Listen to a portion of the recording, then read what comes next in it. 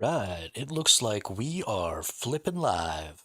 I honestly got a little lost watching freaking YouTube shorts while I waited, and then all of a sudden it was freaking time. So here we are. Okay, looks like everything went correctly. Looks like everything is looking good there. Let's go ahead and control zoom in a little here. Yeah, now y'all should be able to read as well. So this is the official Dune Awakening Reddit AMA with the Funcom development team, and it's going to be about as much of a clusterfuck as you would expect. Um, just looking at this first answer here, what we're going to be looking for is people named Funcom, I think, because this happened 3 minutes ago. Like I said, I was a couple of minutes late here. So we're going to have to go through questions. We're going to have to open up their replies, and we're going to have to see if Funcom people have answered any of these. Now, I believe Funcom Joel is actually the um, like the creative director of this game. If I'm not mistaken, I've only watched a couple of dev streams. I think Joel is the man, the myth, the legend in charge here, but I'm not 100% sure. So let's see. Let's see if we get some answers to some of the questions that we were speculating about yesterday. Um, It looks like, yeah, creative director Joel. So Funcom Joel, Funcom Scott, and Funcom Villar? Villar? Honestly, I don't know how to pronounce that name. Gonna go with Villar. And yeah, so let's freaking rock and roll here. The first one that I see actually has an answer here is question. The Frem kit is only visible during the very, okay, so this is one of those aesthetic questions we talked about.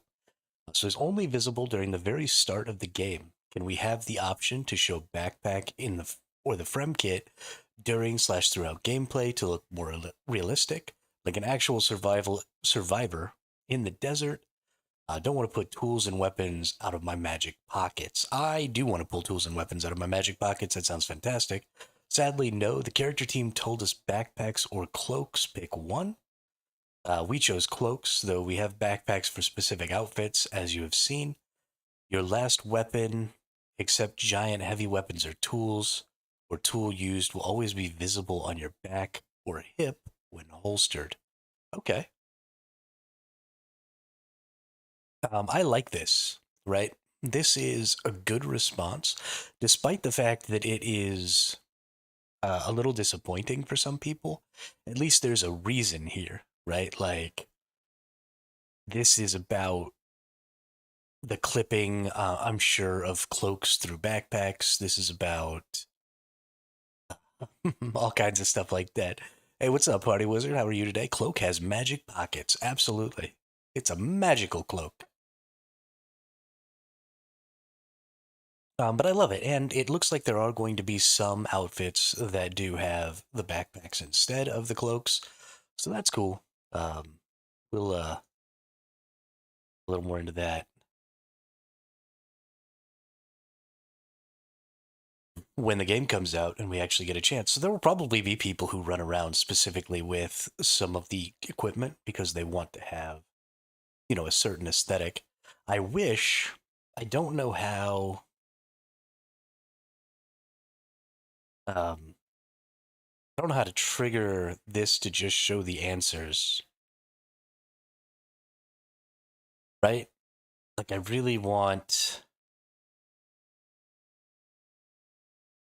this says open comment short. So this is sorted by Q&A.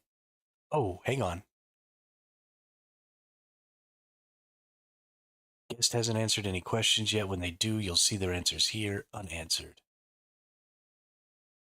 Darn. Okay. So even though I had some people answer, or I saw one that was answered by somebody, it looks like I'm not going to be able to like actually use the AMA functionality here. That sucks.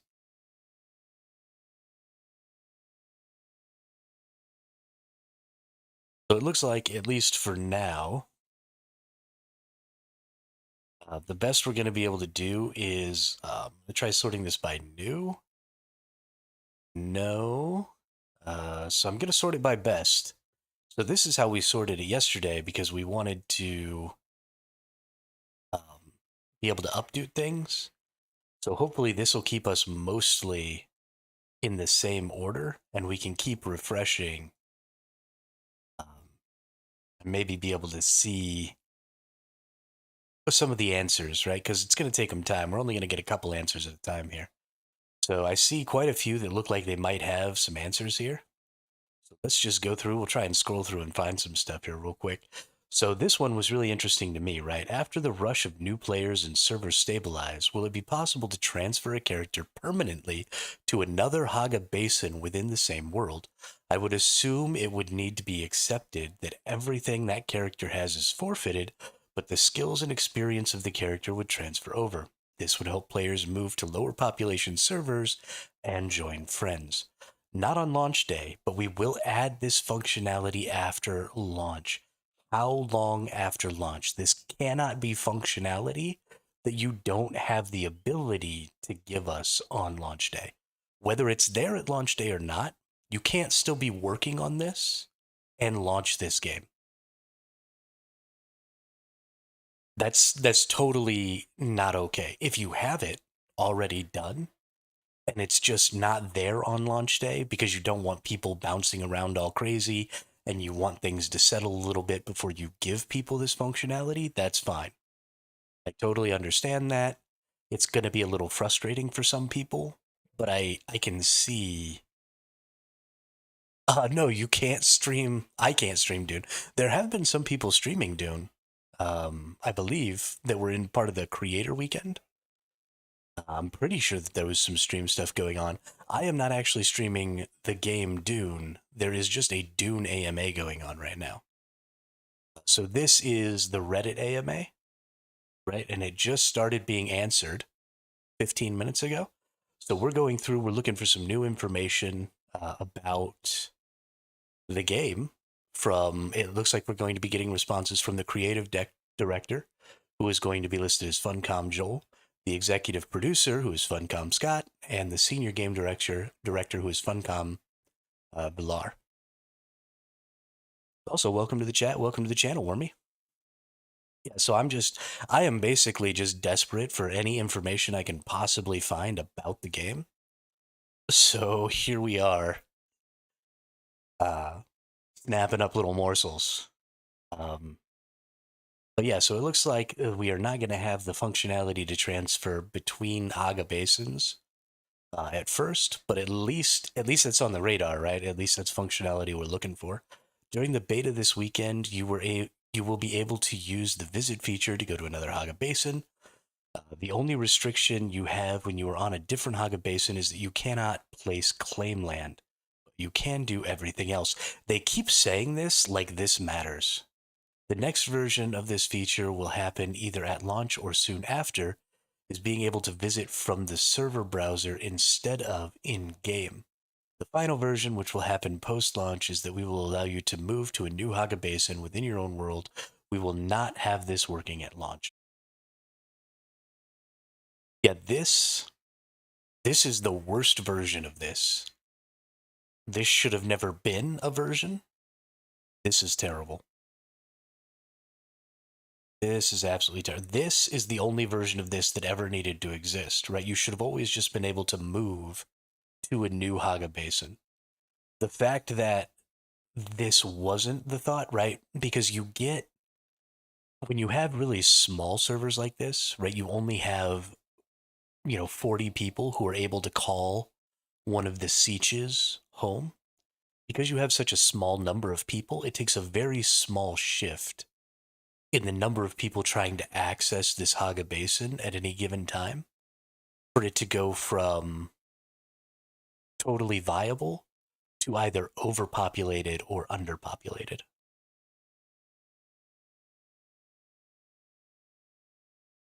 And so if you have a really small server system like this, right, and you're not going to be accommodating huge numbers of players, you have to be able to move where that home server is. So this just always should have been the option. I'm glad that at least we're working towards this, but it says we will not have this working at launch. Not that it's not going to be implemented. They're just straight up not going to have it working. Hey there, I'm a professional channel promoter. Nope, don't give a flying fuck all. There you go. Bye bye. All right. So, yeah, pretty disappointed about that. At least it's on the radar, though. This is going to hurt the game when it launches a lot. Depending on how quickly they roll this out, it could potentially be devastating to this game. We already answered the FremKit question here. Does this have an answer? No, that's Sand Tiger. Oh, there we go. Funcom Joel. Cool. So let's take a look. How might a guild set up a base for their members to use in Haga Basin when a guild consists of members who may be across multiple Haga Basins? From what I understand, a player uses their own personal sub-fief to assign permissions for guild access to build and manage a land claim for use as a guild base. But if the owner of that claim is not online, how might a guild member whose home Haga is different get access to the guild base?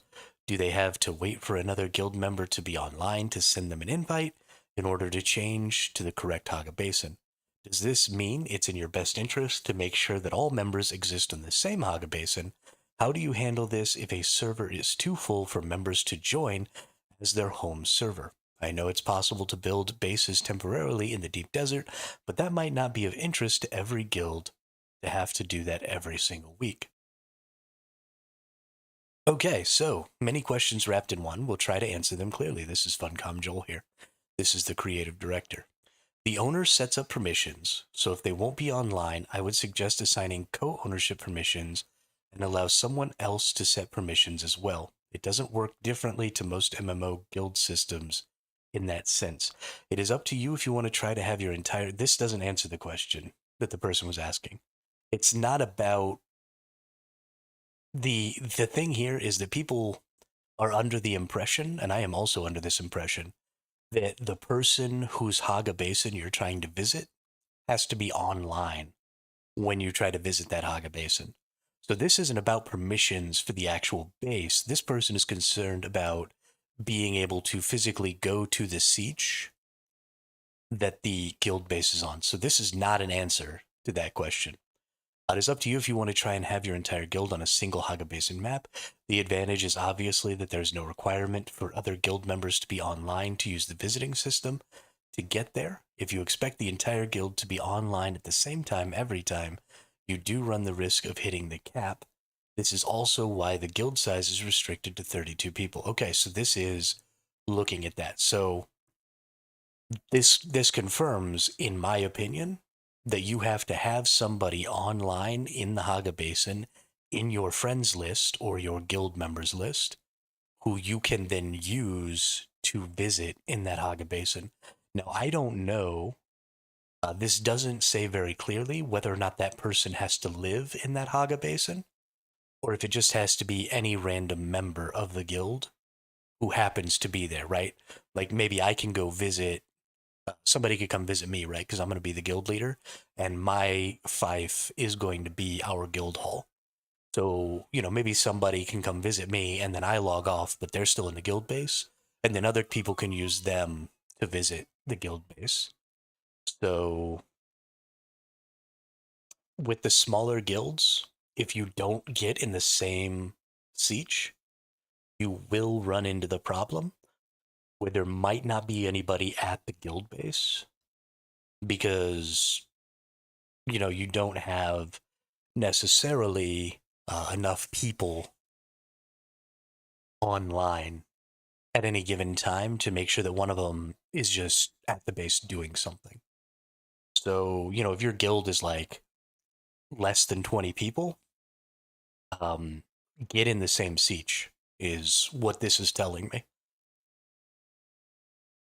Because if you don't, then what's going to end up happening is you're all going to have to move sieges. So there's wow. Day one is going to be a clusterfuck. This sucks. There is an activity cap for, but not a restriction on, created characters. Yo, what's up, Gravy? There's an activity cap for, but not a restriction on created characters. So you just have to ensure guild members create characters in the same world and use the visiting system. No, you don't just have to make sure of that.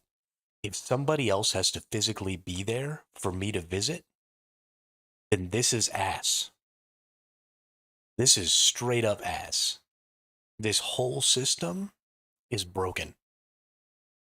Honestly, because we've already gotten this answer up here, right? Where we are not going to have the ability to make new places our home world or our home siege, right? We don't have this yet. Delay the game again.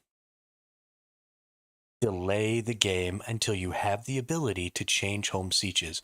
Because what's going to happen is smaller guilds are going to get in the game, right? Those guilds that are somewhere between 10 and 32 people are going to get in the game. Their guild leaders are going to get in a siege, right? Some of their players who have jobs and stuff like that are going to end up in different sieges, and they're going to be having to travel constantly to their guild hall.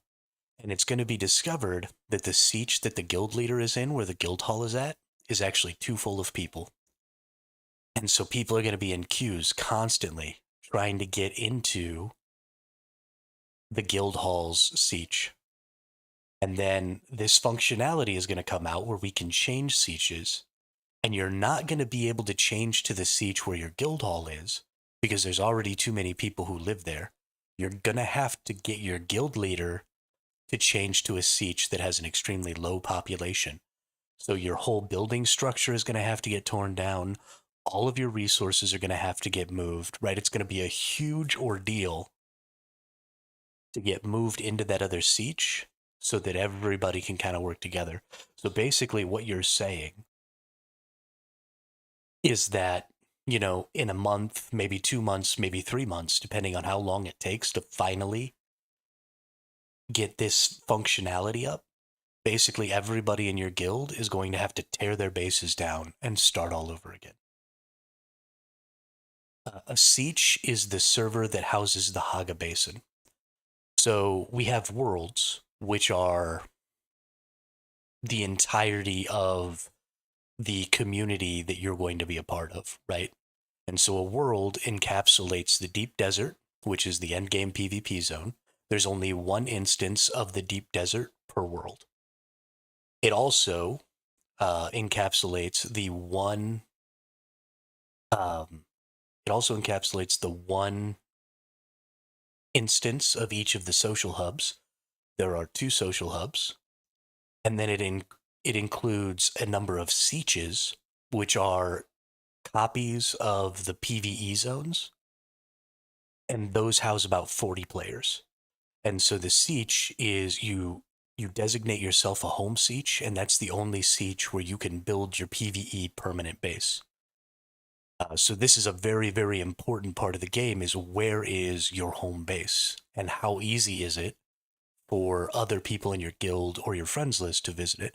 You can make a blueprint of the base that you already have, though, so it won't be so bad. You're absolutely right, Wormy, you can.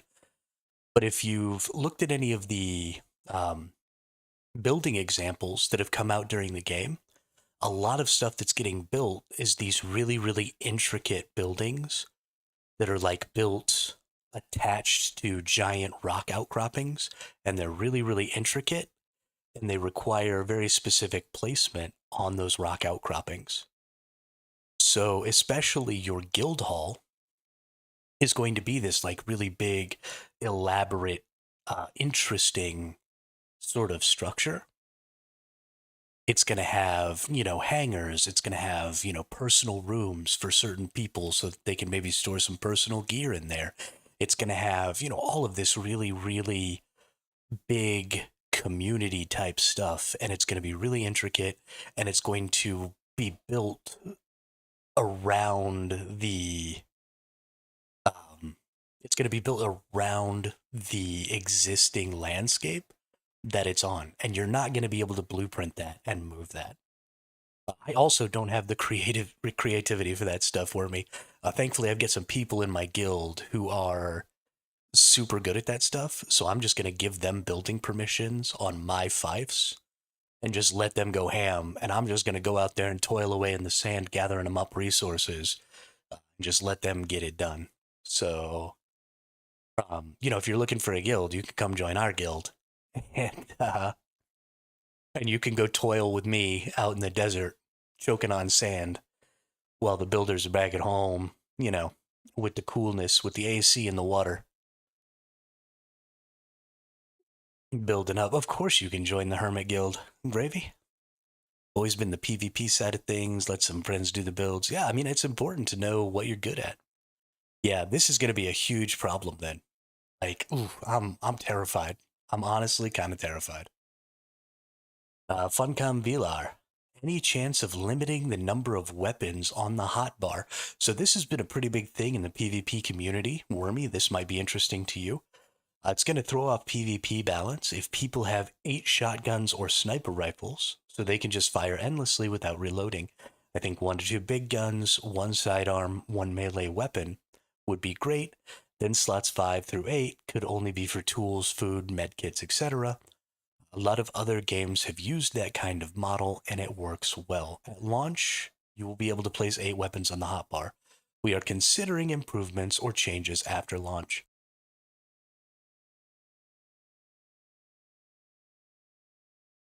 Going into Dune with a group of people from other games. That's great, Wormy. I'm glad. I'm glad that you have a guild that you're already a part of. I am. I am never going to be upset that you already have friends. I just wanna. I want to be able to be your friend if you don't have any friends to play with. 8 weapons is a lot. Yeah. So what this person is talking about is, there are some weapons that a big part of their balance is the fact that you can only fire so many times.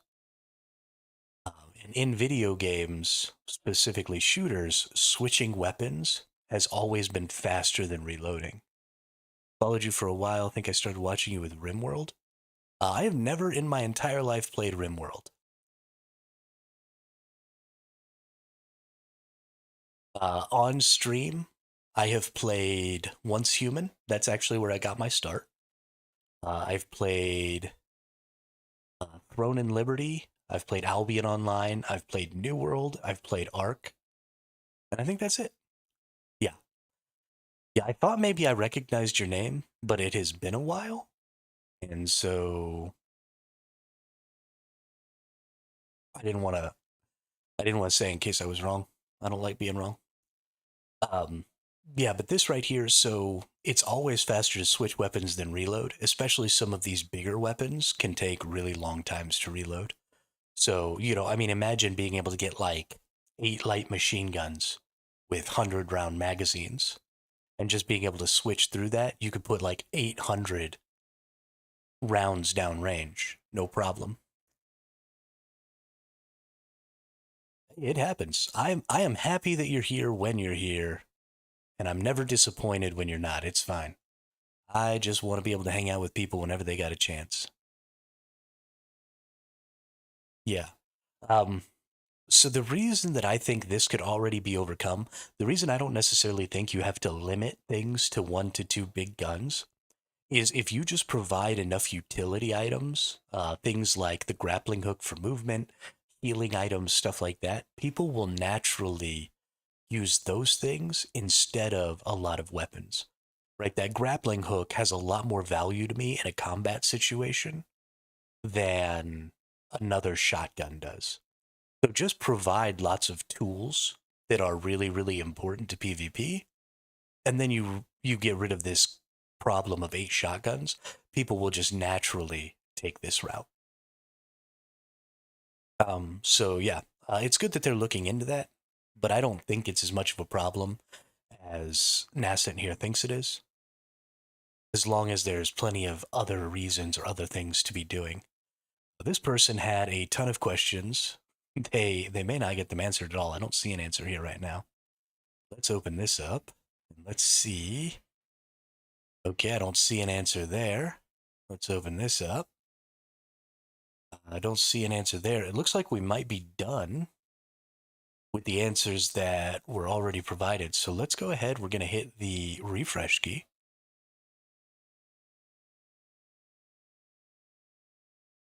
Yes, movement is better than than weapons in every PvP environment. You are 100% right. 100% right. This one we've already seen the answer to. This one we've seen the answer to. This one we've seen the answer to. Looks like we maybe have an answer here. Hey, all right. This is going to be a big long answer. That's great. Hi, dev team. Regarding the server architecture, particularly the instance Haga Basin sieges, with their relatively low concurrent player caps, mentioned as potentially 40 to 100, many of the community are concerned this could create significant queues specifically to access our home instance where our base is located, especially during peak hours. This WD was the question I was interested in. Oh, good. While different from New World's global server queues, this home instance bottleneck feels like it could lead to similar frustrations of being unable to access core gameplay. Could you elaborate on the specific mechanics expected? Sorry. The specific mechanics and expected player experience of the queue system for a full Haga Basin instance, what backup plans or dynamic scaling possibilities exist specifically for Haga Basin instances, not just social hubs, if persistent peak time queues become a major issue. Are player caps flexible post-launch based on performance and demand? How does the system handle scenarios where a player wants to log in to join friends in the deep desert or a social hub, but their home Haga Basin instance is currently full and queued? Can they bypass their home instance queue to play somewhere else temporarily? And sorry, what gives the team confidence this specific aspect won't significantly hinder player experience at launch and beyond? Yeah, no, I'm really excited about this as well. So, we have a few systems in place to keep queues to a manageable level during the launch surge. Hey, what's up, Khaleesi? Welcome to the Dune AMA. During the launch period, there will be certain worlds and servers that are overpopulated, but we will do our best to make sure the community is spread out as evenly as we can. How are you spreading people out? Right? This isn't answering anything, right? We already know it's going fantastic. I'm really excited about Dune coming out in a little over a month. I'm actually so excited that I'm doing an entire stream about reading off of a screen. Actually, two, because we did this yesterday too. So,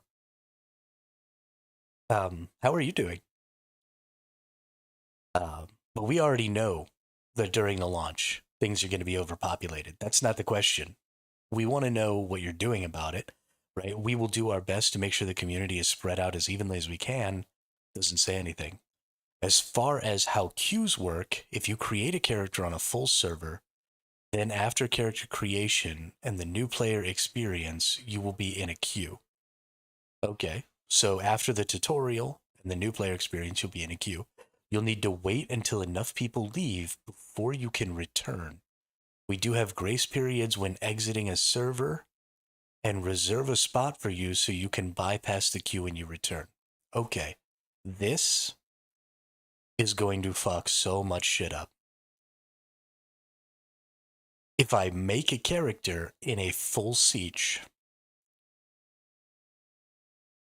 it's not going to tell me it's full before I finish my character creation and the new player experience. That's a terrible idea. I should not be able to make a character in a full siege. And my character's spot in that siege should be complete by the end of character creation. I'm good, just rocking Bellrite at the moment. The update finally dropped a few days ago and it's awesome. Hey, that's what's up. Good for you. Always gotta love those new updates to games. Um, yeah, you have to get your slot locked in earlier, and then you have to stop letting people make characters. Do not let me make a character on a full server. I will lose my shit. For dynamic scaling, we can adjust the peak concurrent players on a server, and we will be testing some worlds in the beta this weekend with higher caps to see what the maximum amount we can go to with a good player experience, buildable space, population density, server performance, etc. I'm glad that they're at least checking this, and I'm glad that it is adjustable, right? That's good. I answered this in question above, but we want to introduce a feature where you can log into a different server from the server browser. This also needs to be a launch feature, 100%. And it needs to not just be, so there are lots of places where this problem can occur, right? Going into the deep desert, right? The deep desert has a bunch of different zones. And each one of those zones only has, maybe up to 100 people that can be in that zone at a time. And so if all of the first deep desert zones, as you come out of the Haga Basin, are all full to 100 people, I don't want to be in a queue, right? I want to skip it. So this is what Albion Online does. If you leave a city, or it doesn't even matter, if you change zones and you go to a zone out in the open world, you pass through the zone barrier or whatever, and the zone that you're moving into is full, then it will just tell you what next zone do you want to go to. And you can pick any zone connected to the full zone that you're trying to enter and just skip right past your existing, the zone that you're trying to enter right now. That needs to be what happens here, right? If I try and log into my Haga Basin, then it needs to tell me, would you prefer to go to one of the marketplaces? Would you prefer to go to the deep desert? Would you prefer to go to one of these other Haga Basin sietches? Right? I need options, and I need it at launch. And if I'm trying to go into the deep desert and the deep desert zone I'm trying to go to is full, it needs to say, would you like to bypass this to go to the next zone? I should be able to just go another instance out, right? Another zone out into the deep desert. And if I'm coming back, right, don't put me in a queue to go into, because that's really bad, especially in an open world PvP situation, right? If I'm trying to go through the deep desert and I hit a zone that's going to put me in a queue to enter, then I'm going to like alt tab and go look up information on the thing that I'm going to craft or whatever. And I might come out of the queue while I'm not looking because I'm alt tabbed out.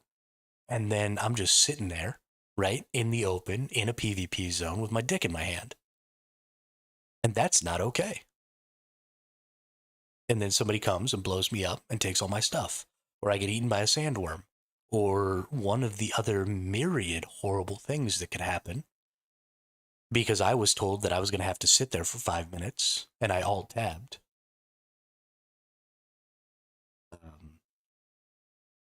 Because that's horrible. Dune looks good, but I will not get it on launch. Maybe later on, depending on the price. I think that that's almost always a good policy, especially if you're not a psycho, to just go ahead. We've already seen there are a couple of things that the devs have already admitted are going to be wrong on launch day. That I think it's totally reasonable to just wait, right? Launch day is actually going to be a terrible experience. I am fully prepared to just be raging out of control on launch day. It's not going to be great. We already looked at the answer to this one. So, well, actually, sorry, I didn't read this entire thing yet. As for competence, we are planning to launch with a lot of server capacity and will direct players to worlds and servers with room for them. If you are dead set on playing on an incredibly busy world, then you will have queues, but there will be room for you to play somewhere else. Now, this is also very true, but the servers, right, the worlds with lots of people are going to be the ones that are going to be the most competitive. So if you've got a competitive streak, these are also the worlds with the players who are going to play the most, the players who are most concerned about their queue times and play experience, right? Because these most active, most competitive players are the ones who are going to be moving in and out of zones a lot. They're the ones who are going to be traveling around a lot. They're the ones who are going to be making a lot of really fast progress.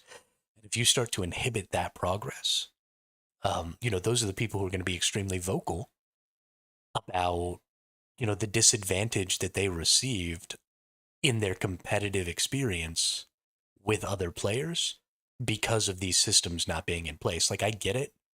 Um, you know, I it sounds okay to say we'll just go play in a less populated server. But if I'm, for example, a part of one of these big mega guilds that's coming from EVE Online, I can't go to another world and still be in my guild, right? And we want to be competitive. There's another mega guild on our world with us. They have just as many people as us. If we're not all there, how is that fight going to happen? How is that combat going to be interesting? So this is going to be a bad day for competitive players when all this rolls out. I'm not looking forward to that. We've already looked at the answer to this one. Will we be able to transmog armor? I wonder if there's an answer to this one. Funcom Joel. All right, fantastic. Will we be able to transmog armor? Can we hide helmet and cape? The game features an extensive transmog system where you can alter visuals pretty much on the fly. Restrictions: you can only switch out armors of a specific type with another type. Heavy to heavy, light to light, still suit to still suit. There are some exceptions to this rule, like social visuals. You can hide helmets and turn off on Eyes of Ibad, but you cannot hide cloaks. This is fantastic. This is exactly what we talked about yesterday when we looked at this question. Is I definitely want to be able to tell, right, what type of armor you're wearing based on the look. So as long as this transmog is within the same types, I'm okay. So this is great. This is going to be really, really fun for the people who like the fashion. And it's still going to be functional in PvP because of this right here. So this is a fantastic answer. This is a fantastic solution. I love that very much. Good job, Joel. Let's see. Do we have an answer here?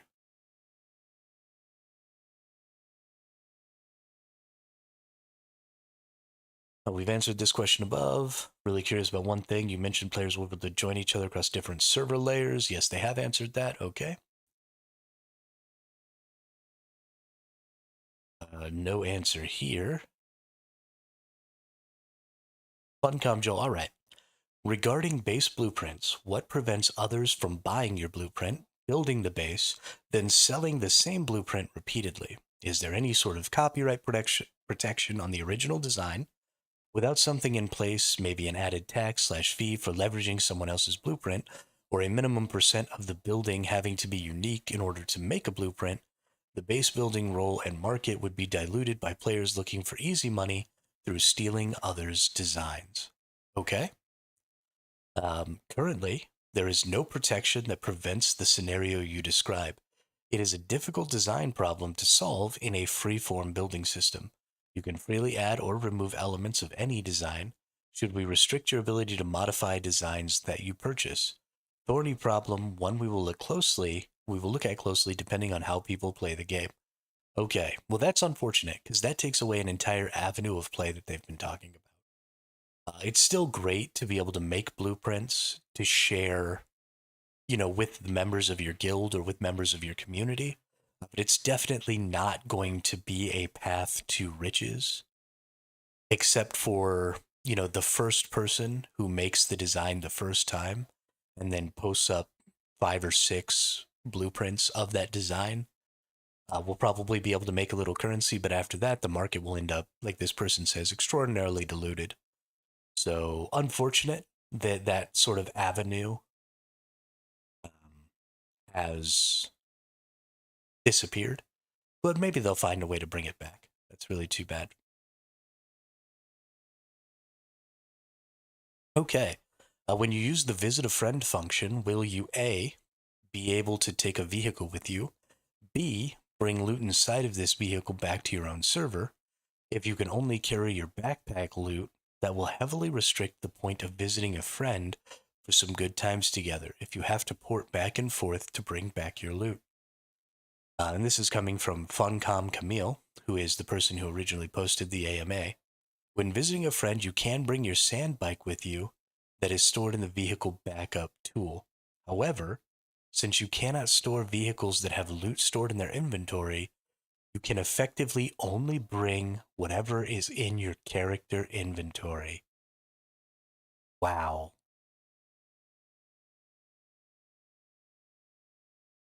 This has to change.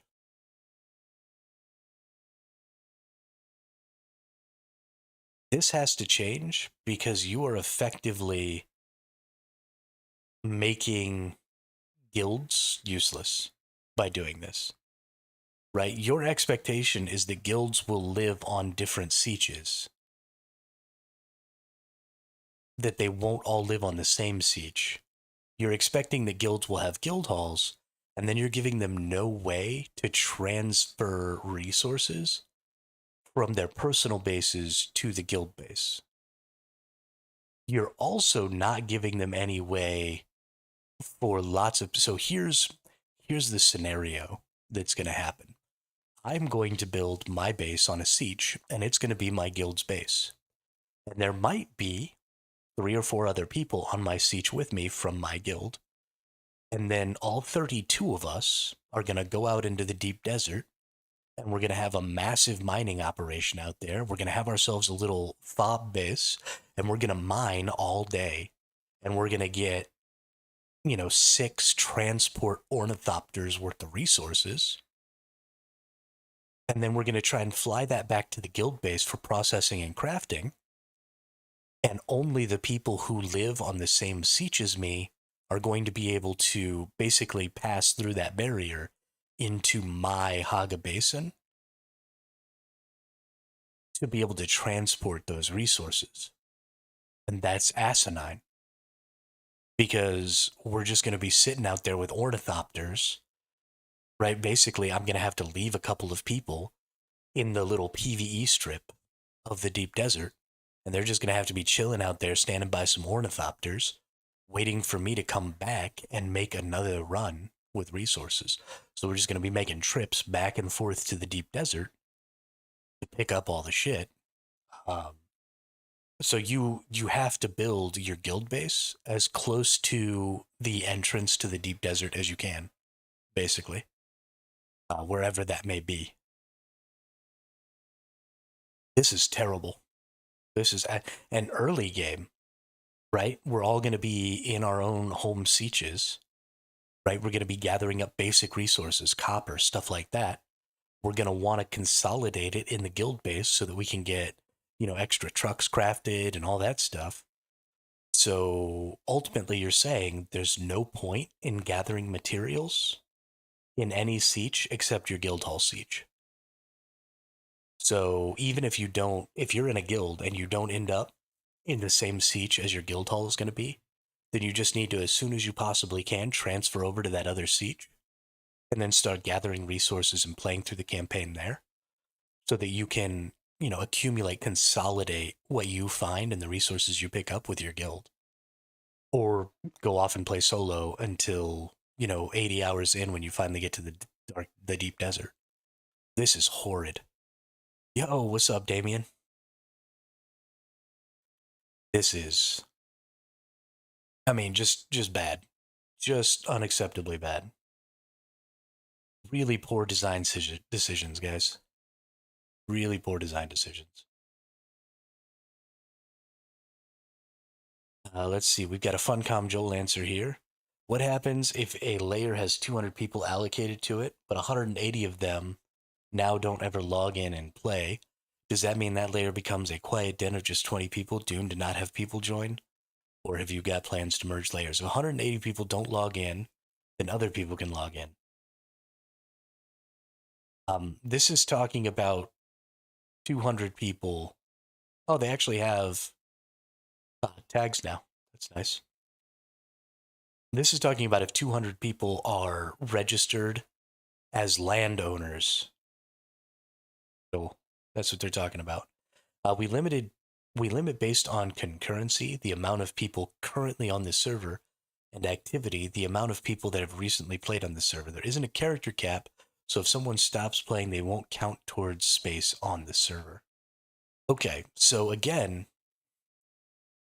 they're missing the question. The concern here is that if I live in a siege, and my siege on the first day, 200 people register to be housed in my siege, it's only going to allow 40 of them at a time on. But over the course of the day, 200 people register to be in my siege. And we have, 200 houses basically in my siege, which is great because it means that we've got lots of things to see. And, no matter what time of day I get on, there's going to be people in my siege that I might do some PvE content with or whatever. But if 180 of them quit playing the game, there's now only 20 people in my siege, and it's going to be dead, right? I'm not going to see anybody no matter what time of day I log in. There's not going to be any random people to PvP with or PvE with, right? So if I'm a solo, this is a really bad day for me because maybe I don't have any friends in the game. Maybe I was just teaming up with people in my siege. Maybe I just like to dink around and do my solo thing, gather up resources, build my base, and hang out with the people who live in my home siege. Cool. If only 20 of us live there, the likelihood that I can do that is greatly diminished. So we need a system that is going to merge sieges. And we need a system ultimately that is going to merge worlds. And it very much concerns me that none of this has anything to do with mergers when that was the question. I have to run. My game just loaded in. See you next time, Hermit. Yeah, Khaleesi, have a great day. Enjoy that new update there. Enjoy that new update. So this is probably the most disappointing answer I've seen so far. Very, very bad. What is the actual probable, not theoretical, max amount of players that can be on screen together and interact with each other unrestricted? 40 in Haga Basin. See the beta this weekend. Okay, well, really we want to know about the Deep Desert, but okay. In the last Dune Awakening live stream, it was mentioned that there is a small strip of land in the... Oh, let's actually make sure that there's actually an answer. Yes. Small strip of land in the deep desert that is non-PvP. How big is this non-PvP area in the deep desert? Is roughly 10% of the deep desert. Whoa. Whoa. This is not a small strip of land.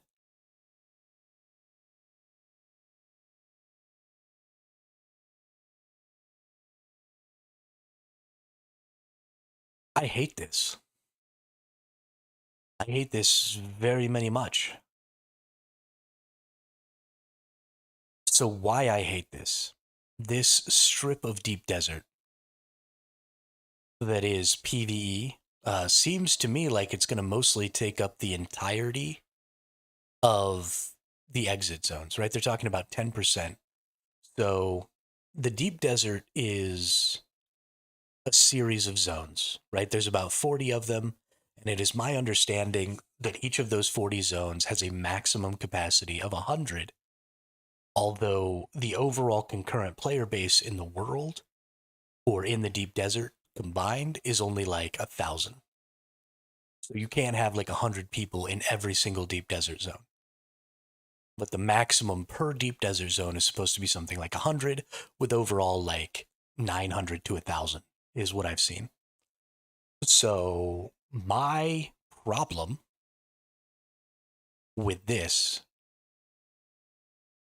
I mean, if the deep desert is like 900%, I don't remember the exact percentage bigger than Haga Basin, then 10% of the deep desert is still a very small section. Yeah, it's way larger. So there are 40 something zones in the deep desert, and there are 12 in the Haga Basin. So it's about 4 times as large. So 10% is still like a third of the entire Haga Basin. That's pretty huge. But the problem with it is that this is going to promote building guild bases in the deep desert.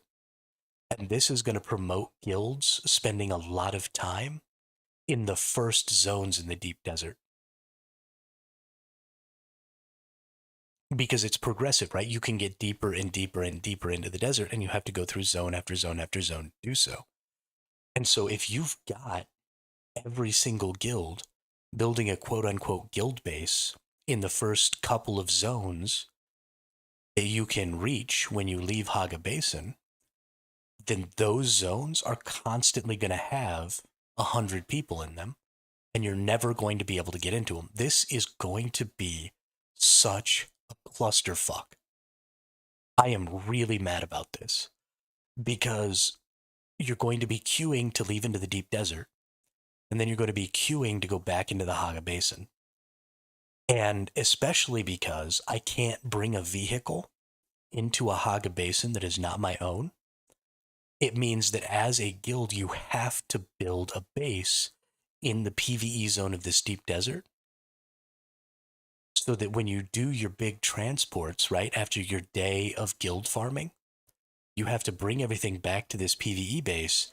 And then the couple of people who live in the Haga basin where your guild hall is have to make multiple trips back and forth, back and forth. And there are going to be so many people depoting resources at guild PvE outposts in the first deep desert zones. And there are going to be so many people going back and forth transporting those resources to the Haga Basin where your guild hall really is, that you're just going to be going back and forth through Q zones all the freaking time. It's going to be so gummed up. This is so terrible.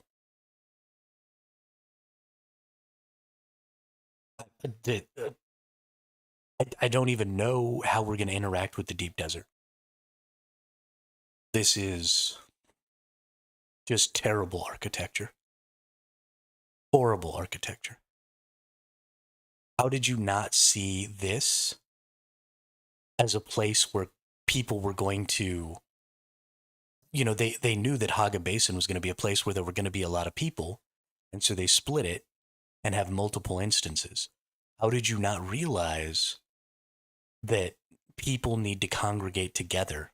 And so you've now moved the problem. You didn't solve the problem by splitting up Haga Basin into a lot of different sieges. You moved the problem to the deep desert by giving us a deep desert PvE zone. And so now the problem of accumulation, the problem of aggregation, just no longer exists inside of the Haga Basin. You've just moved it to the zones of the deep desert. Now this is where we're going to aggregate all of our stuff so that it's right there next to where people can just move it back into the Haga Basin to protect it from the Coriolis storms. You have solved exactly squat. Oh, wow. Wow. What a terrible, terrible solution. Okay, this one has an answer. I'm really disappointed with the server architecture of this game. It's very bad. Can fuel cells be crafted by the player, or are they only found out in the world, where the max number of skill points a character can have? Okay, I'm not going to read all of these questions because I'm sure they'll get answered down here. We'll only answer the first few questions as there are so many. Okay, fuel cells can only be looted. This is kind of crazy. I actually wouldn't have expected that to be the case. So fuel cells are what you put, like in uh, your shield generators and stuff. So fuel cells can only be looted. Interesting. I do not remember so don't ever throw fuel cells away. Right? This is going to be solid gold. Don't ever get rid of that. I do not remember the exact number of skill points, but you will not be able to unlock all skills on one character. You will not be able to increase the backpack size at launch, and bodies go in the inventory, only dead ones, no name tags. Okay, so this is about um, name tags of characters when we're out fighting. Let's see if I can find that.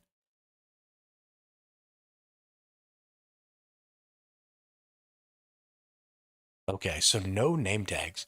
So PvP is going to have a mass of friendly fire. We are going to need to create uniforms as a guild. We're going to need to create uniforms so that we all look the same. And even as an alliance with other guilds, because they have a system of transmog, we probably need to create like a standard image, a standard look, so that we can know when we're looking down our scope at a person who's in our alliance. That's insane. Everyone's getting thumped. That's right. Get them thumpers ready. We're gonna sandworm some people. This is kind of insane. Especially my blind ass can't see shit. Yeah, I'm in the same boat, Gravy. I am in the same boat. Um, I am really concerned about this. You will be unable, you will not be able to unlock all skills on one character. This is fine if I can respec.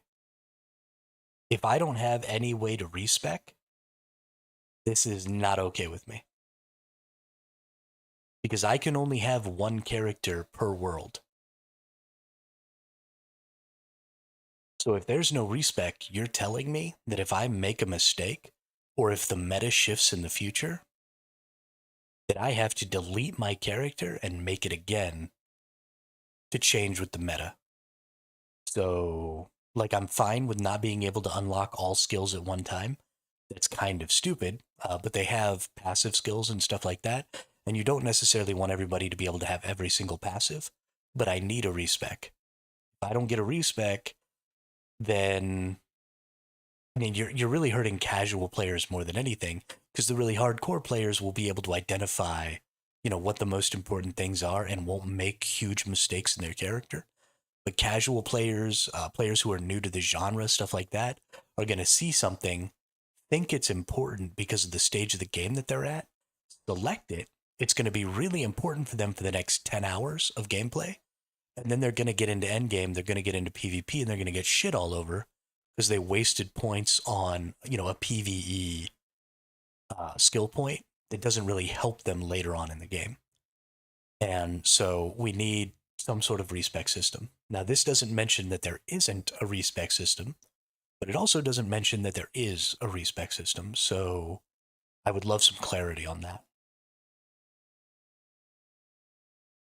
Will I be able to decorate my base with palm trees as a display of extravagant water wealth? Please have an answer to this one. Yes. We will not have plants at launch, but you can place our projections of plants. Aw, that's sad. This is the only, I saw a respec button. I don't know how it works. Okay. Fox Ape. Is that kind of like Owlbear? Fox Ape? I love that name. Welcome to the chat. Welcome to the channel. Love to see the new faces.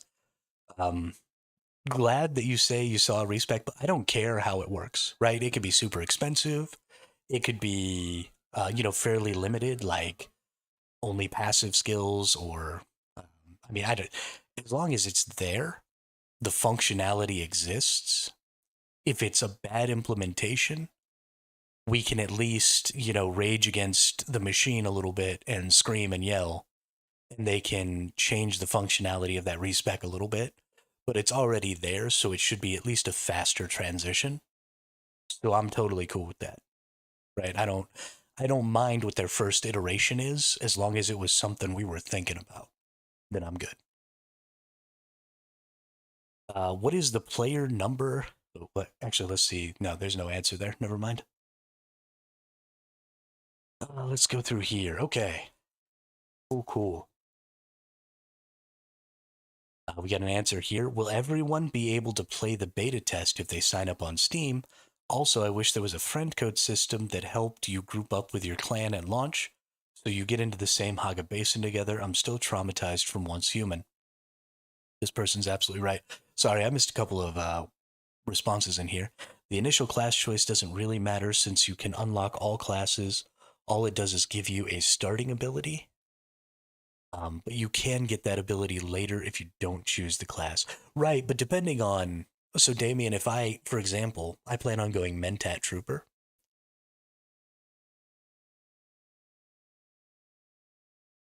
If Reedbird, is that what that says? Welcome to the chat. Welcome to the channel. Thanks for the compliment. I appreciate that. Sound like Bob Ross the painter. All these happy little things right here. Unfortunately, some of these are not happy accidents. Some of these are not happy accidents, but thank you so much for the compliment. I really appreciate that. And thanks for the follow. Nice. Welcome to the channel. Looking forward to being able to actually stream Dune for you all. Looking forward to it. Yeah, so the thing that I'm most concerned about, I think, is that I'm going to, I want to play Mentat Trooper because I want to play Sniper, and then I want some of the bonuses from Trooper.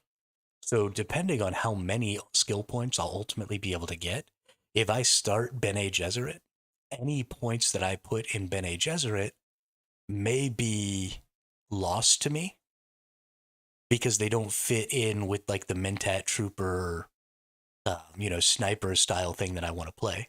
Now there may be some stuff in Bene Gesserit that I can use, but if I use that one because it's going to be a later unlock, so that I can unlock it early, and then I spend some points in there, and then it turns out that I'm not going to have enough points to spend in, my trooper or my mentat, then we potentially start having a problem.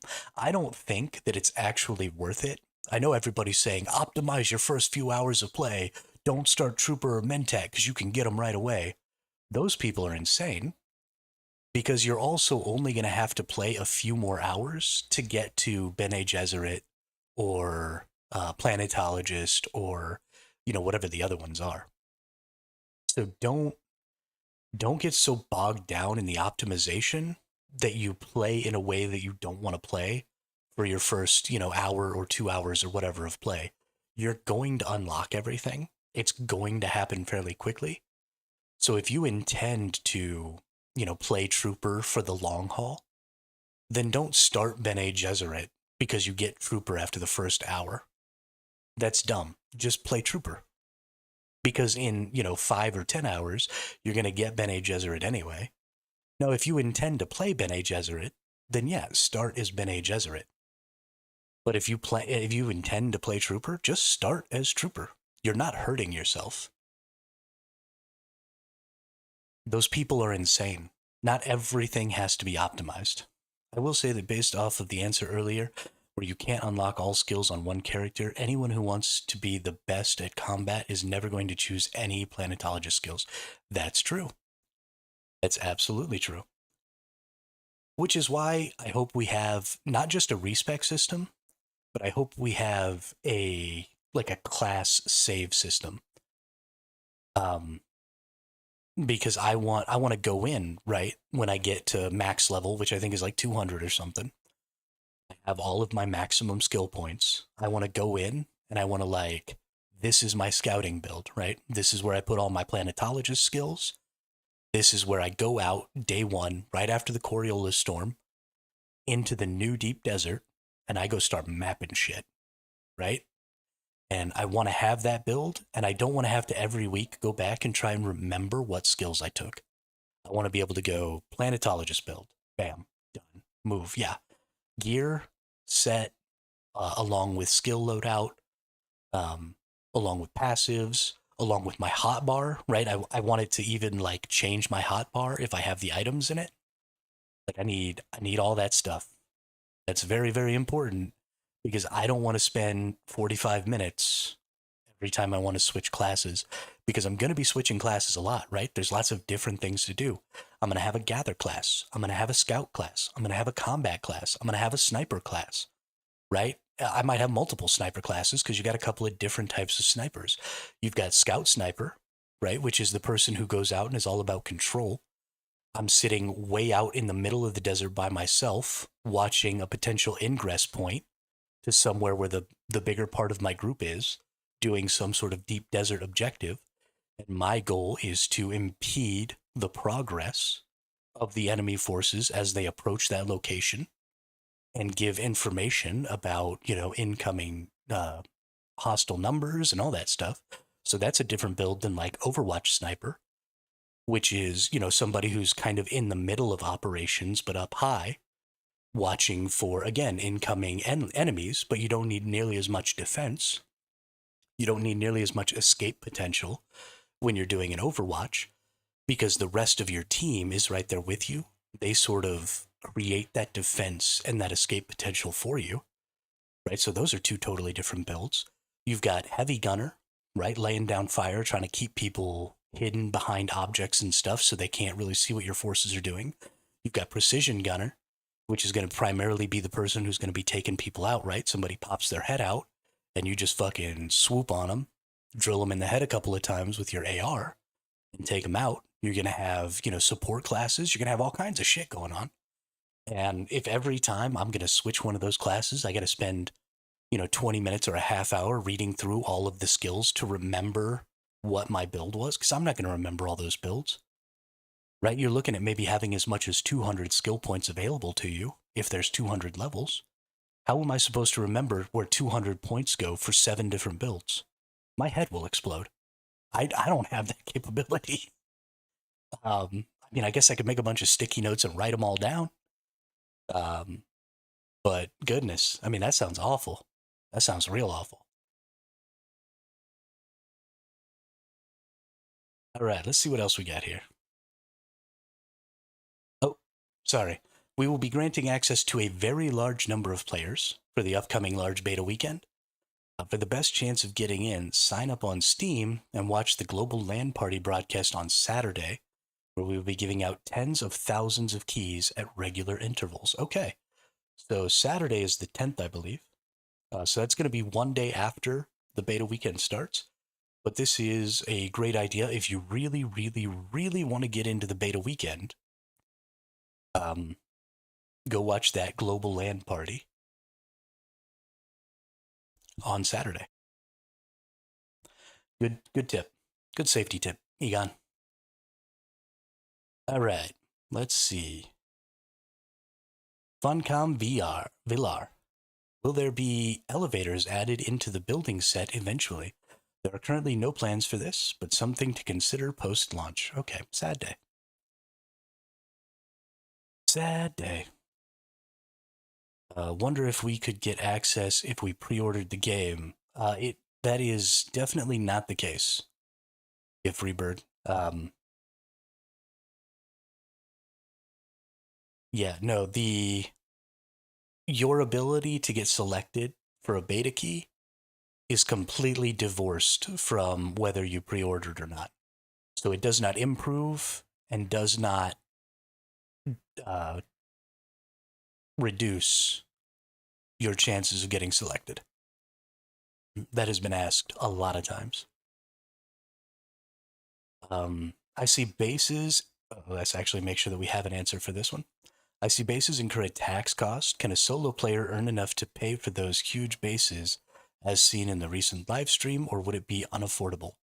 You'll be able to build bases as a solo, be able to build big bases as a solo player. Okay, that's a very straightforward answer. Very straightforward answer. Will we get expanded options for the character creator by launch, or at the very least later on? I'm thinking heterochromia, longer hair options, or more options in general, hair accents, more makeups, the option to pick multiple tattoos, etc.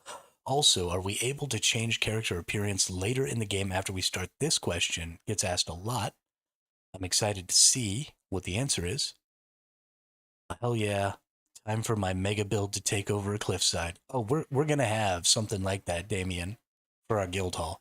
There's only 6 people in the guild right now, in the guild Discord, and we already have a ton of really talented builders. So the guild hall is gonna look hot. Real hot. I'm very excited. We have expanded the options since the character creator was released. We will continue to expand it post-launch. Fantastic. Changing your appearance will be a post-launch update. Okay, a little sad that that's not something that's going to happen right away. But, personally, I don't care about aesthetics, so this won't affect me at all. But there are a lot of people out there who are really interested in aesthetics and, who for RP purposes may end up wanting to change their character's image. So I hope that this comes out quickly for the sake of those individuals. That's really important, I think. Okay, can we have a Landsrad condition that fully disables PvP for the week? Interesting idea, no current plans, something to consider. This is brilliant. This should absolutely be a Landsrad decree. I love every second of this. I love PvP, and I love doing PvE content in a PvP zone. But this game is about a balance between those things, and it's about political intrigue. And a part of politics is ceasefires. Right? A big part of politics is about setting up conditions where war takes a temporary break. And so being able to have a Landsrad decree that made that happen would be probably one of the most epic things that a video game has ever had. So I'm totally about this. I think this is great. I really hope that the devs do that. That's beautiful. We already got this answer. Transmog will be a thing. Um, and it will be, so for those of you who weren't here when we looked at it, transmog is going to be a thing. They said it was going to be extensive, but that the limitation was going to be that you can only transmog heavy gear with heavy gear, light gear with light gear, still suits with still suits. So you will still be able to tell what somebody's loadout is by looking at them. And then, of course, you can get rid of your helmet, so your helmet is invisible, but you will not be able to get rid of your cloaks, is what the devs said. Um, let's see. Any plans to reduce? Okay, they already answered this. Any plans to reduce the amount of weapons you can have on your bar? Or are you allowing people to walk around with 6 to 8 weapons? This was answered in another thread. That is correct. You will be able to, at launch, walk around with as many weapons on your hotbar as you'd like. They said that they are looking into considering maybe changing that in the future to where you have a limit to, like, you know, maybe 1 or 2 big weapons, a sidearm, a melee weapon, and that's it. But for now, you can put whatever you want in your hotbar, including 8 shotguns or 8 LMGs or something like that, which I think is totally fine. I think the way you combat this, like I said before, is not by limiting your ability to put weapons in your hotbar, but by giving you so many good choices that putting 8 weapons in your hotbar is a terrible fucking idea. Um, you know, you've already got things like grappling hooks, suspensor belts, healing items, you know, shielding items, all kinds of stuff like that. Those things, especially movement stuff, like we talked about, is always greater than another weapon. So if you just keep putting good stuff in there, stuff that I'm going to want, stuff that's going to help me turn the tide of battle if I'm losing, then I'm not going to want 8 shotguns. I'm going to want 2 shotguns and then, you know, 6 items that are going to help me out in other random situations. So don't take away my ability to have 8 shotguns. Let the dumb shotgun happy people be shotgun happy.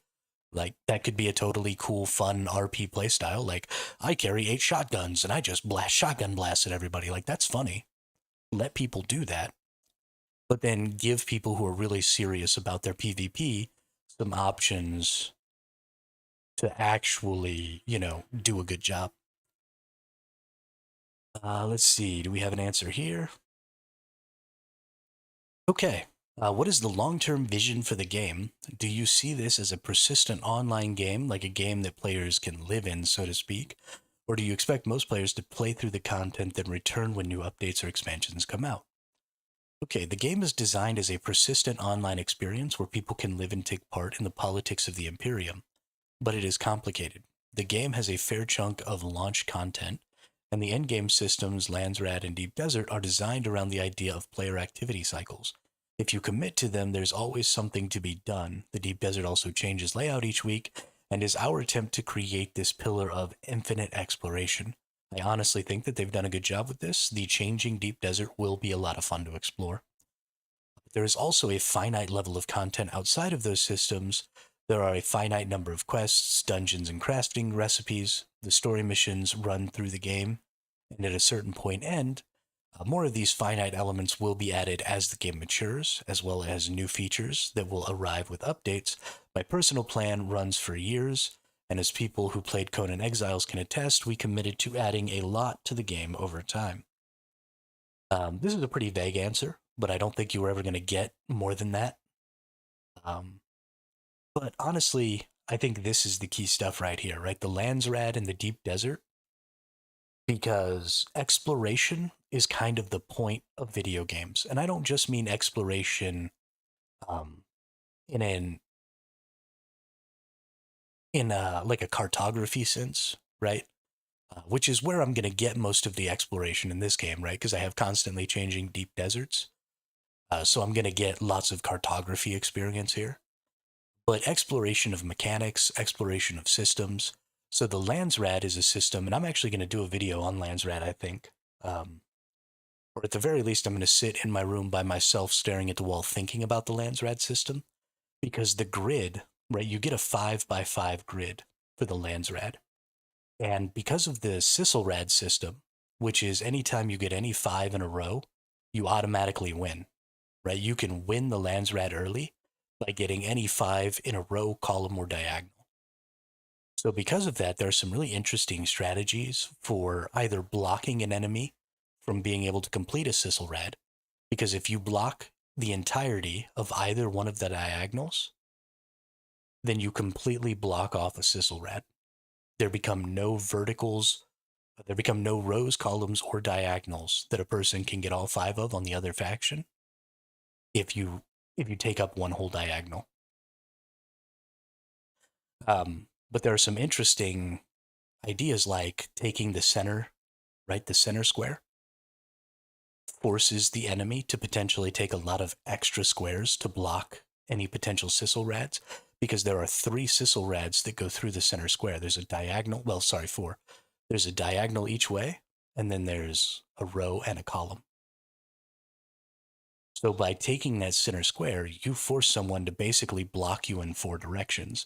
Now, this can be done as part of that regular diagonal, because ultimately you just have to block each row and each column as you go across that diagonal. And you can do that anywhere, right? Like, you don't have to go in this diagonal. This one can be up here, and then you could actually go like 2 down, 1 over, and do this one. And then this next one could be up here, and you still get each row and each column. So it doesn't have to be an exact diagonal. But there's a whole like game theory involved in all of that blocking and guaranteeing nobody can get a Sisselrad, and trying to trick people into letting you have a Sisselrad and all kinds of stuff like that. So there's going to be some really deep analysis of that sort of tic-tac-toe system or Connect 4 system that they've got going on. And there's going to be some very serious strategy that comes out. It's going to be a little bit like chess. I think that Funcom may be a little naive regarding their so-called pillar of infinite exploration. Changing the deep desert layout and saying that it gives unlimited amount of gameplay is like Once Human adding a reskin on Manibus with 1 or 2 extra mechanics and saying it's brand new gameplay. If they don't add additional content besides deep desert layout changes, I see a lot of players, myself included, getting bored after a few layout changes and leaving the game like I did with Once Human. You're not wrong, Damien. You're absolutely not wrong. Just because the layout changes doesn't mean that the content is, right? You're still going out there to farm spice. You're still going out there to beat the same types of dungeons and get the same types of equipment and get the same types of blueprints, and all of that stuff is staying the same. It is still better than a static environment, though. And it does still give you the opportunity for more exploration. I love that sense of discovery, and finding special little spots. So for me, this is going to be huge. This is going to be more fun for me than probably any other game that I've ever played, as far as the exploration potential. So I'm very excited about it. I understand that maybe not everybody is, and they are going to need to, new dungeons. I would like to see world events, like world bosses would be something that would be really cool. It doesn't even necessarily have to be, like, I don't necessarily need to kill a worm, but you could have generals from some of the great houses come down in big ships and land out in the deep desert, right? And then it could be like this wave fight of waves of enemies coming out of the ship, and you've got to kill them all until like the general comes out and just starts laying waste to people, right? Shooting rocket launchers and crazy shit. Like, that could be really fun. And then you'd have to team up with your faction mates, and you'd have to like hold off the enemy faction while you fought this captain. Um, I think that'd be really fun, and we could just have some cool shit like that out there. You could maybe kill a worm. I don't think we're ever going to be able to kill a worm. I'm pretty sure they've said like no worm killing. Killing a worm would be fun. I don't know. I mean, there's all kinds of stuff in Arrakis, right? Arrakis is supposed to be this super dangerous place. Unfortunately, it's such a barren, desolate wasteland that it's pretty hard to have lots of fauna, right? You've kind of got the Freeman or the Fremen, and you've got the great houses and the humanoids, right? Us who are out there in the world, and you've got them to fight, and you've got us, but there isn't really a lot else out there other than the worms. So invasion events from other worlds, worm culling events, worm riding, racing. Ooh, worm racing could be fun. Ornithopter racing, absolutely. Sand is lava events where you try and travel distances without ever touching the sand. I feel like that needs to be a guild thing, right? Like, oh, sand is lava. We need to make that like a guild joke. And just anytime you're in the Discord and somebody says sand is lava, everybody's got to get off the sand and then try and do, you know, whatever they're doing without touching the ground. I think that's super fun. We're gonna do some of that. It'll be like an inside joke in the guild. That's very exciting. I'm very excited. This game is gonna upset me. I'm gonna be really angry on the first day because the queue system is already just so bad. But I'm also going to be really enjoying myself when some of that stuff gets worked out. So as long as I can push through that first week or so of just constantly being aggravated, I think I'm going to end up really enjoying this game. Let's see. We don't have an answer on that one.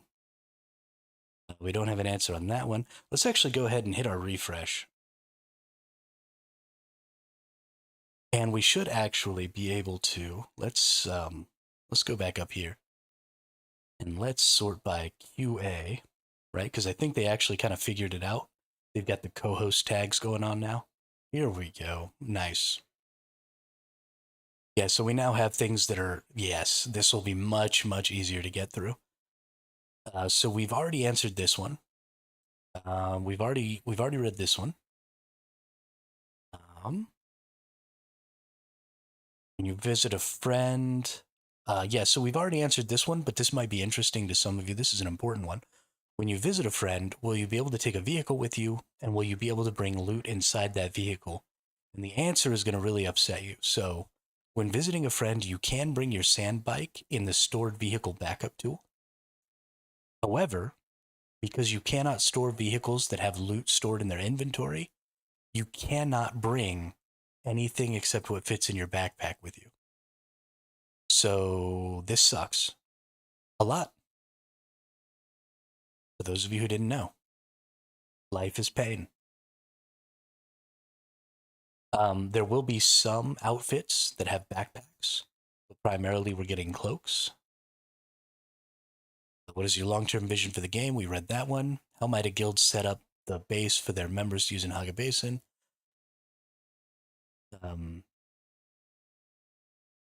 That doesn't upset me at all, just incentivizes inventory management. The reason it upsets me, Damien, is not everybody in the guild is going to be in the same Haga Basin. So it drastically limits our ability to aggregate and accumulate our resources in a single guild base. And it also means that when we come back from deep desert expeditions, where we're trying to bring lots of resources to the guild base for refinement and crafting, that the only people who are going to be able to do the final leg of that transport are the people who live in the same Haga Basin as the guild base. So if for some reason you can't live in the same Haga Basin as me, then you can't bring resources back to the guild base effectively from the deep desert. And that's big old booty cheeks.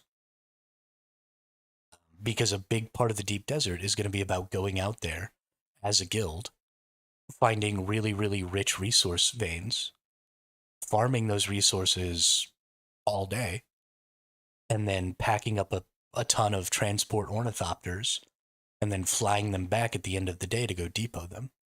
And if maybe I'm the only person, right, who lives on that Haga Basin, as much as I'm going to try to get into the lowest population Haga Basin that I can, I don't have any control over anybody else. So I might select one that has no people in it, and then immediately following that, 39 other people sign up.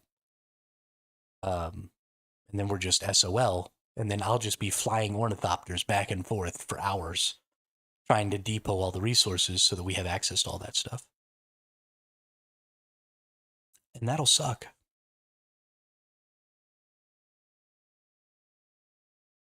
Um, so we already answered this one, or we already read this one. This is mostly about that same problem that I was talking about. It's just about setting up co-ownerships and stuff. But the problem here is that they do say it's up to you if you want to try and have your entire guild in a single Haga Basin map. The advantage is obviously that there is no requirement for other guild members to be online to use the visiting system to get there. So this is another really huge problem, is that you have to have somebody online in the Haga Basin that you're trying to get to in order to go visit that Haga Basin. So if you're a smaller guild, you need to all be in the same Haga Basin, right? If you're somewhere between 1 and 15 people, it's not a question of try. It's a question of do it. Be in the same Haga Basin, because the likelihood that somebody needs to try and get into the guild hall and there's nobody in the guild hall Haga Basin when you only have 15 people is extremely high. So just get in the same Haga Basin, save yourself the headache. If you have to, and you're already 10 hours into the game, and it turns out that everybody else in your guild, moved to another Haga Basin, or, it turns out that there's one person in your guild who can't get into your Haga Basin, delete your character, make a new one, join the same Haga Basin as them. Do not leave your one friend in a Haga Basin all by themselves. They will not be able to get into your guild hall sometimes, and it will absolutely destroy their play experience. So bite the bullet, everybody delete their characters, remake in that Haga Basin so that you can all be together. Because this system sucks. And it's potentially going to be months, because they said that they are going to give us the ability to transfer our characters permanently from one siege or one Haga Basin to another, but that will not be possible at launch, and it is not currently working functionality. So they are still developing that ability right now, and there was no timeline given as to how long that's going to take. So you could potentially strand one of your friends in a Haga Basin for literal months before they or you could finally move to the proper Haga Basin. So don't abandon your people. Suck up the 10 hours of playtime. Make a new character.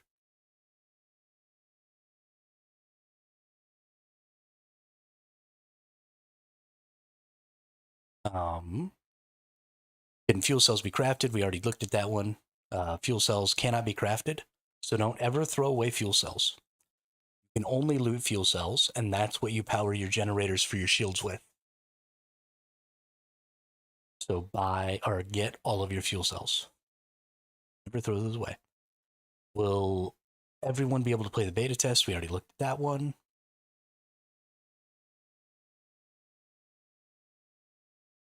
Fuel cells might be used for vehicles as well. I don't actually know the answer to that, Damien. Transmog system we already looked at. Okay, here we go.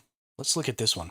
I've seen some content creators state that combat is easy to cheese simply by equipping all shotguns. Nope, this one's already been answered.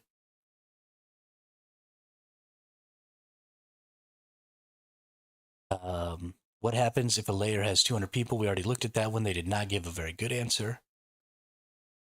Okay, this is one that we talked about a little bit yesterday, Damien, I think. No, I talked about this one on the Discord yesterday. My main concern is important resources being locked behind PvP zones. As I understand it, specific resources can be found only from specific locations, which means that some resources will be available from PvP zones only. How are you making sure that this design does not prevent PvE progression, especially for players that start late? I fully expect geared PvPers to camp these locations as they know people will have to go to them to progress, i.e., shipwrecks. By the way, having PvP resources potentially available from the market is not really an effective answer, as they will be price gouged, and this will be much worse if important quest lines are locked behind them, such as skill tree unlocks.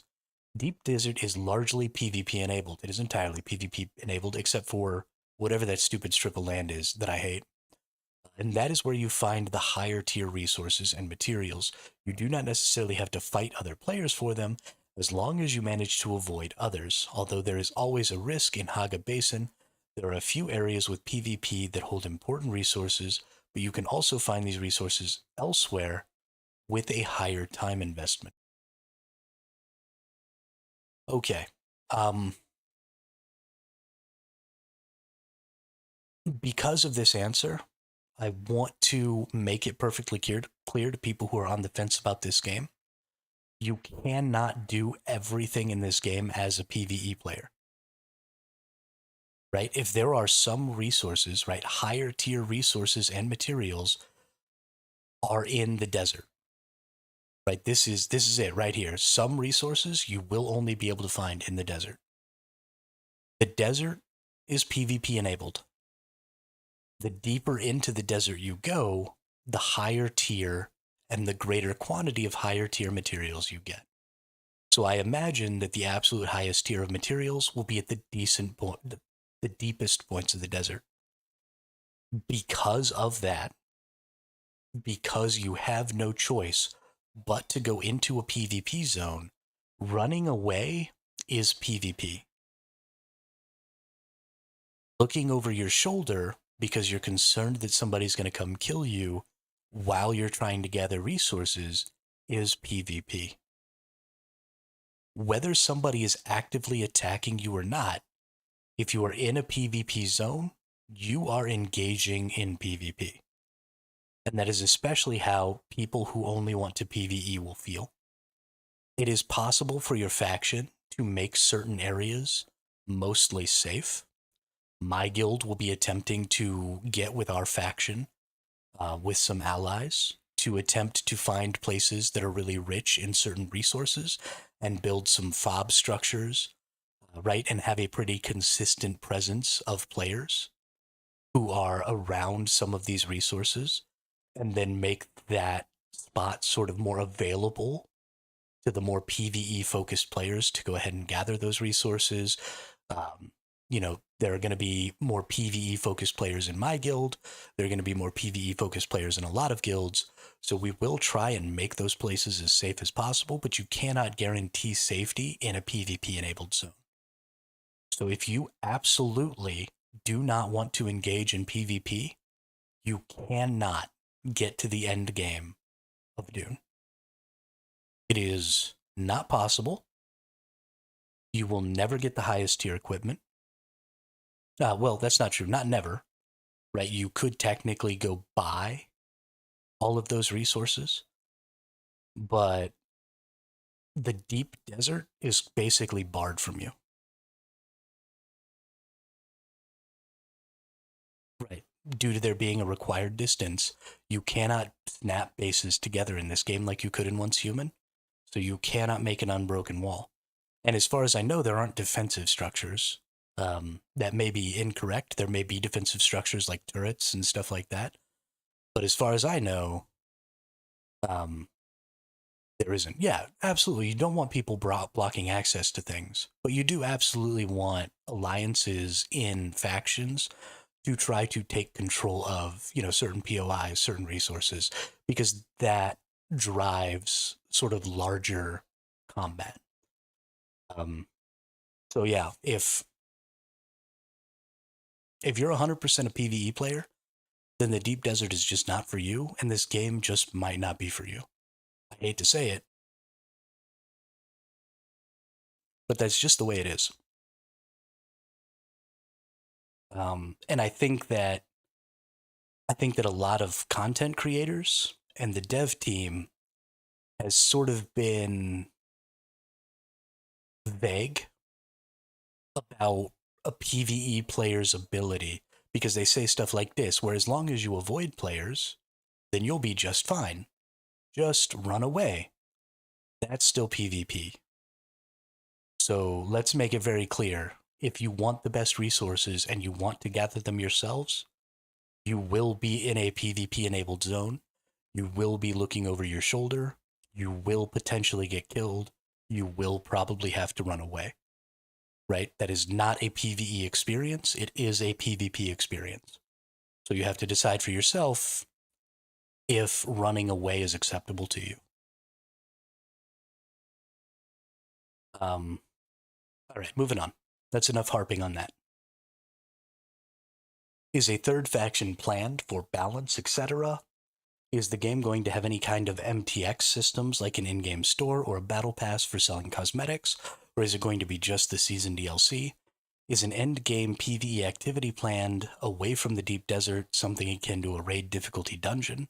Are the different unique weapons and armors going to look different, or do they share the same default look?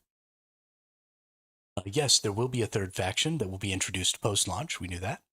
No MTX, no battle pass, no in-game store, no subscription, no bullshit. It will be the game purchase and the seasonal DLC.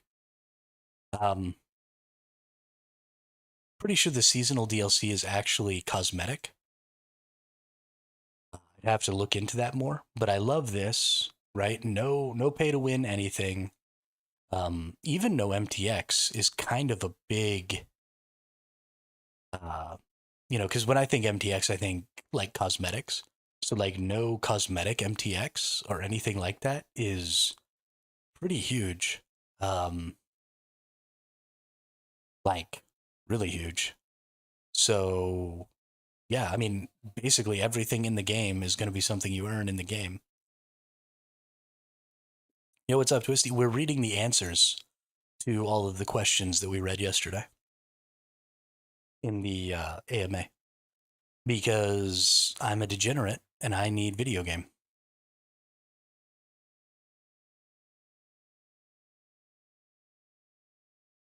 Let's see. I see bases and current attacks. Yes, you'll be able to build. We already read that one. Okay, here's another question about player numbers. See the third answer.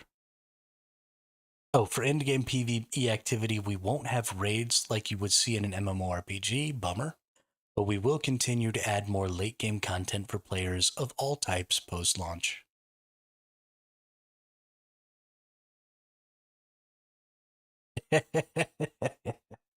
Have fun with that, Twisty.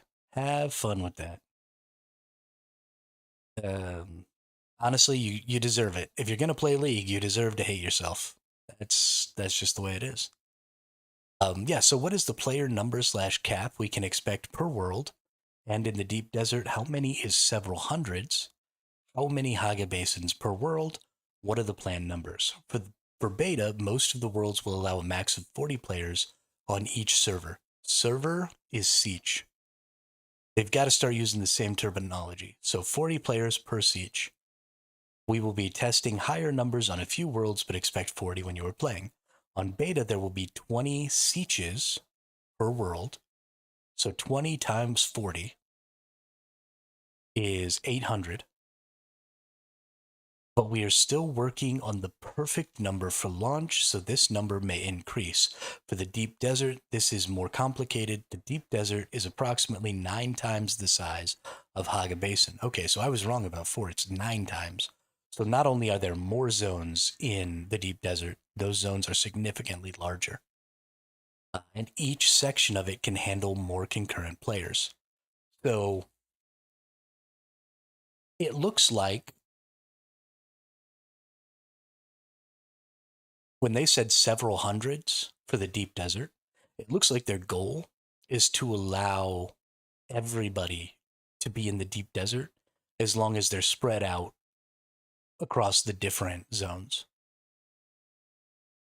But if we look at this, right now, they're saying 40 players and only 20 sieges, which means that at most The way the architecture is now is 800 people in a world,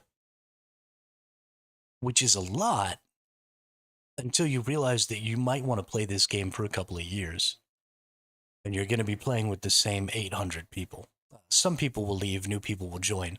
So if they don't have a system of server mergers, again, the smaller the number of people in your worlds, the more drastic small fluctuations in numbers feel. So if you have a really big game where, 10,000 people can be in a single server, right? That's spread across lots and lots of different zones and stuff. But there's 10,000 people for you to get to know inside of that game world. Then if 1,000 people leave, you don't notice that. But if you only have 800 people in the entire world to get to know and play with, and 10% of them, so 80 people leave, you suddenly lose 2 whole sieges worth of players. That's a huge fluctuation. And so this is potentially going to be a problem because you can't move worlds. So if they don't have a world merger system, right, if you lose 400 players, then you only have half a world. So if they don't have a merge system where you can merge 2 half worlds together to make a whole world, then those servers just die, right? Because you can't have the game experience is balanced around 800 players. Seems like there's no the whole end game, the whole deep desert is PvP.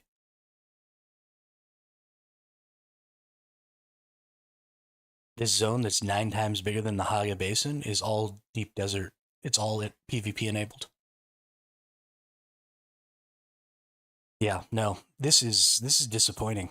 This is gonna hurt a lot. I hope that they can increase these numbers.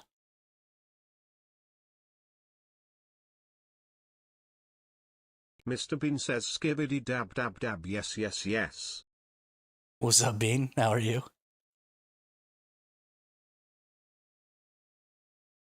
I'm pretty worried here, but let's keep going. I need to get some water in me here real quick. One sec.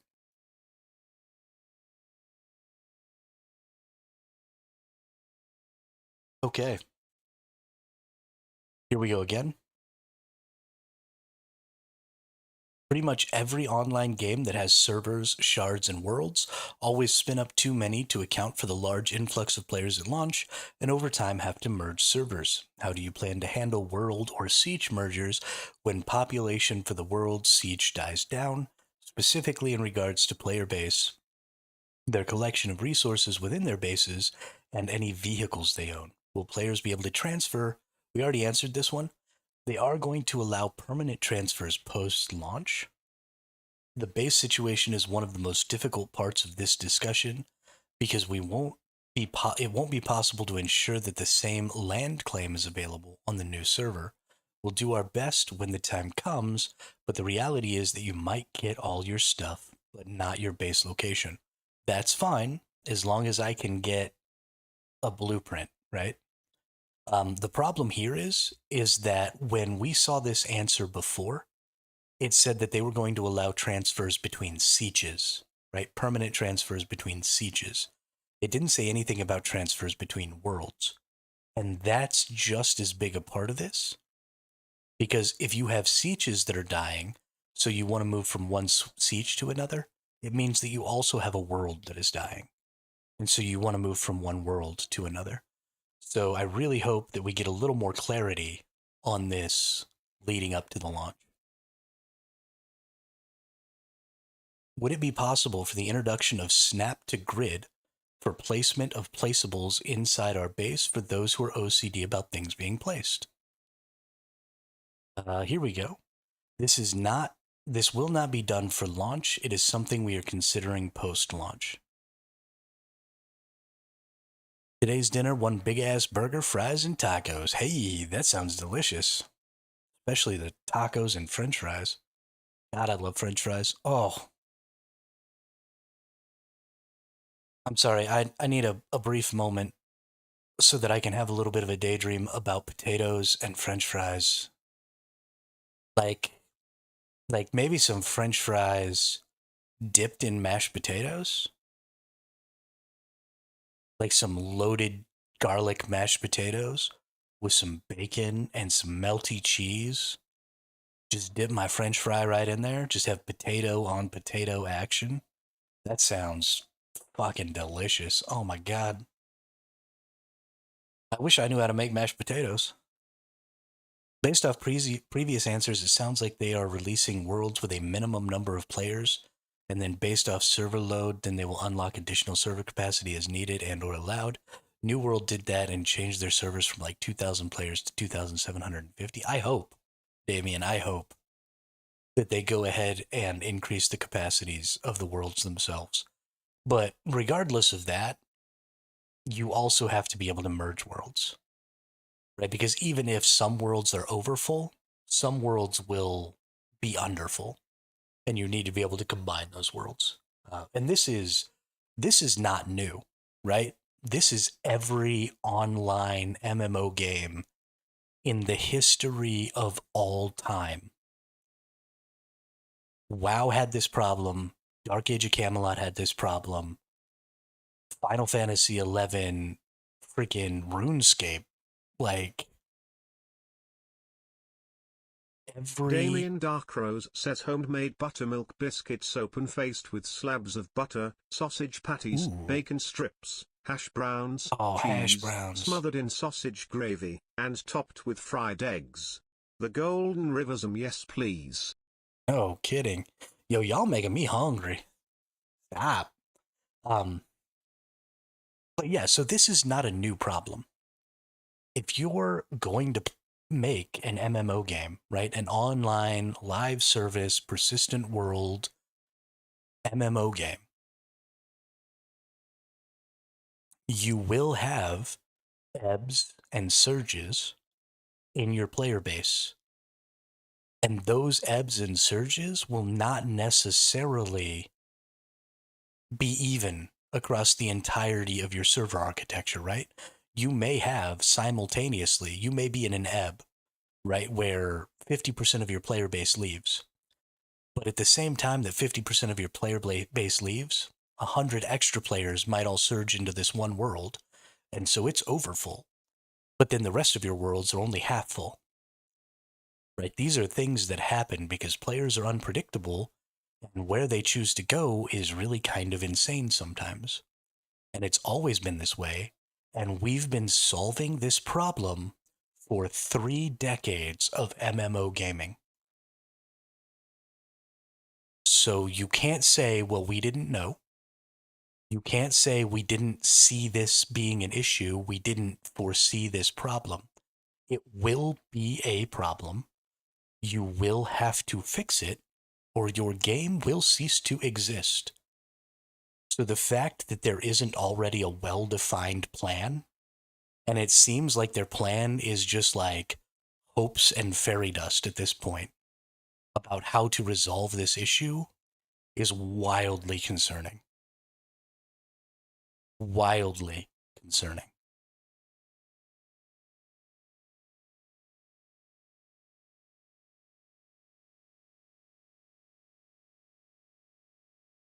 Can we have a Landsrad condition that fully disables PvP for the week? We've answered this one. They said they hadn't planned on it yet, but that they would consider it because it's a good idea. I think this is fantastic. I think this would really help with the fact that technically you cannot play this game entirely PvE, um, because this would make that possible. And you would get whole groups, like alliances of guilds and stuff, that were specifically trying to win the Landsrad, specifically for this decree. I think that would be super cool. And it would cause friction inside of the factions, not just friction with the other faction, which is a big part of the politicking in this game, right? They've intentionally made it so that you can kill members of your own faction, even though technically you're working with them to win the Landsrat. And that's because they want you to be able to backstab your allies, which I think is fucking cool. But yeah, adding this just creates a lot of friction inside factions. And I think that's great. Will transmogrification be a thing? Yes, it will. Yeah, so we already looked at this. They said roughly 10% of the deep desert is going to be this strip of PvE land that's connected. It's not a good idea unless the Landsrat options are random and that particular option only shows up like one time every quarter or year. Because if you completely remove the ability for players to PvP, I can see the PvP sweats quitting the game. Absolutely. I'm with you on that, Damien. It definitely can't be something that happens every single time. But I would like to see it be, like you said, a random option. And I think that's important. I think that the options should be different every time.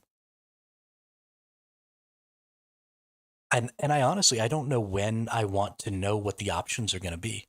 Right? Do I want to know at the beginning of the week so I can decide whether or not I want to even push to win the Landsrat because I like the options available? Or do I not want to know until the end of the week when I've won and it comes down to the voting time? Honestly, I don't know what the better option there is, and I'd like to maybe see some iteration on that. Try for a little while that we get to see before, try for a little while that we get to see after, take a vote, um, and then mix it up. This Landsrat system is a whole new kind of system, so I expect that it will not be its best form from the jump, um, because we're not right. This isn't something that's been solved. We haven't seen a system like this before. At least I haven't. Um, this is sort of uncharted territory. So I'm totally fine with mistakes here, and I'm totally fine with stuff just absolutely sucking and then getting removed or getting changed. I just want to see some iteration. I want to see some attempts at some um, different implementations, um, and I want to see this turn into the best version of this system. What would be super interesting is a Landsrat option that says all deep desert resources are only available for 24 hours and then disappear until the next Landsrat, because this will cause the deep desert to become an absolute bloodbath for 24 hours while people try to get resources to last for 6 days. The other option here is instead of 24 hours, make the resources non-respawning. So it will really, really empower people who like to explore to go find those little nooks and crannies, right? To go get every little bit of duraluminum they can find in all of the little, outcroppings and alcoves all over the place. And there will be people, racing around in scout ornithopters, blowing each other out of the sky, trying to find just that last little bit of resources, just one more, and get it back to their base. I think that's great. That's a really good idea. A limit to resources for a while. Sure. Make it so the dungeons don't respawn, right? So every dungeon is a one-time entrance thing for a week. Oh, wow. Yeah, that'd be crazy. That would go hard. I love that idea. Um, let's see. Do we have an answer here? I think we do. Yes. Deep desert questions. The Landsrat has control point objectives for the deep desert with regards PvP and control points. Question number 1. Do we have to discover the control points every week, or do they respawn in similar locations in the deep desert? Can more than one squad hold a control point for a faction? If we have 16 players, 4 by 4, do they all get control point value per minute? Or is it something only one 4-person team can get? How close to a control point can I build a base? Many bases. It would be trivial to power a deep desert base for a week, but how does the shield down mechanic work during non-Coriolis storms? Would someone have to be in a vehicle outside during the storm to damage a base? How do they avoid getting hurt? If I have single, double, triple walls, what is it going to take for someone to get in to destroy my shield generator during the storm window? Is it something one person 4 people or 32 people can accomplish. Bonus lands red question, can I still unlock higher tier personal rewards after an alliance wins a square? What if I want one of the top rewards for a square, but my alliance loses the square early? All right, let's look out. Getting some interesting stuff here. Hey, what's up, Vidus Atir? Welcome to the chat. Welcome to the channel. Love to see the new faces. Is there supposed to be a live stream right now from Funcom? I don't think so. There is this AMA on Reddit, and we're just going through as they answer and reading some of the answers, Vidus. Lord of Ashes 0192, welcome to the chat, welcome to the channel. Love to see the new faces in the chat. That's awesome, y'all. The deep desert maps rotate out every week, and new handcrafted maps will be added as updates come. So I think, I'm pretty sure Lord of Ashes, that they're not handcrafted. I'm pretty sure they're procedurally generated.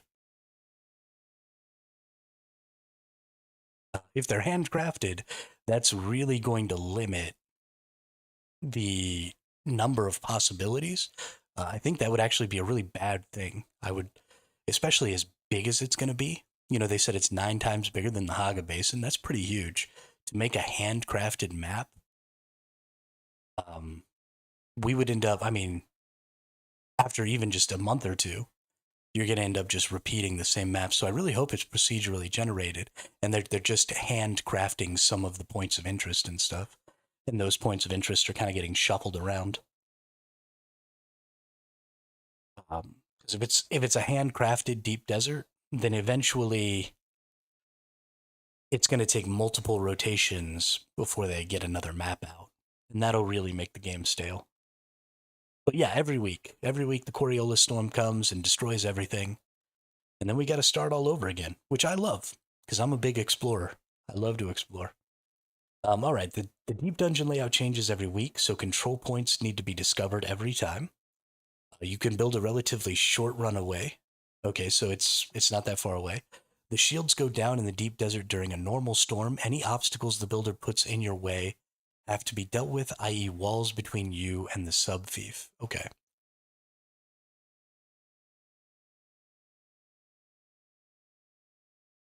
I think they're trying to keep some stuff a little close to the vest here. These are pretty basic answers. So I think they're just trying to not give up too much information here. But I really would have liked to have had an answer about this down here. Right, this is a big one. Can I still unlock personal rewards after the square gets taken? And there's no mention of that. All they did was try and answer this first question a little bit.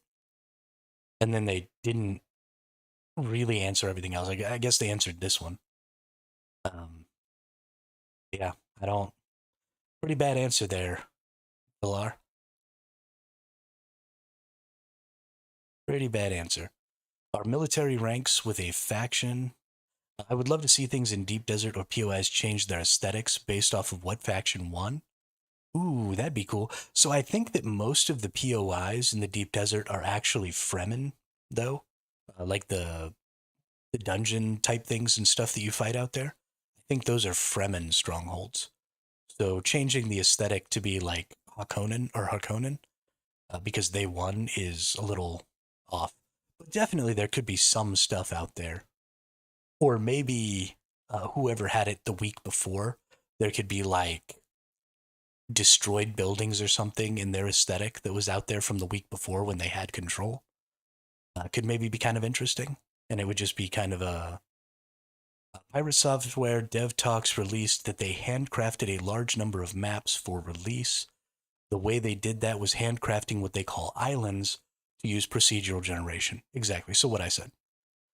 For the deserts, oceans in between the islands, POI and events are also completely random. Yeah, so that is what I was hoping for. So I'm glad to see that that's what's actually happening. Is that instead of handcrafting each map in its entirety, they handcrafted some points of interest. They handcrafted some of the rock outcroppings and stuff like that. And then they're going to procedurally generate that, which means you may see some similar, well, not even similar. You're going to see some of the exact same points of interest, but they're going to be in different locations. So that's actually going to create this really cool system of player knowledge where there's going to be some stuff you're going to know, like what stronghold that is, just by seeing the outside of it because you've memorized what the stronghold is, through playing through that POI multiple times in multiple different locations. And so people are going to be able to like, okay, this stronghold always has this resource that I really want. And they're going to start specifically looking for that stronghold. So you'll be able to, fly higher up. You'll be able to not have to necessarily look as closely at everything because you'll be able to see just the general outline, like, oh, okay, that's the POI I'm looking for, mark it on my map, and then carry on my way. So I think that's going to be a very, very good system. And I'm happy that it seems like they're also going to be continuing to make new strongholds, new points of interest, new handcrafted stuff that can get added to that procedural generation in the future. I think that's the best way to go about it for sure. So thanks for the information there, Lord of Ashes. I'm glad that we have some guaranteed like that's known information, and I like having stuff that we can know for sure. Because a lot of the times I'm just speculating. What time will the servers open for beta on May 9th? Ooh, this is good. The servers will open at 12 GMT on May 9th. So I'm GMT minus 5. So that's 7 a.m. So that's the same time. No, that's 2 hours earlier than this AMA started. Holy goodness. I'm going to have to get up early. Fuck.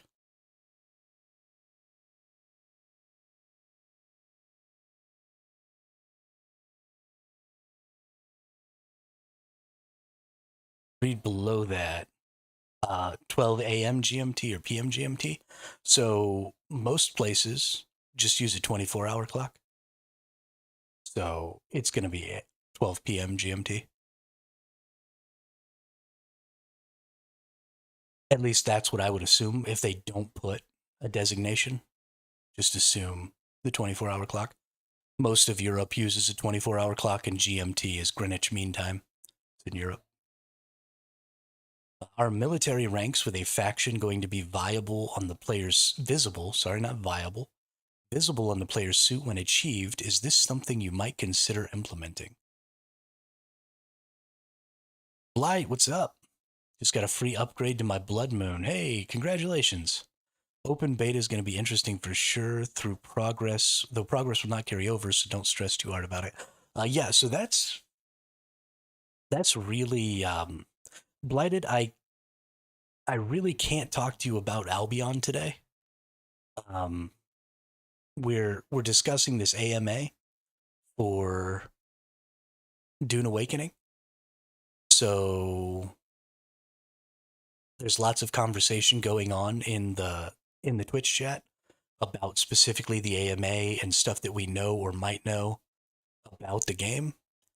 So I really need to kind of keep the Twitch chat clear so that we can be talking about Dune today. I'm sorry, bud. I'm sorry. But we gotta. This is kind of a really important thing, and we're having a pretty big stream today. There's lots of people in the chat specifically trying to talk about Dune, and I just don't want to gum up the chat with a different game.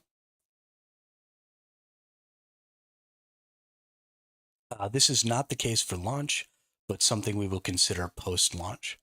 Yeah, so we're not going to be able to show our ranks right away.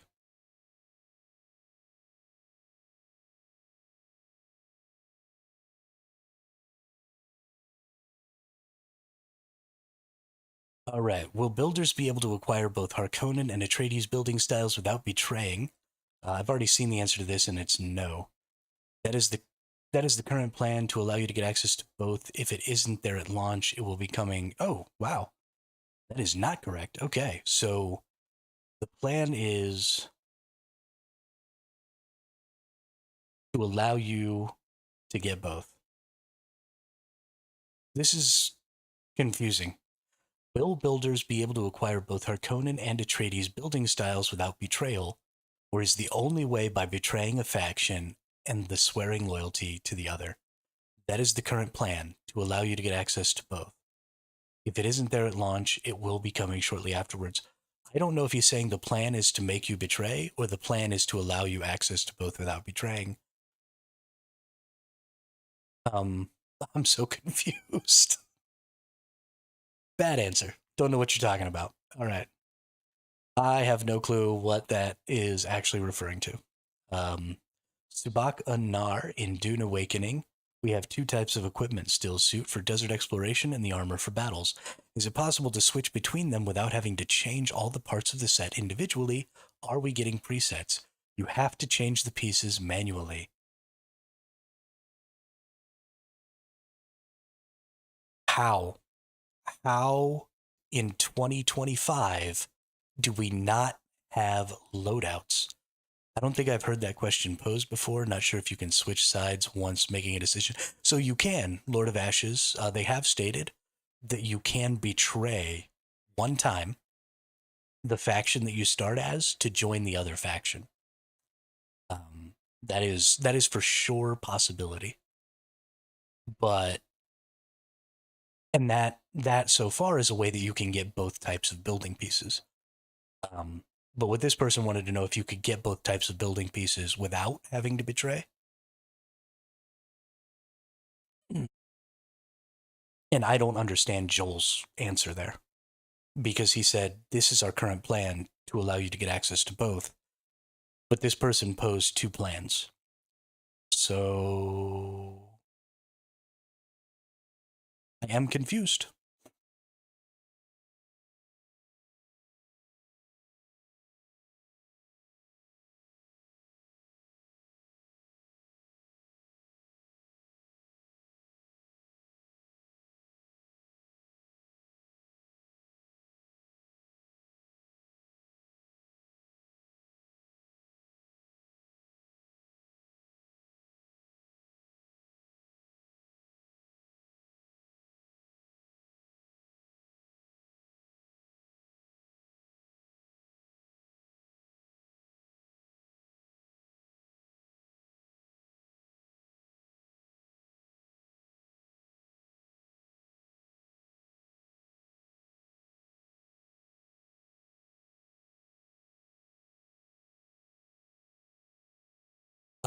Yes, I. Oh, shit. I broke it again.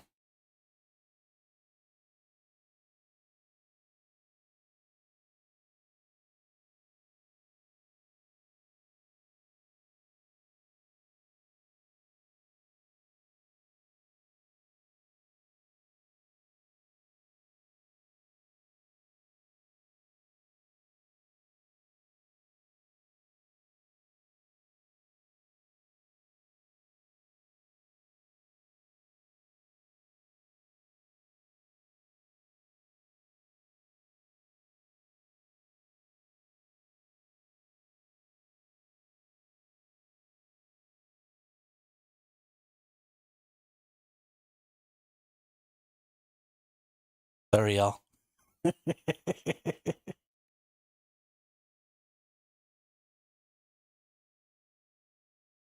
Okay, things should be all right now.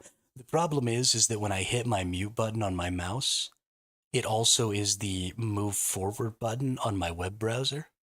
And so because I had used the go back button, there was a place to go forward to.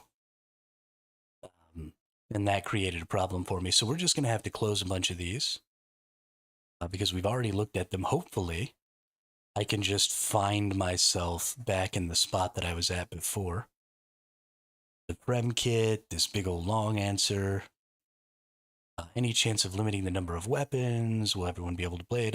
Regarding selling base blueprints, transmog, important resources being lacked. Yeah, we haven't actually gotten very far. Holy crap.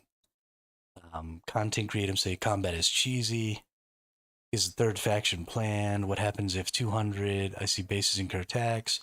Pretty much every online game that has servers, shards, worlds. Potential server queues are a concern for me. Let's actually look at this one. I don't think we actually read this one. You stated in the video that each siege can have 200 users. Okay, so let's read this one. Sorry, everyone. Um,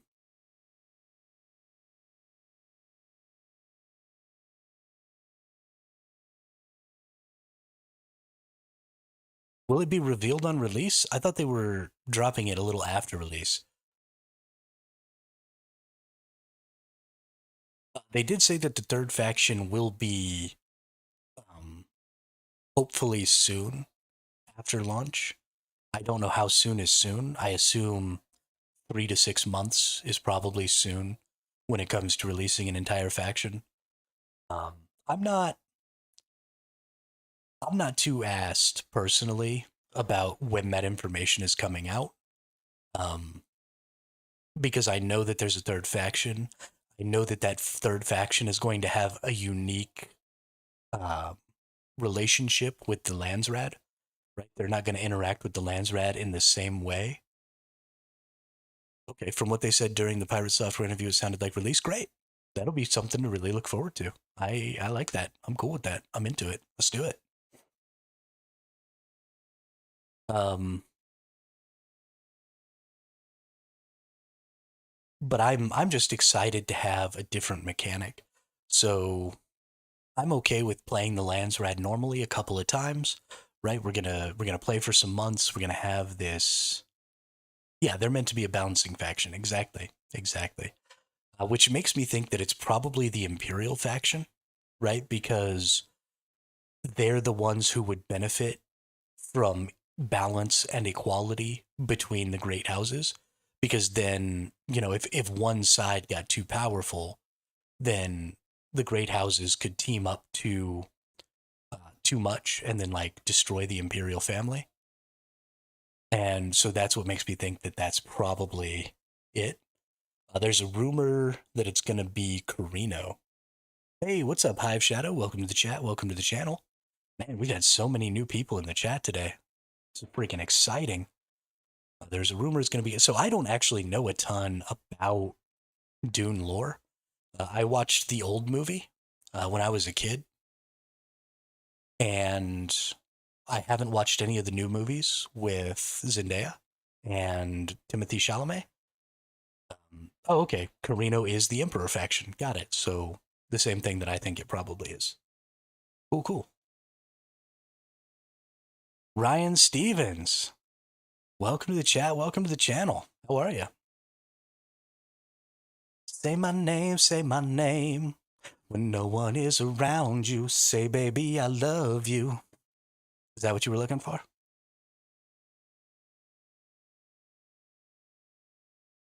All right. In Frank Herbert's Dune, the Landsrat is the faction primarily responsible for balancing power between the various noble houses, and the Padisha Emperor is a council representing the houses, and its main function is to negotiate, resolve disputes, and enforce agreements, thereby keeping the balance of power within the Imperium from being skewed too heavily in a single house or the Emperor.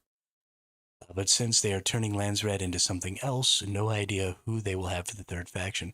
Exactly what I wanted. Thanks for the stream. Great content. Hey, thanks, Ryan. I appreciate that. I appreciate that. Welcome to the channel.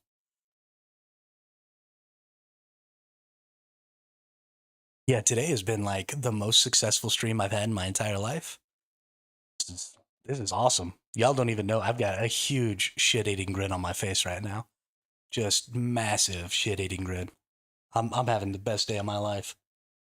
All right. Let's look at this next question here. The potential server queues are a concern for me. I understand how the server world layers and sieges work from the video. However, if my understanding below is right, how do you plan on dealing with long queues? I don't mean the initial launch period queues, which are to be expected.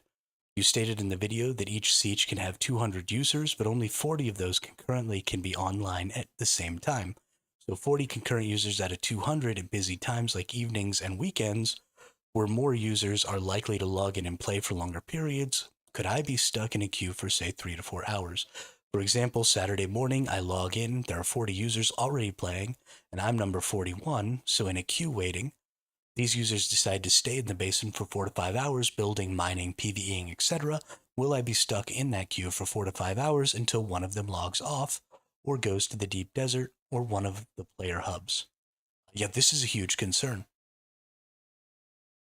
And because of everything I've heard so far in this AMA, I don't think they have any idea how to solve it. The 200 number was probably a miscommunication on our part. I'm not sure whether that was mentioned or in what content. There isn't any limit like that on a server in Haga Basin, so this is even worse. right? We thought there was maybe 200 people capped who could make a Haga base in their home, and they're saying there isn't any limit. That's terrible. We restrict access to the server when the concurrent player cap is reached, which will be 40 players for the beta this weekend. Yeah, so it is separated into instances, Lord of Ashes, but each instance, you have to choose a Haga Basin instance. So when you make your character, you're going to pick a world, and that world is going to have a bunch of sieges, which are the Haga Basin instances. It's going to have one deep desert, and then it's going to have one Harkonnen social hub and one Atreides social hub. And so when you pick a world, you also pick a siege. And that siege is the only instance of the Haga Basin where you can claim land. So it's the only place that you can build your personal bases. So because there's no limit on the number of players, right? There isn't any limit like that on a server, Haga Basin. Zero Gravy subscribed to a tier 1 sub. Oh my gosh, I missed Paris 9111. Sorry I missed you. Thank you for the follow. I really appreciate that. And Zero Gravy, whoop, sorry, I just banged my microphone. This is what happens when I get excited. I start twitching around and talking with my hands. Zero Gravy, thank you so much for the sub, the tier 1. I really appreciate that. Yeah, so there's no limit, they say, on how many people can choose a specific siege to be their home siege. So that's awful. I thought someone said that if your particular siege was full, then the queue would try to put you in a different siege so you could play, but limited since you would be on visitor status. So they said that they were going to try and get some functionality like that, where you could choose a different siege or one of the social hubs to spawn into if your siege was full. So they are trying to get that functionality, but that is currently not the functionality in the game. Currently, when you load into the game, you have to go to your home siege. And if there's already 40 people there, you have to sit in queue. Which is stupid.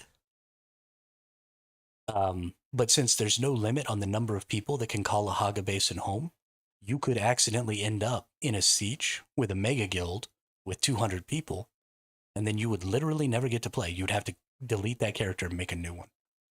And that would suck enormous booty cheeks.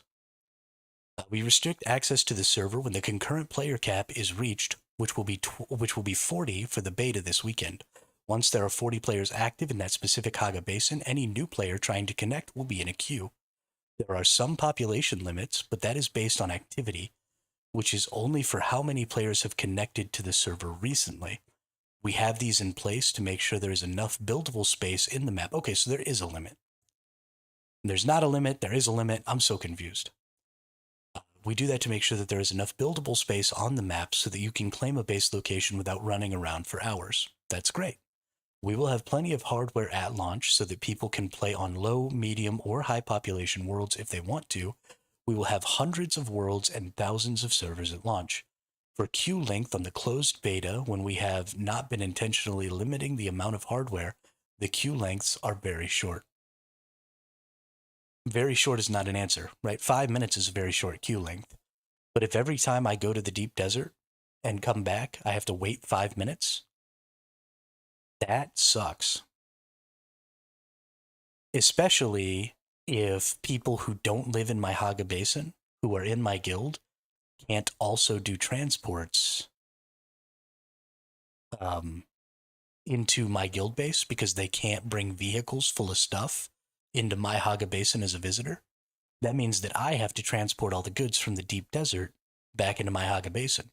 And that's just a lot of go in the Haga Basin, drop everything out, go out to the deep desert, get another ornithopter, fly back into the Haga Basin, wait 5 minutes. That could be like 50% of my time could be spent sitting in a queue doing that. So you're just doubling the amount of time it takes for me to get resources from the deep desert into my guild base. I don't need to pee that often.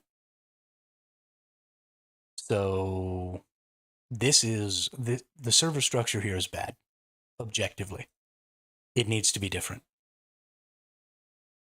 Can we have a lands? Okay, fully disables PvP for the week. We've already talked about that one. I'm visiting a friend in HB 1.1, do a mission with her, get loot from it. Then she gives me her favorite sword because I had her back. Can I bring all that loot and sword home with me to HB 2 by simply logging out and then back in to my HB? Or do I have to store it in some common social hub in order to transfer it over? Good question. You can bring it back. You can bring back anything in your character inventory to your home Haga Basin server. Perfect. Oh, that's true, Hive Shadow. They did say that you will. I think the biggest problem is if you build on one of the servers and it's full, does that mean you need to make a new character on a new server, or you need to wait because you don't have a locked place? Like you reserve a place on the server. So they talked about this. And this is another issue that's going to happen, Hive, is you are not told if the siege that you chose is full when you create your character.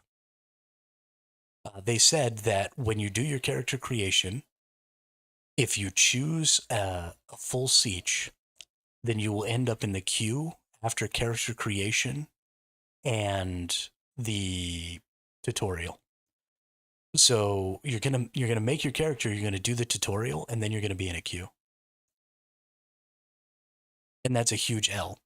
So unless there is some really, really, really good detailed information that is telling you exactly how many people have chosen each siege to be their home siege, then this whole thing is going to shit.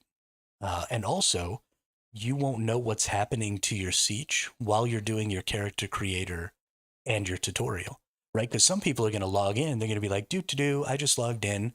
Oh, look at this list of sieges. Oh, I'm going to choose this siege. And then they're going to go spend an hour in the character creator, right? Because some people really care what their characters look like. And then they're going to get done with their character creator. They're going to do their freaking their tutorial, and then instead of the completely empty siege they thought they joined, they're going to be in a queue. They need to make it so you reserve a place in the Haga Basin, so you're not stand there on your server. Yeah, exactly, exactly. On day one, they should cap the number of people who can even choose a siege to be their home siege at 40.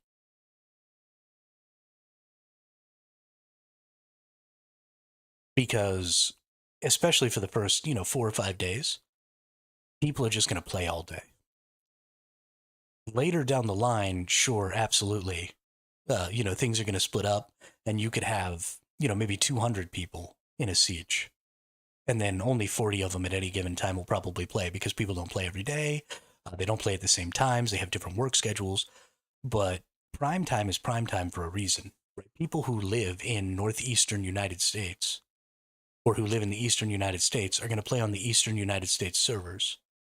And those people, for the most part, get off at the same time. All those people like me who already created my character will just auto load it and go through the character creation, will cap out the sieges. Exactly, Damien. That's why I'm picking random. 100%. I'm going to go into the character creator and I'm just going to roll random until something cool pops up, and then I'm going. It's going to be a nightmare because you can end up over a night people joining your servers, then you can't join. Yeah, absolutely. Absolutely, Hive. Well, and so here's what's really going to be fucked is the limit is the number of people who can be on your siege at any given time, not the number of people who are on your siege who have your siege as their home siege. So I'm building a guild. My guild is going to have hopefully 32 people in it. If I join a siege early on and half of my guild doesn't get to join my siege because maybe they got to get on later because they're at work and they have lives, right? So maybe half of my guild joins my siege. So we take up 16 slots, but the other 16 people in my guild take different sieges. Hey, Rowan XOXO. Thanks for the follow. Welcome to the chat. Welcome to the channel. And so many new people today. This is great. But yeah, so the other 16 people, yeah, so you can, but that's a problem, Hive. That's not good. Because if I have 16 people who aren't registered in my siege as their home siege, coming to my base as the guild base, they're still taking up some of those 40 slots at a time, right? I'm going to have people visiting my siege from other sieges all day, every day, because they're going to be in my guild. And so I'm eating up spaces, right? I'm eating up extra spaces to prevent people who live in the same siege as me from even being able to access their bases. So the people who live in other sieges can come visit the guild base. It's complete insanity. The system is ridiculously broken. It is terrible, terrible architecture. Rowan, I read all these already, but I'm an addict. I am an addict too. So, Rowan, yesterday we did a stream where we read the question thread and speculated what the answers would be. And then today we're back doing a stream where we're reading the actual answers to the questions. So, well, even if they're going to have more during the beta, you still run the exact same problem, Rowan. What about guilds that have more than one guild, right? Like Pirate Software. If Pirate Software plays this game, he's not going to have a 32-person guild. He's going to have a 300-person guild. And so if he's got a guild hall in one of the sieges, he's going to have 300 people trying to join a siege that maybe can only house 50. And anybody who picks that siege at the same time he does, right? If you don't have every single major streamer stream up at launch, and you're not specifically avoiding whatever siege their guild picks, then you run this crazy risk of picking a siege that has Pirate Software in it, and then you play your first 10 hours of gameplay to a point where you want to log off, and then you go log off, you try and log on the next day, and there's 600 people trying to get into your siege all the time. You never get back to your base. You have to delete your character and start all over. But he needs to prioritize if you have multiplayer guilds. You have about 150, and we have broken into houses of 40. Okay, right. So that's fine. But all of those people are still going to want to access all of the different places, right? You're still bogging down multiple sieges, and it's not your fault. It's the architecture's fault.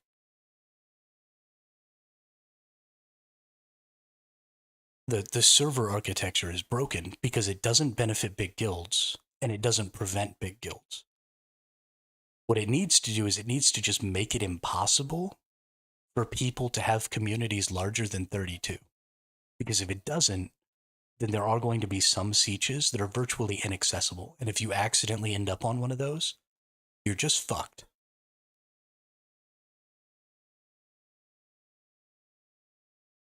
It's going to be a shit show. One thing I really curious about is how will they address hacker cheaters? Because there's so many cheaters in survival games, it's insane. Yeah, I really don't know. It's impossible with the system they are using. Yeah, I don't know. I don't know the solution, Rowan, but it definitely isn't what they have. It's gonna be bad. I'm really worried.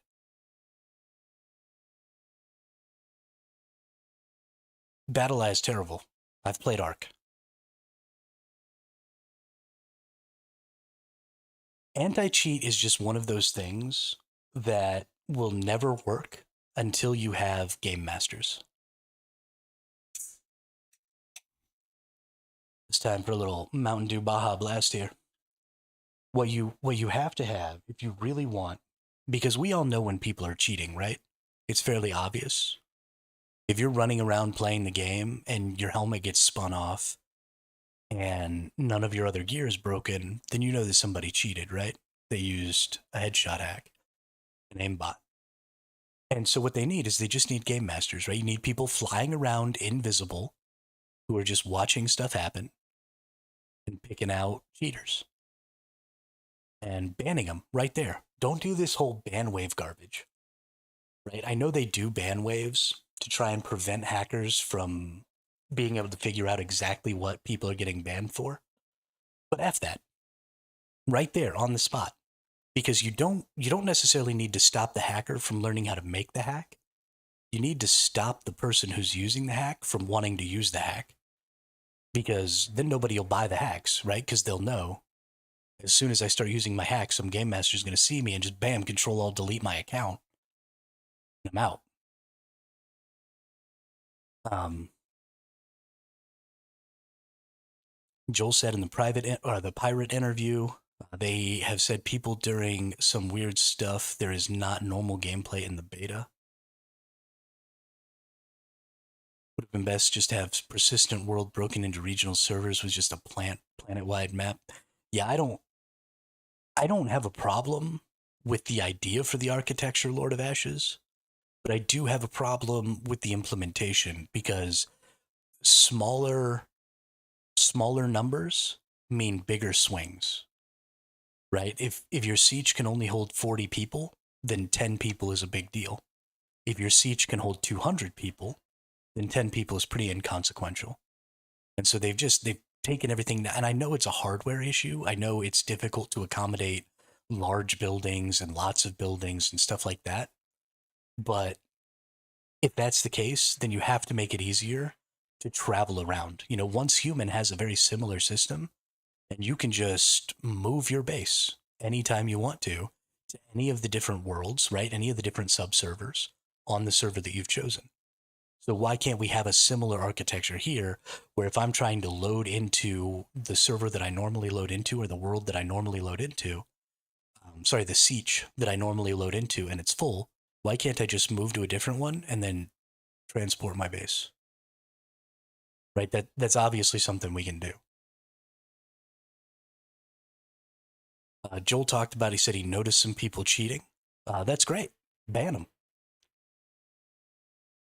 Absolutely ban them. Yeah, so they said that they're planning on having you be able to move from siege to siege permanently, but it's not going to be nearly that fluid, Rowan.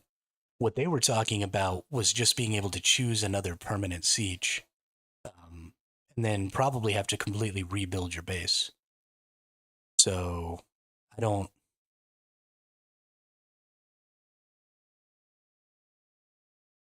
Joel said under pirate. Oh, it's at 1 hour and 2 minutes. Hive Shadow.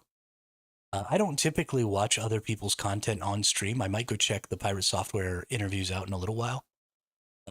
I definitely won't ever watch anybody else's content on stream, because I don't want to deal with that crap. Yeah, if the spot is occupied, well, and so that's kind of the big deal, right? Is the spot's going to be occupied? So I don't. It's so bad, such a bad architecture. Hopefully they get something worked out.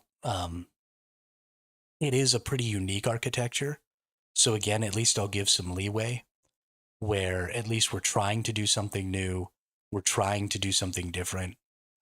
As long as we iterate often, early, and quickly, then I'll be okay, right? Things are allowed to be broken, but you can't just leave them broken and hope they get better.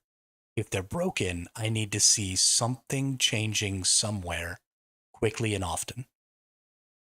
And then if it takes time to eventually get to a point where everything works great, that's fine. But things have to be moving. I can't just stagnate in garbage. I'll quit playing. Could be a game killer if not worked out. Exactly, Lord of Ashes, exactly.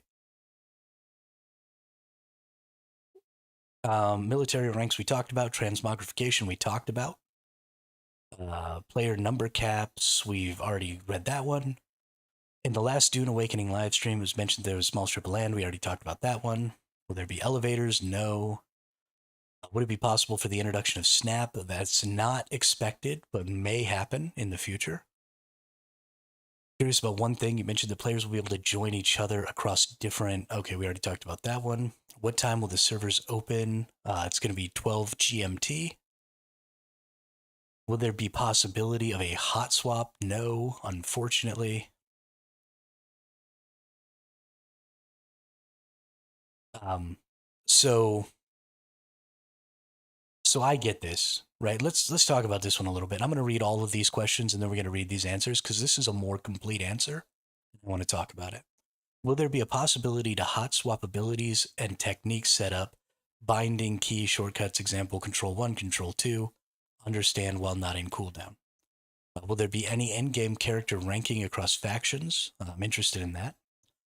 I believe we all, Funcom as well as all Dune lore fans, want Dune Awakening to be a success for many years to come. As improper behavior, cheating, and exploiting. Okay, we'll want to look at that one. Can you explain lunging, sprint attacks, reckless lunge technique? Okay, so no, we would prefer people to prepare their builds, not hot swap on the fly. The cost of making build changes is reflected in the current setup. I agree with this right here, right? I don't want people hot swapping builds like in the middle of combat. That's insane. But if you're going to have, somewhere I read 200 skill points or 200 levels, and even at just one skill point per level, that's 200 skill points. And we also saw that there's going to be a potential respec system, right? Somebody said they saw a respec button in one of the videos or something. I cannot be responsible for memorizing the 200 skill point allocation of every build I might use. I can only have one character per world, and I'm only going to play on one world. So my one character has to be my scout.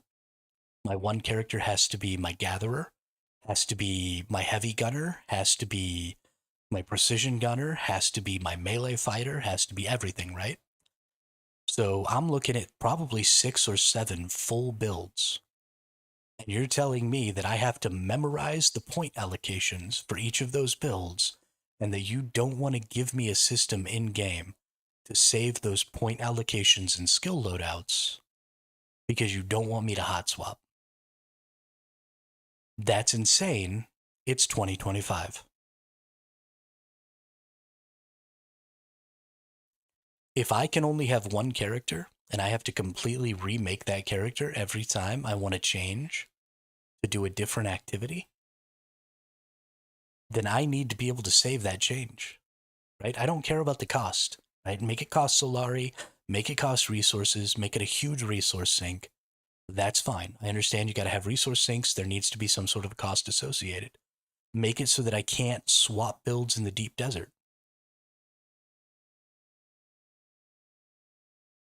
So, well, let me put it to you this way then, Rowan.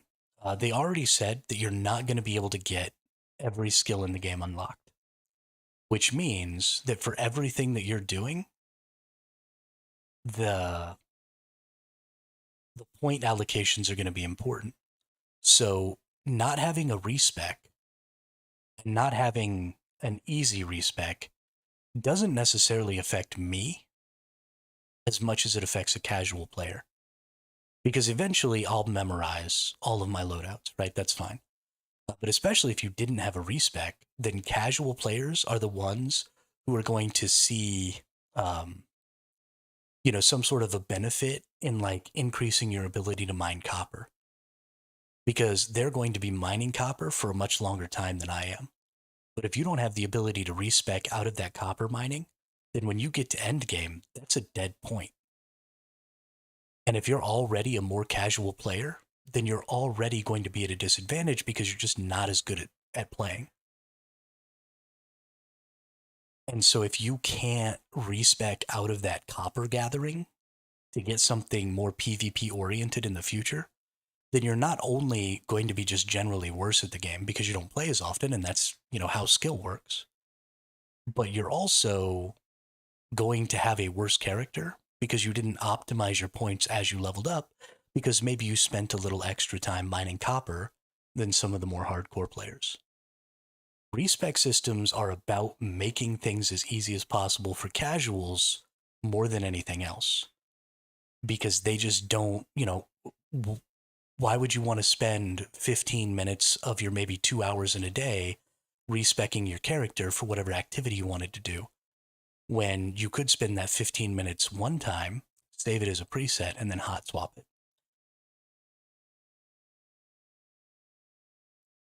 Um, especially if we have a respec. If there's no respec system in this game, then that's one thing. But if there is a respec system, but there's no way to save um, your different point allocations, then that's bad. Right? You need to choose one of those two things. Either I can have respecs and I can save those specs, or there's no respec and every choice I make matters.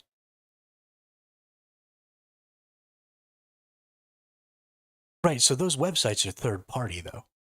I love third party resources, but your game can't hinge on third party resources.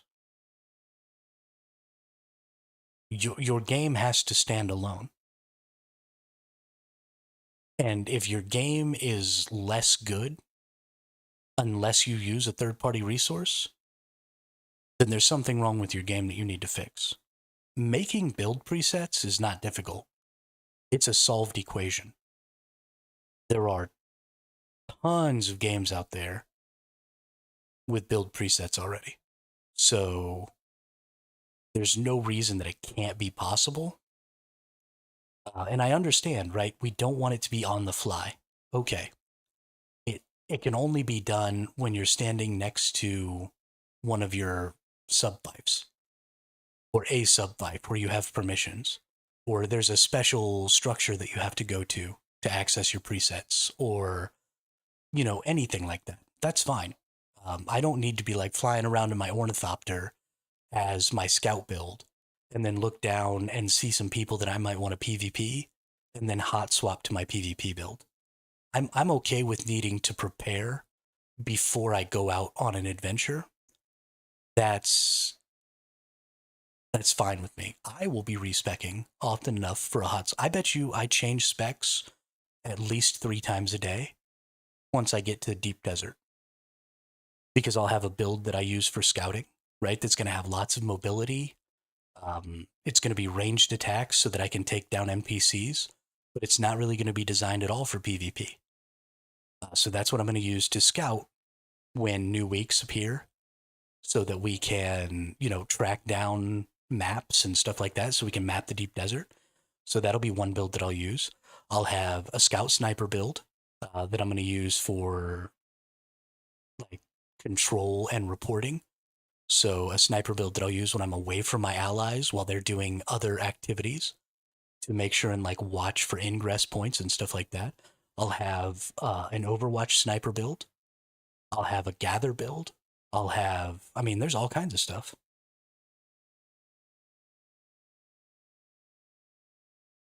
Maybe. But even just between those two sniper builds, we kind of talked about this already, Rowan. A scout sniper build is about mobility and defense, and an Overwatch sniper build is about observation and damage. So even just between the two potential sniper builds I want to run, I need different skills, at least different actives, which maybe I can get both of those actives within the same, point allocation, but maybe not. Gathering is going to be totally different. PVE combat going to be totally different.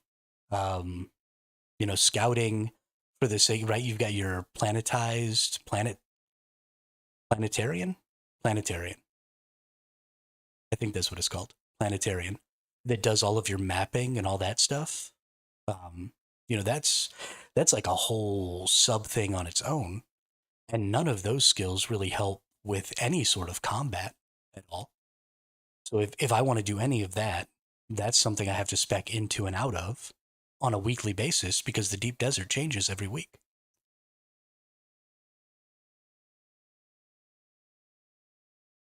It just doesn't make sense to me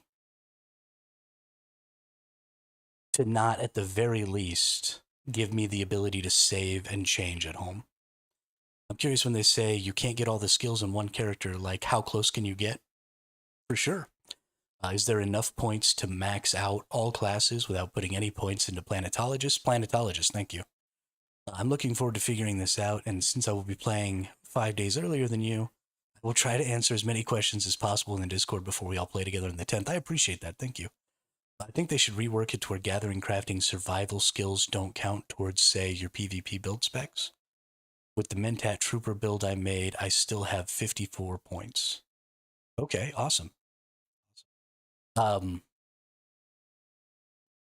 it is probable, or it is possible, or even probable that this will end up being less of an issue than I think it is, Rowan.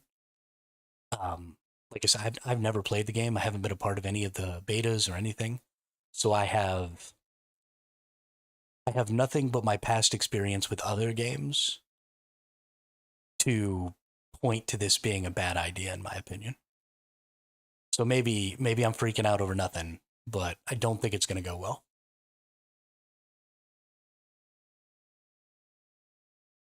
Only 3 days to find out. Well, maybe I might get access. I don't even know if my computer can run this game. I'm going to be playing on NVIDIA GeForce Now. I don't think that the beta is going to be on NVIDIA GeForce Now.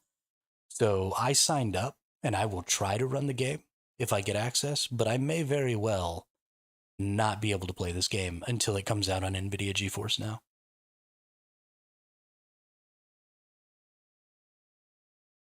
That's a good point. I could just download the benchmark. No, I didn't. It didn't even occur to me to try that. I think mostly the reason it didn't occur to me is I did check the requirements and it does say it requires at least a 1060. My card is a 1060, but I almost certainly won't be able to stream it if it's already requiring minimum requirements. The card that I have, I seriously doubt that I'll be able to stream it. So I am a Damien trash can. Darkrose says this man, ladies and gentlemen, is a trash can.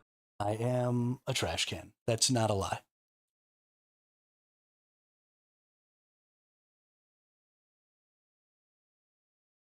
All right, let's look at the rest of these answers here. You're given titles as you climb your faction, but we do not use a name tag system, so they are only in your inventory as a vanity point. There's nothing outside of the factions. Okay. Yeah. Well, so Rowan, I assume that maybe I could play the game on super low settings. My concern is being able to stream it, though. I don't much want to play the game if I can't stream it. Yeah. 3070 recommended card, which is what I have. And I was getting over 100 frames at high settings with ultra view distance. Yeah. Yeah, I mean, if I was rocking a 3070, I'd be all over it. Hell yeah.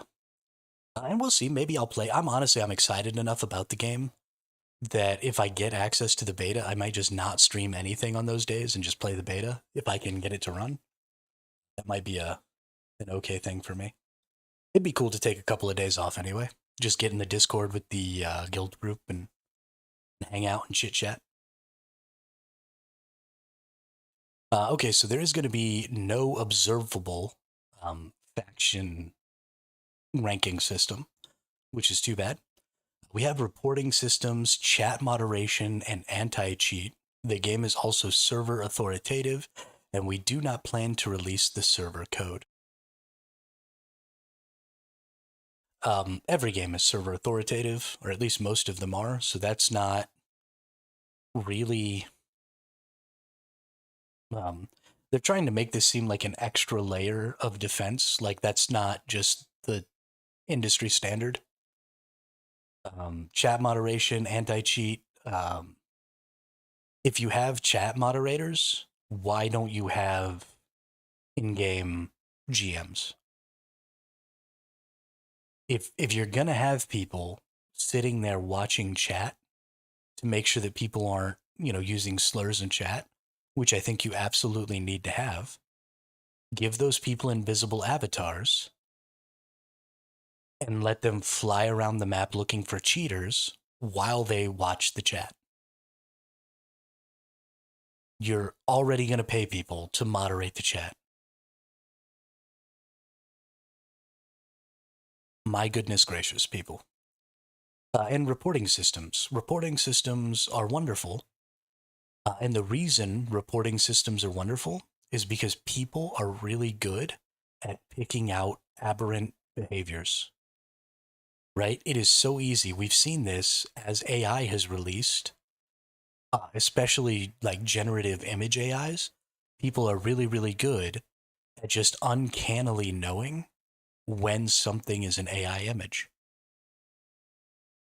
So we know this, and so we have reporting systems.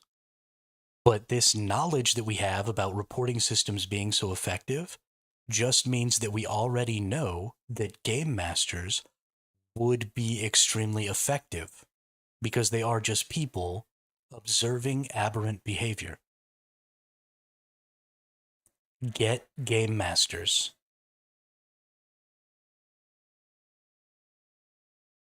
Sprint plus attack equals attack lunge. You see people doing them and missing a lot in the streams that were released last week. We've been tweaking the targeting on them. Okay, that's cool. That's cool. All right, so if you're sprinting and you attack, it's a lunge attack. Attack, attack. Joel is right. They already have cheaters in closed beta. Of course. Of course. That's the time when you're going to see the most. Because that closed beta probably doesn't have the same anti-cheat stuff going on. And you definitely have fewer people reporting cheaters during the closed beta because they're running around, they're trying to learn the game. There are a lot of content creators making content and stuff. So that's probably the best time for them to start like learning and getting their stuff set up early on so that they can have good so that they can have good so they can have good bots on day one, right? Good aimbot, good gather bots, all that stuff. One thing that I think will help stop at least some of the botting as far as resource gathering is actually the worms, because you do have worms even in Haga Basin. So anytime you go from one rock outcropping to another, if something goes wrong with the bot and the bot like doesn't pull out its bike, or yes, Mustang, I am going to play the shit out of this. I wasn't originally going to. I was actually really down on this game until about 3 days ago, maybe 4 days ago, but I'm all in now. So the worms are actually probably going to eat a lot. Yeah, worms are probably going to eat a lot of bots. So at the very least, we're still going to get aim bots. We're still going to get people with wall hacks and map hacks and stuff like that. But I don't think you're going to see nearly as much problem with gather bots tanking the economy for gatherables, because anytime a worm eats them, they lose everything. So they have to avoid the worm 100% of the time, or they have to physically be watching their bot and manually take control anytime a worm is around. And that's just not really going to work out. Mustang, we're setting up a whole guild. In my Discord, there is a link to the guild Discord that I make. We're going to be called the Searing Fang. Anybody who can hear the sound of my beautiful, beautiful voice right now, you are welcome to come and join the Searing Fang. My Discord channel for my stream is linked to both my Twitch and my YouTube accounts. So you are welcome to get on that Discord. And then in the off-topic chat, I have a link to my Dune guild that I'm starting.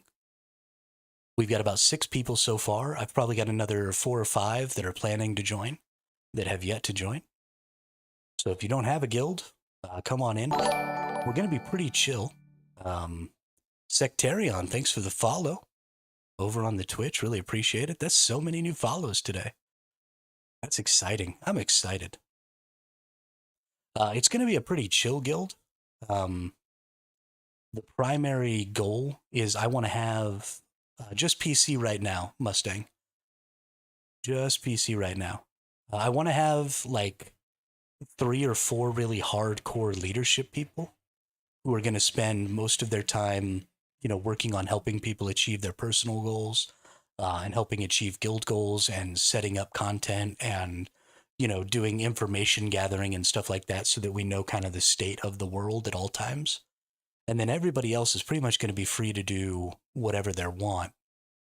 We will set up some guild events and stuff like that, probably primarily on the weekends.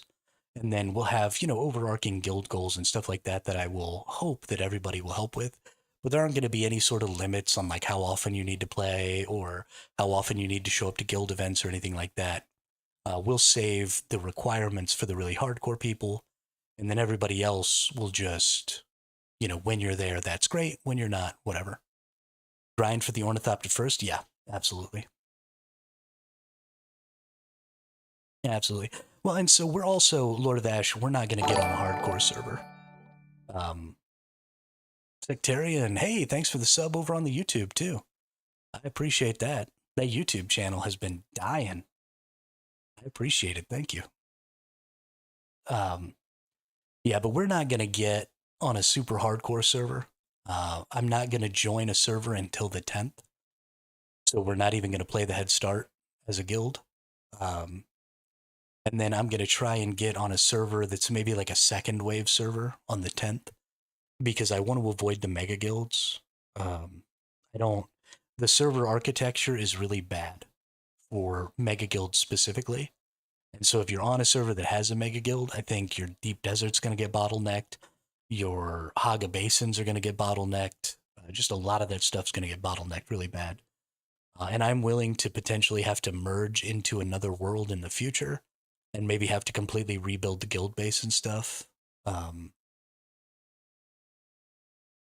to not have to deal with that. I'm too old, right? I'm 38 now. I did my time in the trenches, going out there day one, trying to dominate, being psycho. I'm too old for that shit now.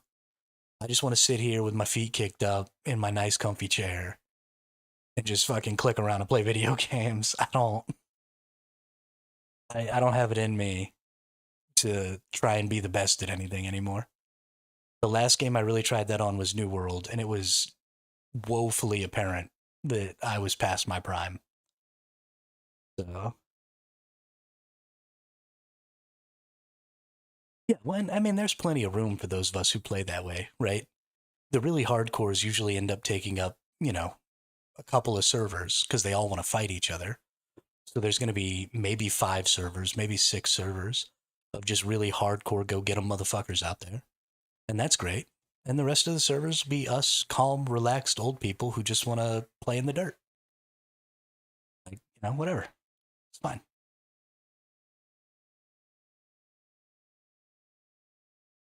It'll also give me more time to make content that way.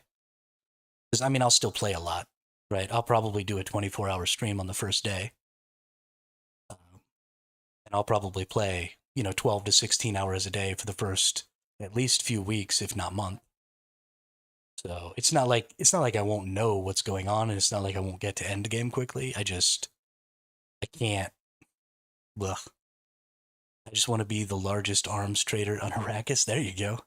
So I think that's actually going to be pretty cool, Lord of Ashes, because you have those blueprints, and the blueprints only have so many crafts on them. So it honestly, it could be really cool to be kind of an arms dealer and stockpile some of those good blueprints and, do exactly that. Like have people come over to your guild hall and like look through some of your chests at some of the stuff you have, just like showing them stuff out of the back of a van. Like, hey, I got this AK, or hey, I got, these new pistols in with the fitted grips. And like, I mean, that could be a fun little RP playstyle. Absolutely. I used to do that with Guild Wars 1. So way back before, when Guild Wars 1 first introduced its crafting system, which was really, really basic, um, because they had things like bowstrings and sword pommels and stuff like that, which were what gave you like your bonus to certain skill sets or whatever. When that system first came out, I went out of my way to go and find like the best base skins and the best pommels and the best strings and the best all that stuff. And I had like dozens of mule characters where I was just keeping all of these materials so that I could mix and match them together to make like um, the best stuff possible. Are you playing in the next 20 minutes? I'm not playing in the next multiple days, Mustang. I don't have access to the game currently. We are just looking at this AMA right now. We're just reading the AMA. I have no current access to the Dune game. The Dune doesn't launch until June 10th.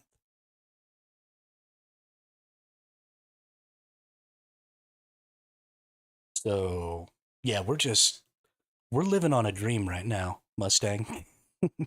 All of us are just super, super addicted to a game that doesn't exist yet. And so we're reading random questions on the internet. Will we know the list of sieges for each server? Mad Mortis, welcome to the chat. Welcome to the channel. Thanks for the follow over on Twitch. Goodness gracious. My goodness, y'all. So many new people. I'm loving this. I'm loving this. Will we know the list of sieges for each server in advance so guilds or friends can coordinate their starting world? Yes, we do intend to share a list of worlds and servers sieges for Head Start and launch to let people coordinate better. This is phenomenal.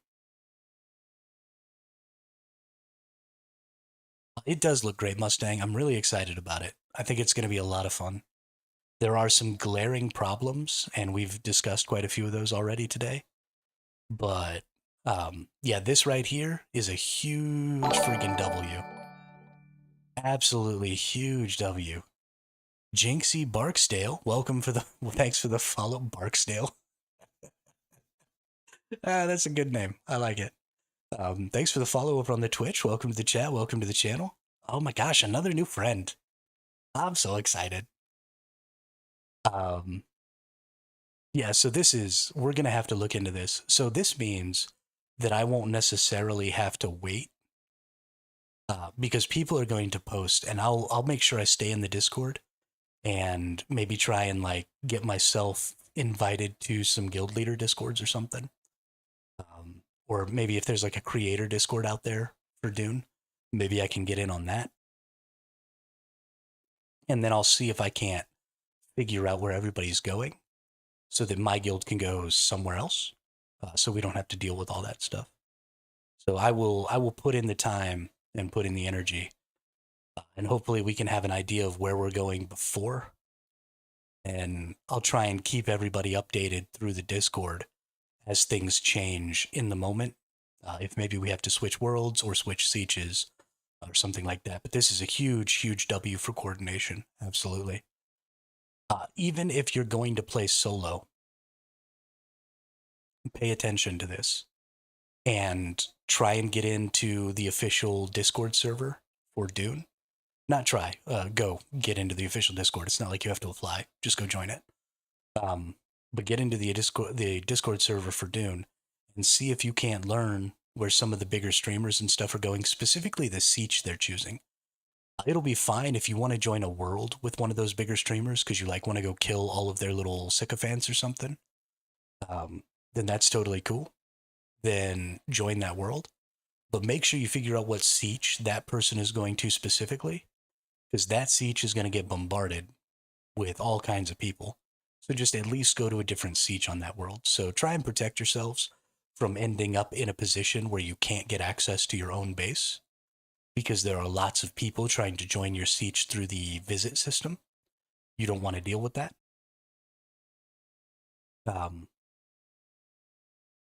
And yeah, do what you can to protect yourselves from those possibilities. Deep Desert question. Okay, we already read this one. So this is all about Landsrad control points and stuff. The stuff is all changing every week. Were we maybe in the middle? No. Yeah, so these change every week. You can build relatively short away from POIs and stuff like that. So it's not a huge distance. And then the shields go down during the normal storm. Any obstacles the builder puts in the way. This was a pretty lackluster response here.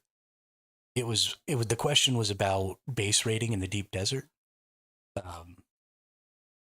And so it says here that shields go down during the normal storm, but it doesn't give us any indication about how long the shields would be down, right? Are they only down during the storm?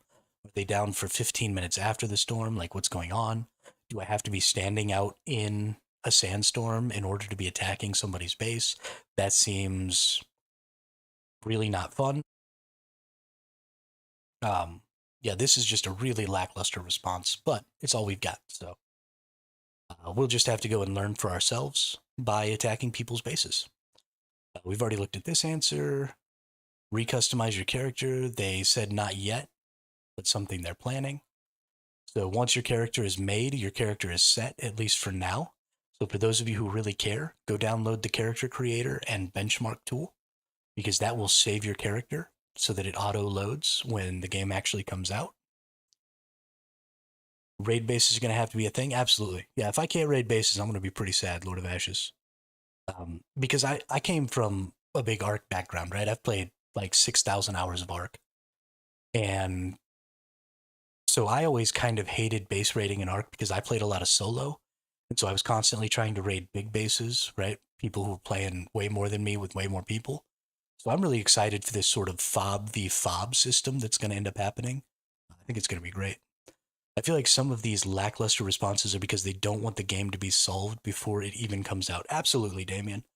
I definitely think you're right about that. They've not only do I think you're right about that, Joel has specifically said that you're right about that.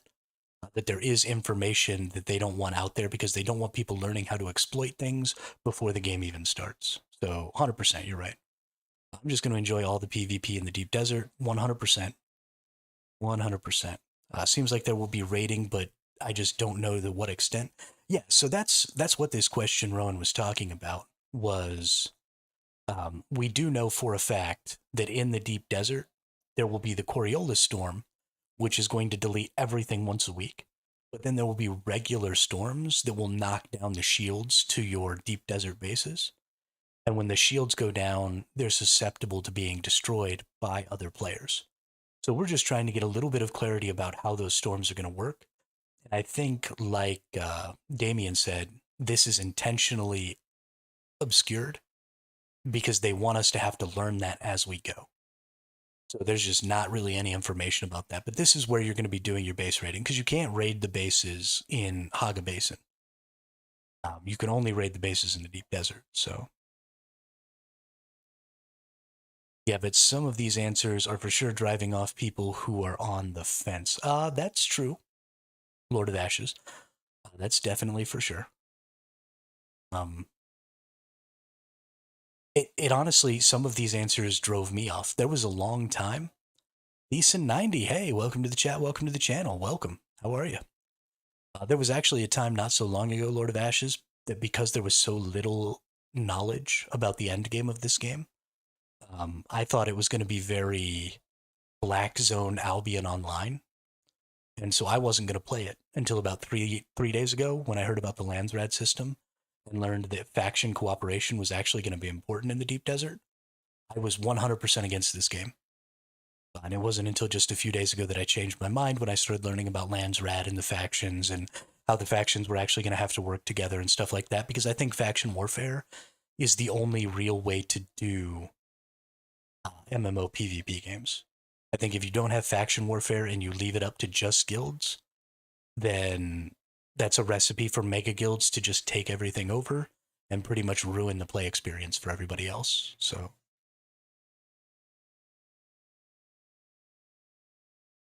doing all right, been up for 20 hours, been on holiday on something called Jelland with my oldest brother. Oh, that's cool. That's really cool. I don't know what that is. Um, I've never seen that word in my entire life. What is that about? In Denmark. Oh, okay. Got it. I have never been to Europe before, to my chagrin. Let's see here. Who is the third faction? Don't need specifics. Can we betray once total or once per faction? And will the third faction get a build set too? Play and find out. Once per faction. Yes, they will. Very straightforward. Very straightforward. Been up for a while for IRL reasons. I should be sleeping now. North America, but work third shift. Ooh, ouch.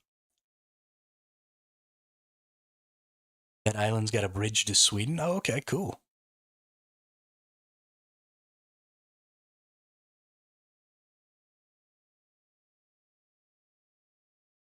Mega guilds will always get the best rewards. If your faction wins, the faction gets rewards. And then the top contributing guild gets rewards plus. Does the top contributing guild get extra rewards? I thought the top contributing guild just got more votes in what the rewards were. I thought they got the same reward, though.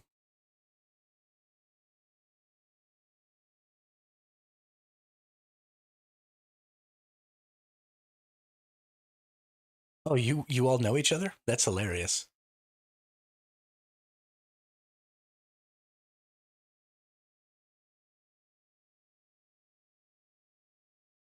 We already answered this question. It was a really weird answer. Yeah, well, so I think everybody who participates, every guild who participates, I think gets to vote, Rowan. And then just based on your participation, your vote matters more. Is I think how it's going. Are there any measures slash gameplay mechanic? Ooh, this is important to me. Are there any measures or gameplay mechanics that will prevent bigger clans snowballing compared to small clans? Example, if I'm playing together with 2 to 3 friends and we have 5 people clan, it seems like there's no point of us attempting going into the deep desert if there are clans of up to 32 people. Will there be servers that have limits on clan sizes? I'm more concerned about clans that are like in the hundreds than I am about clans that are just 32, but we have some specific features in place that will make Zergs have a harder time. Friendly fire will be on for guilds. Whoa. Hold up.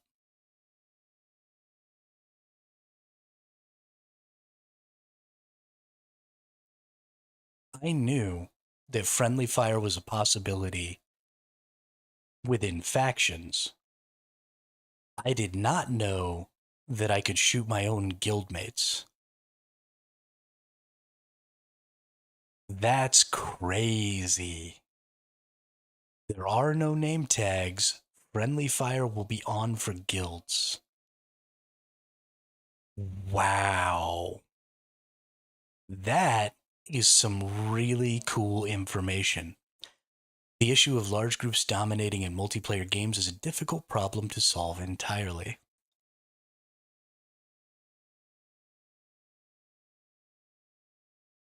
Now, I think it's great, Mad Mortis. I think it's totally great, and I'm going to tell you why. So, this doesn't say that friendly fire is on for teams. So, you will want to break into 4-person teams so that at least you can't kill 3 of your allies. So this is going to mean that the transmog system is actually going to matter, not for an aesthetic reason, but for a tactical reason. You think friendly fire is for everyone, Rowan? Can you also shoot the people directly on your team? If I can shoot the people directly on my team too, that's crazy. But so we're going to have to do some spying. We're going to need to figure out what some of our enemy guilds are using to identify themselves. And then we're going to need to make gear sets and transmog sets so that we can transform ourselves into our enemies. Like, there's no...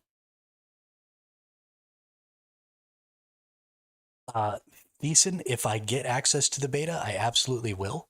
But I don't know if I'll be able to stream it because I don't know if my computer... I have a 1060, and that is the minimum requirement to run the game. So I don't think my computer could actually run and stream the game at the same time. So I'll probably play if I get access, but I probably won't stream it, unfortunately, which will make me the big sad.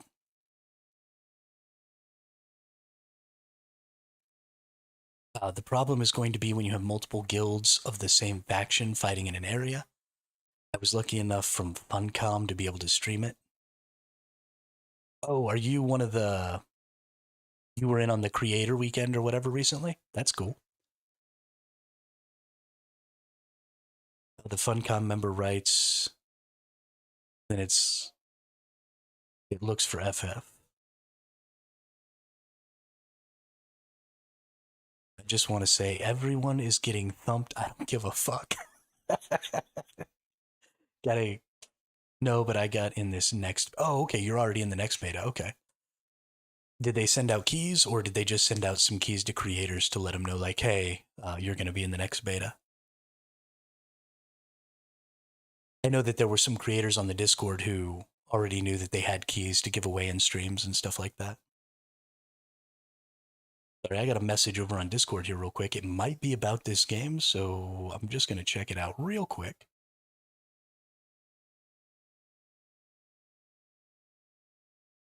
It is...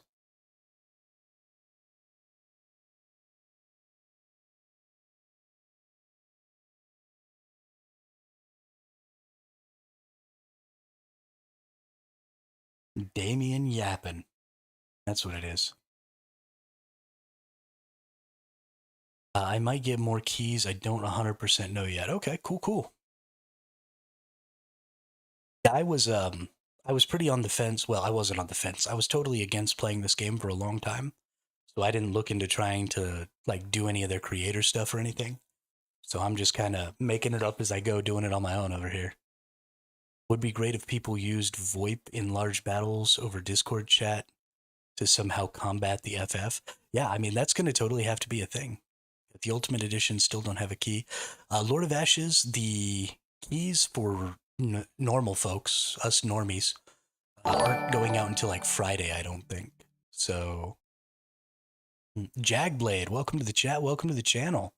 Thanks for the follow over on Twitch. Really appreciate it. I have not pre-ordered yet since I want to try it out before. Yeah, so we won't probably be getting keys until some people were saying as late as Friday, Lord of Ashes. So definitely keep an eye. And then, of course, on the 10th, on this coming Saturday, they're having a big live stream. Funcom is for the game. They said they're going to be giving out like tens of thousands of keys. So if you don't get a key before the 9th, or don't get a key before the 10th, watch that live stream and try and get a key there. It seems extremely likely that if you don't get a key before that live stream, that you'll probably be able to get one during the live stream. So don't let that opportunity pass you by. If you really, really want to play, you should be good. There doesn't seem like there's much chance that you'll get left out. Let's see. Do we have to be logged into Haga Basin to pay my Imperial taxes? Or can I be logged into a social hub or the deep desert? Can I pay my Imperial taxes from the Haga Basin queue? Ooh, that's an important one. Taxes are paid in Harko Village or Arakeen, sorry, at the Imperial Tax Authority. This is the only place you can pay taxes. Okay, so you do have to be in the social hubs, Harko Village or Arakeen. Interesting. Will I be able to decorate my base with palm trees? They already said that they don't have any expectation to have plants, but I really want this. This is brilliant. Will I be able to decorate my base with palm trees as a display of extravagant water wealth? I really would love to see some, um, not just trees, but any sort of decoration that could serve as a resource sink so that I could display just how many extra resources I have by putting these decorations out would be the dopest. I heard it might also cost 2,500 to get into the social hub before you have a thopter. Yeah, that was something I read on the Discord yesterday too, I think. I think it was the Discord. Maybe it was Reddit. I don't remember. Um, but yeah, so I mean, that definitely means that getting a thopter is important, for sure. Because you've got to like teleport there or something, right? And that's the teleport fee. I probably won't really need the social hub before then, though. Will we get expanded options for the character creator by launch or at the very least later on? I'm thinking heterochromia. So we already answered this one too. They are coming out with more and more options in the character creator as we go. And they are also planning to release something that will allow us to change our appearance. At some point later, it'll be released. Saw it on Discord yesterday too. Okay, got it. When we raid a base in the deep desert successfully, can we also loot the containers there? This is important. Or is this only possible when the full loot decree is active, or will it never be possible? You cannot loot a player container you don't have permission to, but you can destroy it and take its contents that way. Okay. Ooh, they had me in the first half. They had me in the first half. Oh my goodness. Yeah, so if you destroy the container, you can take its contents. Good to know.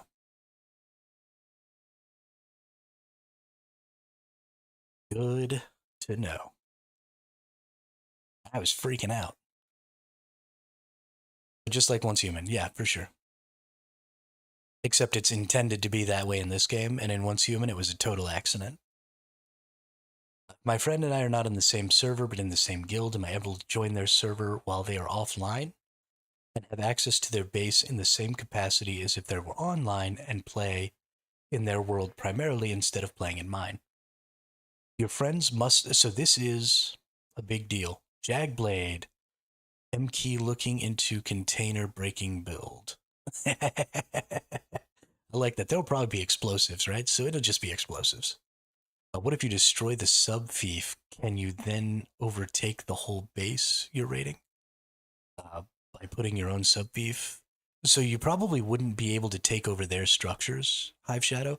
Actually, I imagine if you destroy the sub thief, probably all the structures break because without the sub thief claim, the structures couldn't still be there, right? So I honestly, I don't even know if you can destroy the sub thieves. You might only be able to destroy, which would be a really weird interaction because then you couldn't take over their base location. So once somebody put a sub thief down, if you can't destroy the sub thief, then you can never take over the location that they're built in, which is weird. Without it, you can just loot everything or claim it. Yeah, I don't. Yeah, I really don't know. That'll definitely be something that we have to. So no deep desert stuff has been part of an open playtest yet. All the deep desert stuff has been NDA. So any interactions that happen in the deep desert, we just don't really know very much about. I've learned you can put a sub thief down in any building that doesn't have one to claim it. Oh, really, Jinxie? That seems weird.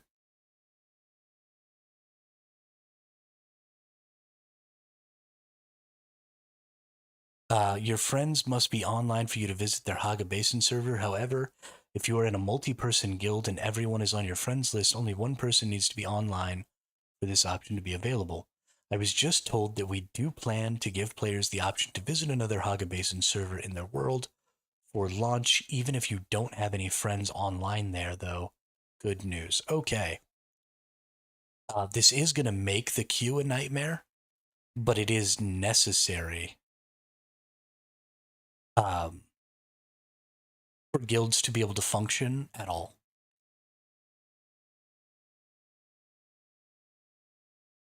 So this right here, though, is another reason that you do not want to be in a siege with a big guild in it.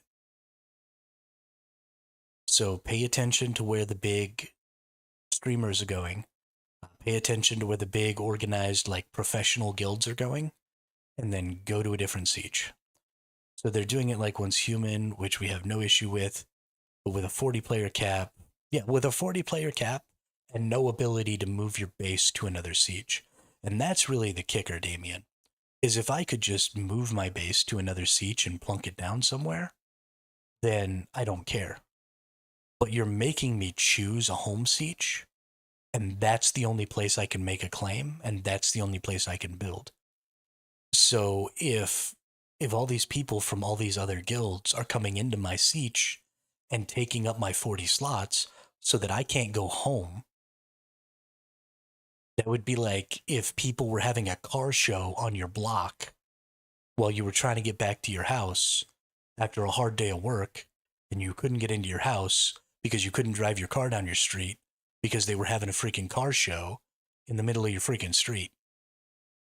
Like, fuck off, this is my home. And that's going to be really bad.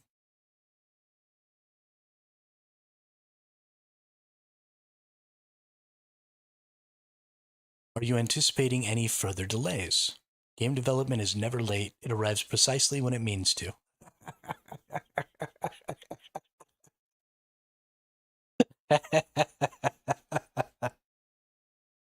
uh, that's funny. That's funny. I guess the worm will be the winner of any car show. There you go, Jackblade.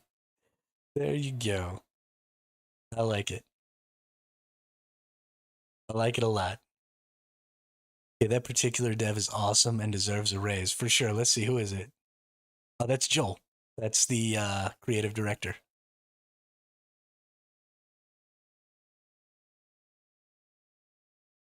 Yeah.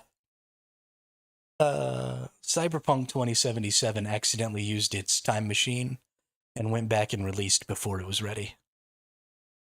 But that's the problem you have when you have access to technology in 2077, like time machines. You accidentally set the dial too far back and release too early.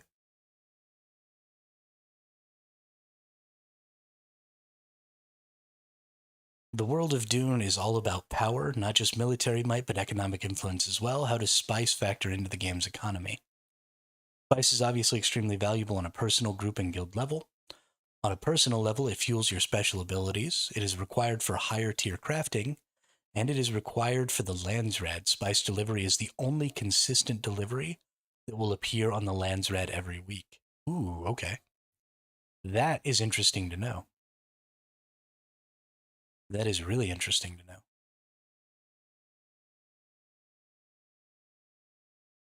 During the last live stream, the team mentioned factions and a possible third faction. Okay, we've already kind of talked about the factions. Are they going to give us any more information? Yes, the third faction is for players. We aren't releasing any details on them before launch, but they will interact with the faction system and Landsrad in a unique way. I dig it. Dig it. Let's minimize that. If I go visit my friend on another siege, can I sell my items on their marketplace? Okay, so the marketplace is not attached to your siege.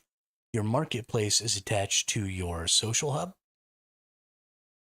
So this question doesn't really make any sense, but it's just because the person doesn't understand the architecture, because the architecture is extremely freaking confusing. And will I get the money if I don't go back to their siege, but it sells? I.e., our marketplace is global, and if not, can I sell on the other marketplace?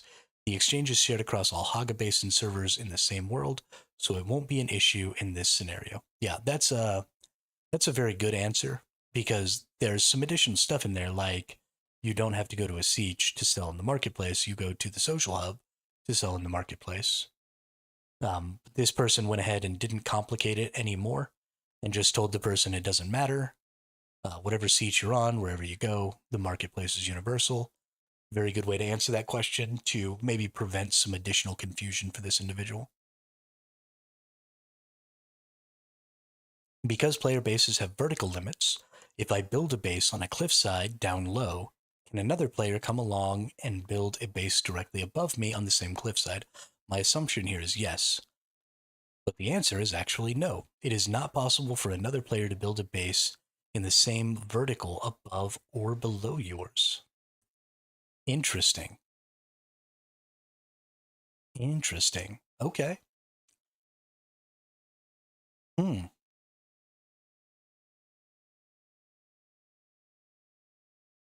They're really going out of their way.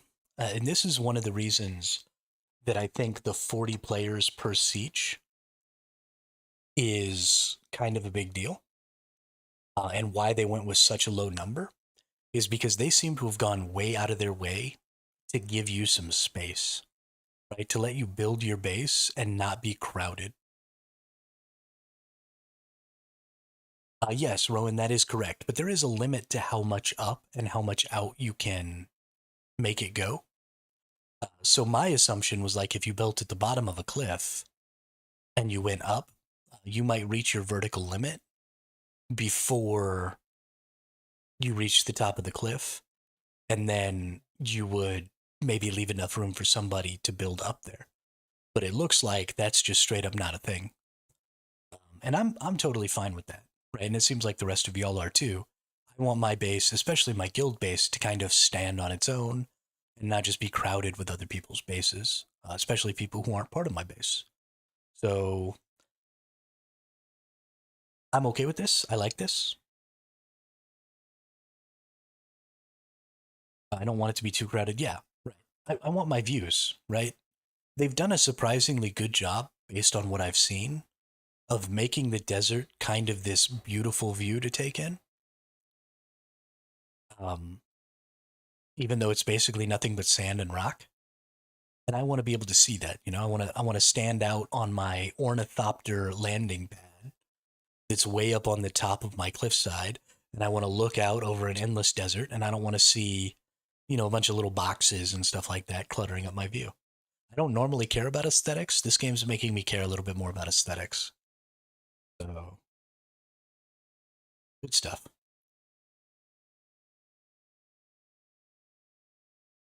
Yeah, right? There you go. Sandworms coming up, ships crashing, crazy shit happening, plumes of spice flying into the air. Like, it's all wonderful.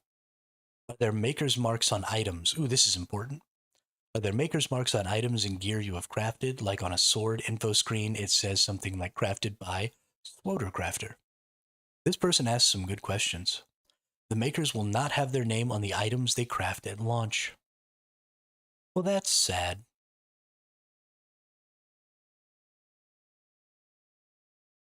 All right, Agent Coyote.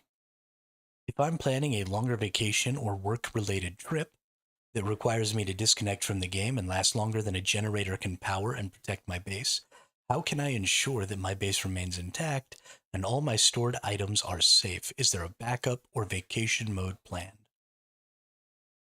It is sad, but since they specifically said at launch, I think it may be something that they look at adding later on. 100%. I mean, there's no guarantee that even if they look into it, they'll choose to do it, but at least they'll look into it. Again, I'm all about iteration. Right? As long as we're trying new things, as long as we're iterating, if we decide that some things aren't right or some things are right or whatever, I can accept the game in whatever state it eventually ends up in, as long as we don't just assume that we got it right the first time. If you put it out there and then you say, no, we're perfect, we get it right the first time, and then everybody in your community says, look, this thing that you did sucks, and you don't at least try to iterate it a couple of times to change it a little bit to make it less suck, then you suck. But as long as we're at least thinking about some different stuff, we're at least trying some new things. We're at least listening to the community. Maybe not in the solutions that they provide, but at least in the problems that they have. Then we're good. I only really start to kick back really hard when we're like, nope, we're perfect. We didn't do anything wrong. We're not changing anything. Like that's stupid. You're dumb. So the devs at least seem very open to the idea of let's wait, let's see, let's try some stuff. So pretty happy about that. Let's see what the answer to this one is here. Your base can have power for up to 2 weeks, and then the shield will come down. When your base is unshielded, then sandstorms will start destroying your base. But this is an instance and isn't instant and is a slow process if everything is inside a wall. You have options if you are going on vacation for a long time, like blueprinting your base and storing resources in the bank at a social hub. Oh, so there is just straight up a bank. That's cool. I wonder if there's a guild bank. I think we need a guild bank because that would alleviate some of the problems of trying to store stuff in a guild base. Cool, cool. Private servers, estimate or possibility. We are working on them now with various partners across the globe. I can't commit to us having them at launch though, but we will try to get them out as soon as possible. Fantastic. Please no private servers. It killed Conan's official servers. Also, it does not belong to Dune because Deep Desert is one server, and the cluster servers is belong to Deep Desert server. And then you have the hub servers. Private servers will only split the players so much. No guild bank. Already asked no guild base. Well, you can have a guild base. You just have to give permissions to your guild at your personal base. Um, which will be, I'm the guild master of my guild. my base is going to be the guild base. And I'm just going to give everybody permissions there. So much against private servers. If we're getting private servers, it is almost an absolute certainty that I will host a private server for this game. And I'm actually very excited about it because, especially um, as small as the official servers are. Well, so we already have a really split community, Hive, because the servers are already only house like 800 people concurrently.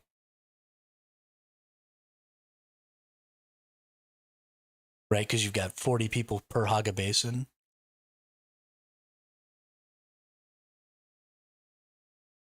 So none of those worlds interact with each other. They said they're going to have hundreds of worlds and thousands of sieges. So you already have everybody split. And so if you take away some of the official worlds, that's not really increasing the split in the player base, right? Because all the people who were playing on the official already didn't interact with those people. You're only ever going to interact with the extremely small community that is specifically living on your world. And so if half the people from every world move on to private servers, then you just merge those worlds and then you just have half as many full worlds. But the world didn't get any smaller for the people who are playing on it. As long as you make sure that you merge worlds enough to keep the official servers full, then moving some players to private servers doesn't change that interaction at all. Because you can only interact with so many people in this game because the server architecture limits how many people can be on a server by so much. So you'd have to have a whole lot of private servers before it actually caused a problem. They could just move sieges to different worlds too. Absolutely, yeah, move a whole siege. That's actually a great idea. That's that's a really great idea. Private servers are a normal thing for survival games. Pal World, Bellrad, and Shrouded all have private servers, absolutely. But it's not going to change how many can be on a server just because you have a private server. No, it's not. But if I have a private server, that opens up things for like modding, right? Official servers can't necessarily use mods because the official servers have to maintain like a certain base level of the game, right? They're maintaining the core of what the game is, and mods are things that go on top of that. And not everybody might have access to the same mods, or they might not have, the hard disk space to download more mods, or a variety of different things. No Mods Funcom made Conan to a mod game.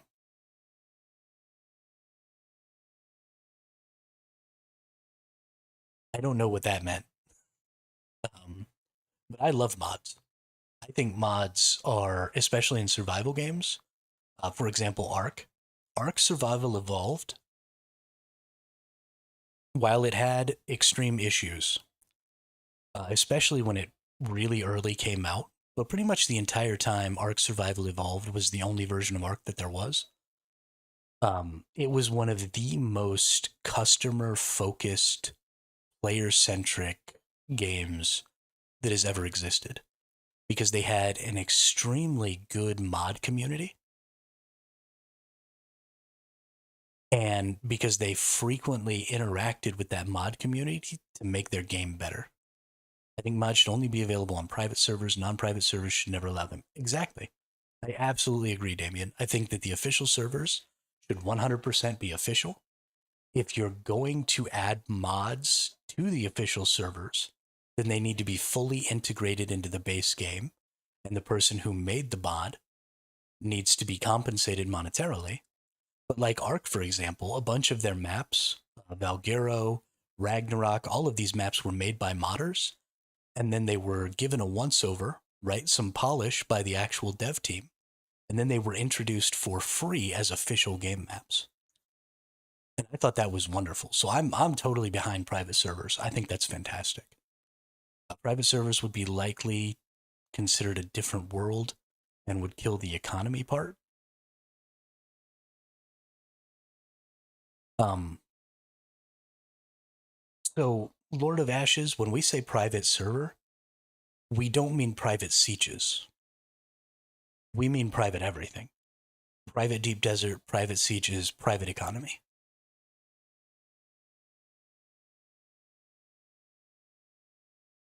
So we're not trying to have private sieges inside of a world so that we can go fight on the officials in PvP in the deep desert. We want to have our whole world separate and just have like a community world. You absolutely couldn't have private sieges. That's insane. But again, because you can only have so many people in a world now, you can't kill the economy of the existing official worlds by allowing private worlds, unless you literally take every player off of the official worlds. From what I'm getting from the Discord is that only the Haga Basin will be private. That means you need to pay for DD and hub servers and cluster servers. From what I'm getting from the Discord is that only Haga Basin will be private. Oh, okay. So they're trying to make private servers that are just the Haga Basin? Okay, if I can't have an entire world as a private server, then I don't want private servers. I want the deep desert, I want the actual hubs, and I want Haga Basin. I want multiple sieges of Haga Basin. Right? I want to run my whole like a whole server with 800 people. Right? I don't want to run a 40-person siege and we just all run around and do what PvE activities? Like that's not fun. I'm not doing that. That's terrible. I think the pacing would be fine for RP servers. That's fair. If you were just a group of people who really like PvE and really just want to build base, it would absolutely cost like 10 times as much sectarian. For sure. But it's a thing that would be for communities, right? For example, in ARC, you have things like MTS, which is the More Than Survivors cluster. And they have, a dozen servers that cost, 100 or more dollars every month that they run, right? They spend thousands of dollars every month running those clusters. And then, people buy whitelist and stuff like that and help offset those costs. Or you have, people like Syntac in ARC, who's a really huge creator who has his own private cluster. Um, and he funds all of that stuff because he makes a ridiculous amount of money off of ARC. So he has the ability to fund all that stuff. So it's a community thing, right? It's not an individual thing. Make private servers will also kill the trade market. No, it won't though, Hive, because you can only have so many people. Your world has its own isolated market. Your world is only on a market with your world. It's not on a market with all the other worlds. So all of the sieges are connected on one market, but all the worlds are on different markets. So you don't affect so having private worlds doesn't have any impact at all on a world's market. As long as the devs merge worlds and keep them full. Now, if the devs don't merge worlds and keep them full, then the worlds are going to die anyway, because eventually people leave, right? That just happens. In the first 3 months, we're going to lose like 50% of the player base. If you can't merge worlds, then every single world will have half of its players gone. That's just what happens with MMO games.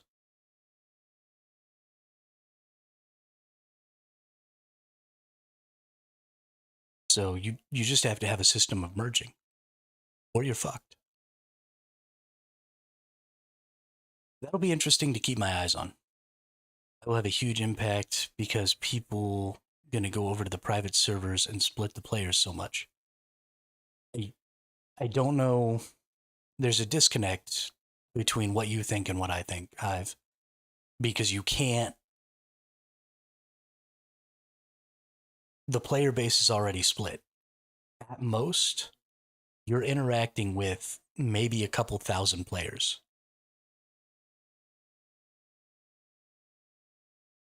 As long as there are a couple thousand players, like 2,000 players playing unofficial, then you will have at least one full official world. The only way you can split the player base to where it impacts negatively the official server is to break it down to where there's less than a couple thousand people playing on the official servers, and then that one remaining server wouldn't have enough people to sustain itself. Because you can only have a couple thousand people in a world.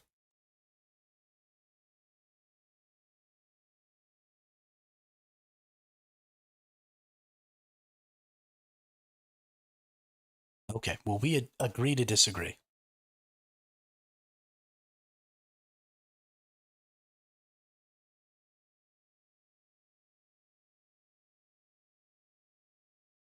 With base building, are there plans to allow objects to snap? We already talked about that. There is not any system for that right now, but something they're considering.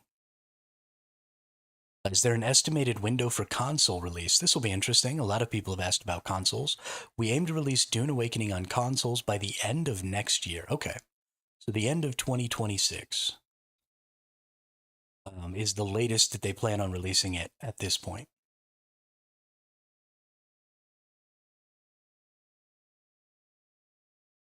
I've been reading a lot of y'all's answers. They didn't mention crossplay. It would be pretty silly not to have crossplay. In 2025, let's just have crossplay. Just in time for GTA 6. Hey, there you go. I've been reading a lot of y'all's answers on Discord about servers and guild maxing land claims. Are you limited to one character per world? Yes, you are. Can you visit friends' servers siege while they are offline? You are limited to one character, one world.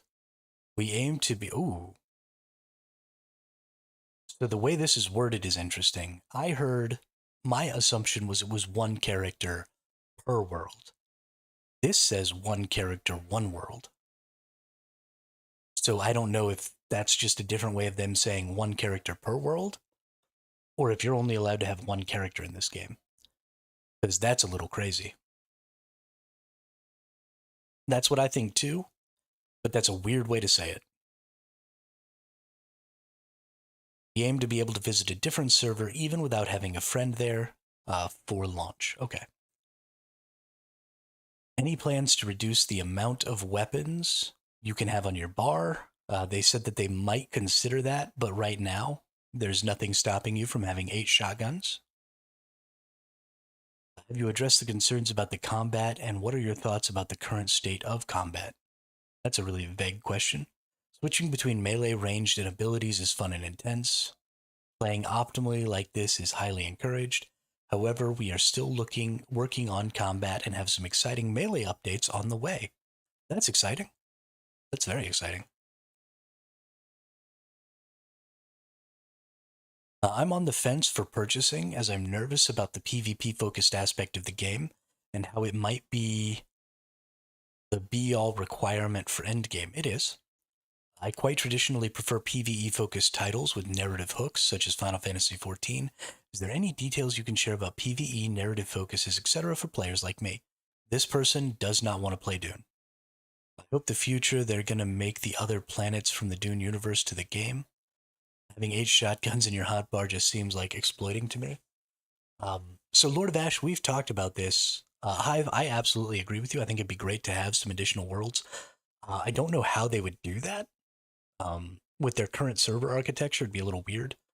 Maybe we could have like a deep desert and then, another planet would be attached to the same Haga basins. And you just kind of have to have additional stuff attached to the Haga basins, I guess. I don't really know. But one of the things that we talked about a little earlier, Lord of Ashes, is a lot of people have been saying that the way to fix this is to force players to only have one main weapon or two main weapons, a sidearm like a pistol and a melee weapon. and make that your maximum loadout for weaponry. But instead of forcing people to only have a certain number of weapons, I think a better solution is to create a lot of good support items, right? Like you've got your grappling hooks and stuff like that. You've got your healing items. You've got some sort of maybe defensive item. And if you make a lot of good defensive items and utility items for movement and defense and shielding and stuff like that, then putting eight shotguns on your bar becomes suboptimal. But it's still an option. So you make it where people can say, "Oh, dude, 8 shotguns! I never stop shooting shotguns," and that can be a fun, like kind of goofy or quirky way to play the game, but it's not optimal. So instead of making it impossible, just make it suboptimal with better stuff. Because if you take away the possibility, then you remove options, you remove exploration, you remove goofiness and chaos. And goofiness and chaos is how emergent gameplay exists. So don't take the option away, make it a bad option so that you intentionally have to be trying to be goofy and chaotic. You know what I mean?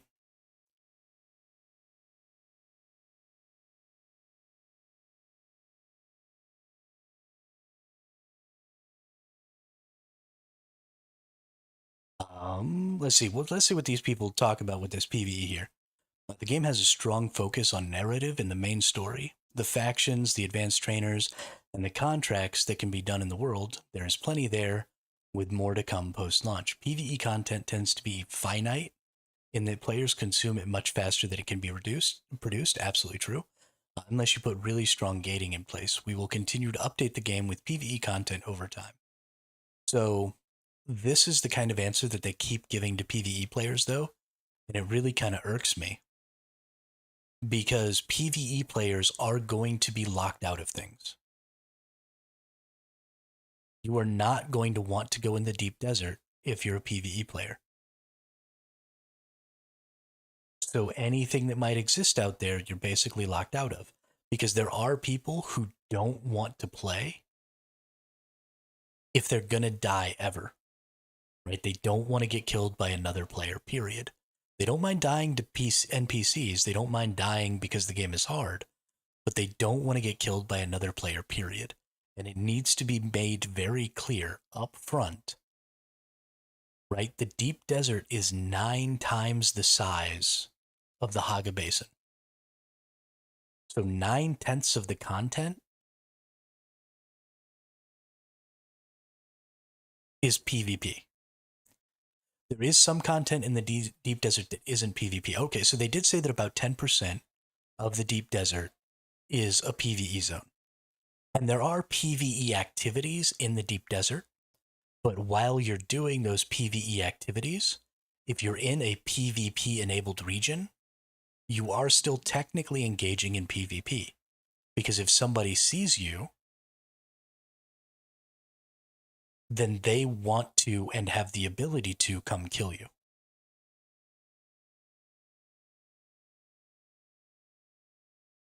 That's not really a solution though, Hive, because buying stuff from the market isn't gameplay.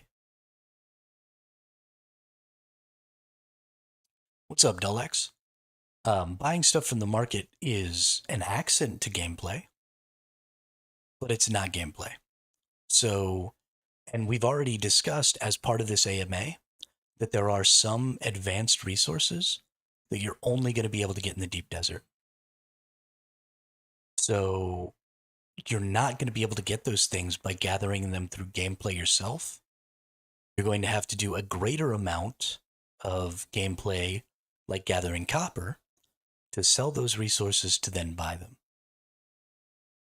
So you're cutting a huge amount of the potential play space. And this is just for people who only want to play PvE and who don't want to interact with PvP at all, and who also maybe play solo or in smaller PvE groups, who maybe don't want to be just the support PvE person to a guild. But we're not being clear, right? This is obscuring the fact that if you really liked Enshrouded, for example, and you want to play this game by yourself or with a couple of friends the way you played Enshrouded, there is content that you will not be able to access. This is not that game. You don't want to play this game. You should just play Enshrouded again. And we're not being clear about that with these answers. Now, if you and your 4 friends want to be the PvE Haga Basin arm of a larger guild, right, and build a really nice big guild base and not ever go out into the deep desert, and they have been said over a stream, PvE players can still play 99% of the game, right? That's a lie. That is false. You can still, if you're a PvE player, you can still go in the deep desert. We're talking about Dune Awakening right now, Dullex. I'm starting a guild for Dune Awakening, and this is the AMA for Dune Awakening that just came out today. So we're going through the questions and stuff. Game's not out for a little while, but we're going to start a big old 32-person guild, hopefully. We're going to play the shiznit out of this game when it launches on June 10th. But Hive, if you have to go into a PvP-enabled zone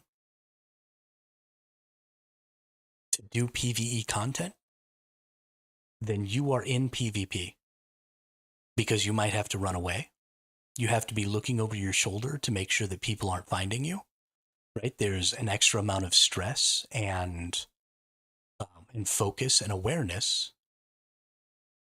that you have to be engaging in that is PvP, right? Just because you didn't get shot doesn't mean you weren't engaging in PvP.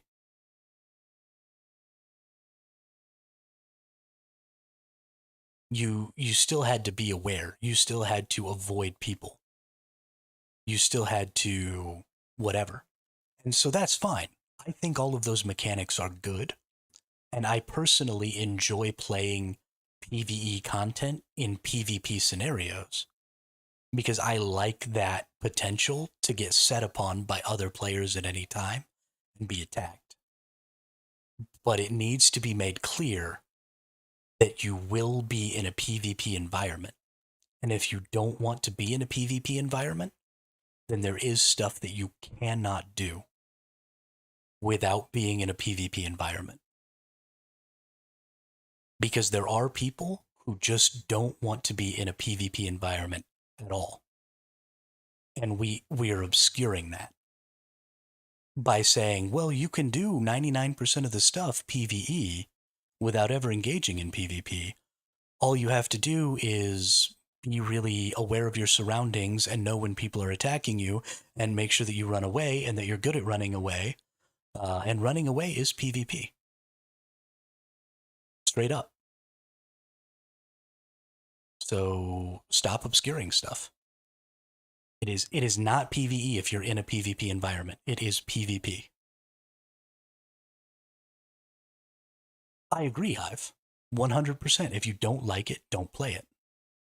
But if you obscure it, if you obscure the truth so that you can get PvE players to buy the game, and then later they find out that they have to go out into the PvP zones in order to do the PvE, that's going to leave a really bad taste in their mouth, so we have to be upfront about it.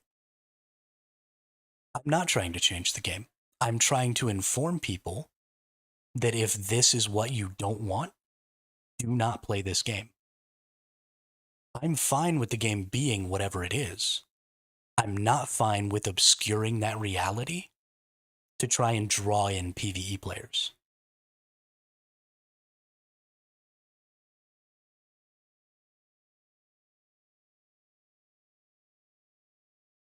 Those are two different things. I'm happy with the way the game is. I want to play this game the way it is. But there are people who don't. There are people in my community, right? People who I've played like Once Human with, who absolutely will not play this game because they will have to go into the deep desert and at some point they will get killed. And they don't want to get killed even once. And I'm basically abandoning those people to play this game because they don't want to play a game that has PvP in it. And I told them, I'm sorry, it's not going to be a game for you. That's definitely not true, Hive. That would be a terrible idea. We have a lot of those games. They're called Rust and Ark. Um, and you shouldn't try and change the game into Rust and Ark, just like you shouldn't try to change the game into a PvE haven, right? We want our bases to persist. We want our bases to be able to be full of all of our stuff, and we don't want to necessarily lose those bases to offline raids because we can't be on 24/7. That's no fun.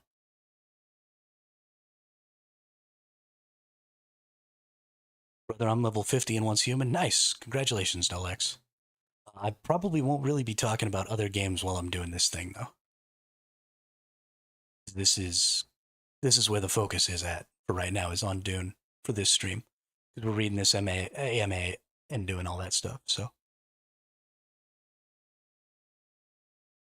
But let's move on to some more questions here. This is a big one. Preventing Zergs in PvP. So are there any mechanics to prevent Zergs in PvP when one actual guild has 3 or 4 full 32-player guilds in one place in the deep desert? This is Dune Awakening.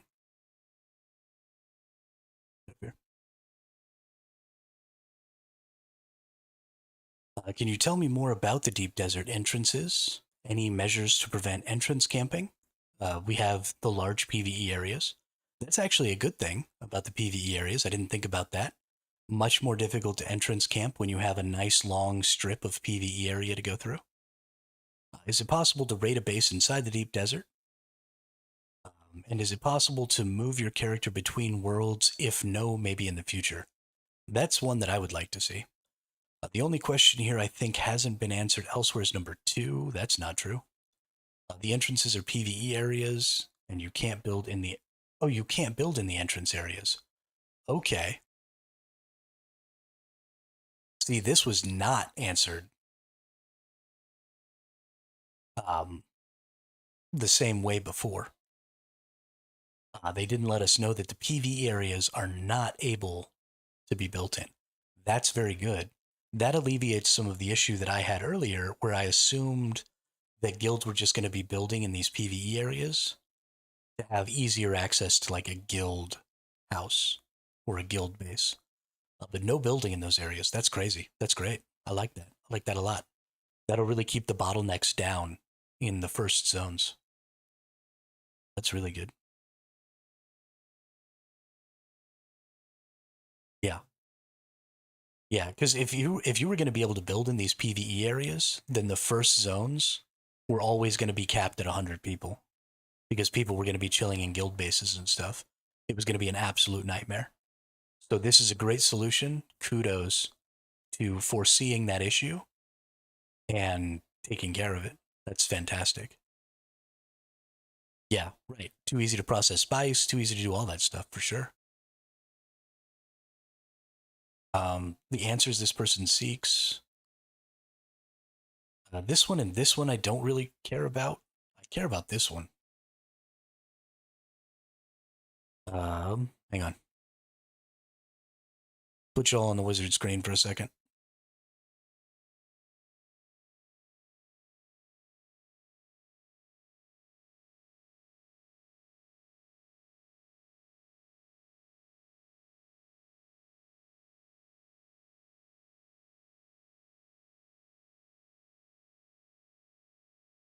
Okay. So that answer here is just the one that we saw earlier, where it was talking about the friendly fire being on and stuff. So there was no additional information about stopping Zergs or anything like that, which is unfortunate. All right, are the people that have pre-ordered and requested access to the beta going to get access to the beta, or is it all open to chance? Everyone will have an equal chance to gain access to the upcoming large-scale beta weekend. How often will we be seeing seasonal updates and events? Every season. We are aiming to have large updates roughly every 3 months, which go along with the DLC release dates we have set. That's crazy. That's real crazy. I have a bit of a concern if we're dropping DLCs every 3 months, are these going to be paid DLCs? Are they going to be DLCs related to player power, or are they mostly cosmetic? Um, what are we looking at here? Because the box price of the game is $50, and I'm pretty cool with spending $50 in a year on a game. But if we're going to be dropping $20 DLCs, no power in the DLCs. Okay, yeah. Because if it's mostly cosmetic, okay, in the expansions, fantastic. So we are making a distinction between DLC and expansion. That is good information to know, Rowan. Thank you.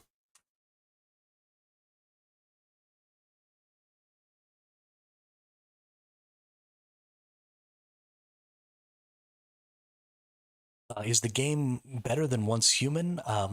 It's gonna have a better PvP, better PvP scene, Dulx.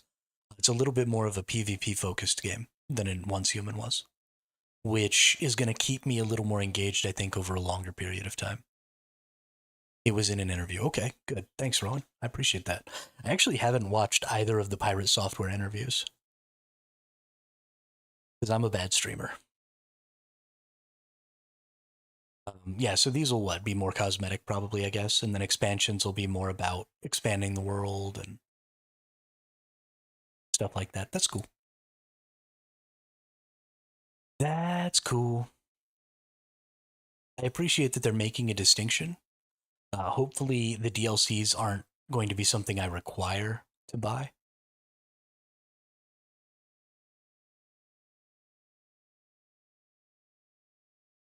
Good old Thor.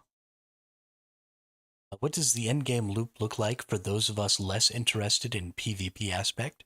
Is progression still viable or fun at later stages in the game if we want to avoid getting ripped apart by larger clans and factions? This is going to be another obscured. There are intense Imperial testing stations challenges in the deep desert, even in the PvE areas. Okay. Even in the PvE areas, there are intense Imperial testing stations. Again, I don't know. They have said on multiple occasions, for PC only, yes, Dulx, for right now, they said they're going to be releasing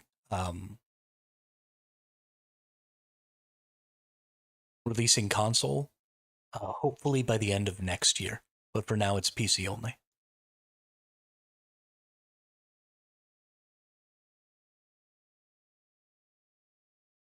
Um, so I don't know if these will be like the highest versions of these Imperial testing stations. I don't know what intense means. Um, so that'll be some information I would like.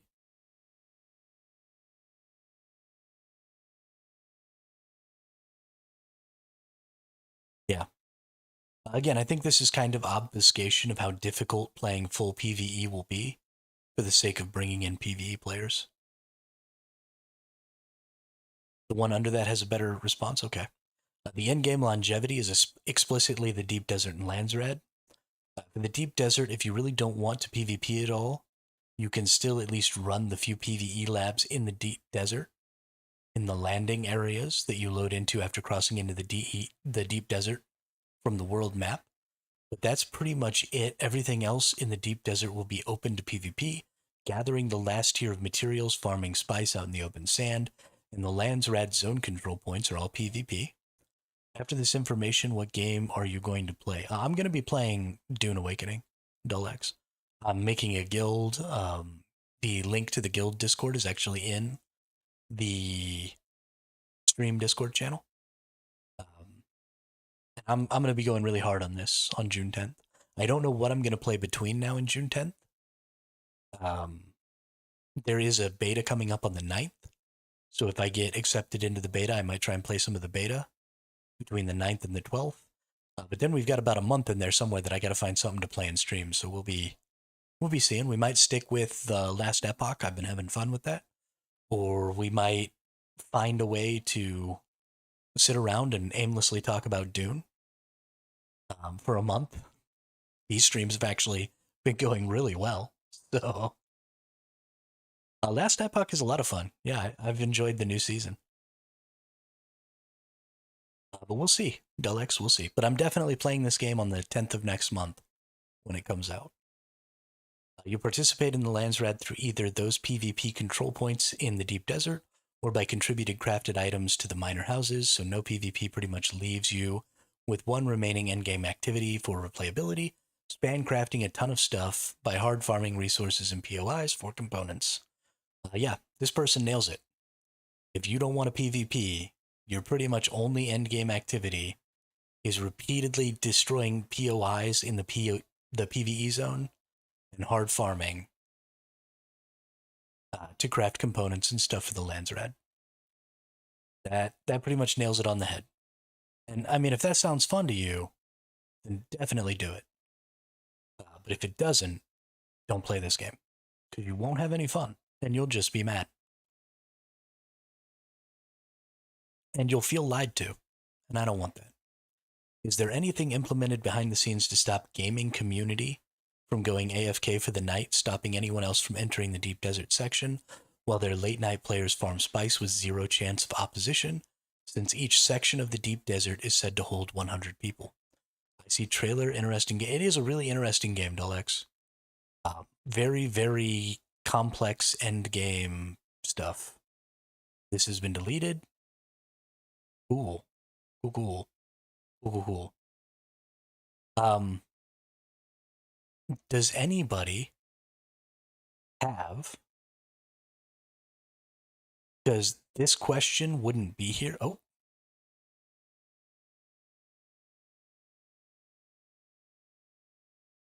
Sorry, this question wouldn't be listed here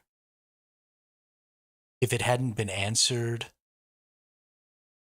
The answer was that they would have an AFK timeout. Awesome, thank you. You knew what I was trying to get at, Rowan. I appreciate that. Yeah, that's super easily beatable.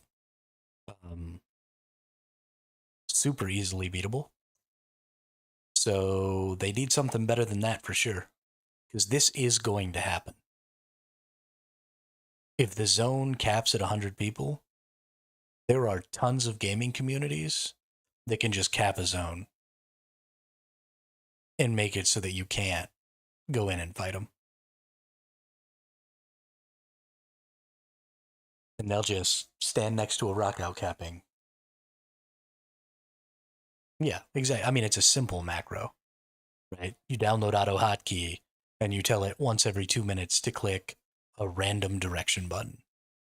Like, it's not even remotely complicated. And then once every 5 minutes, you tell it to take a drink of water or whatever. I mean, that's so easy. I know 5-year-olds who could do it. So if your solution is something that a 5-year-old can overcome, well, so it's not 100 people in the deep desert, Damien. It's 100 people per deep desert zone. So there are 44 zones. There's only about 800 people in all of the sieges. And then you have like a 100-person cap in the deep desert. And so it's 800 people who can be online in the sieges at a time. So you're looking at, 800 people in the sieges. You're looking at, a couple hundred probably out in the deep desert.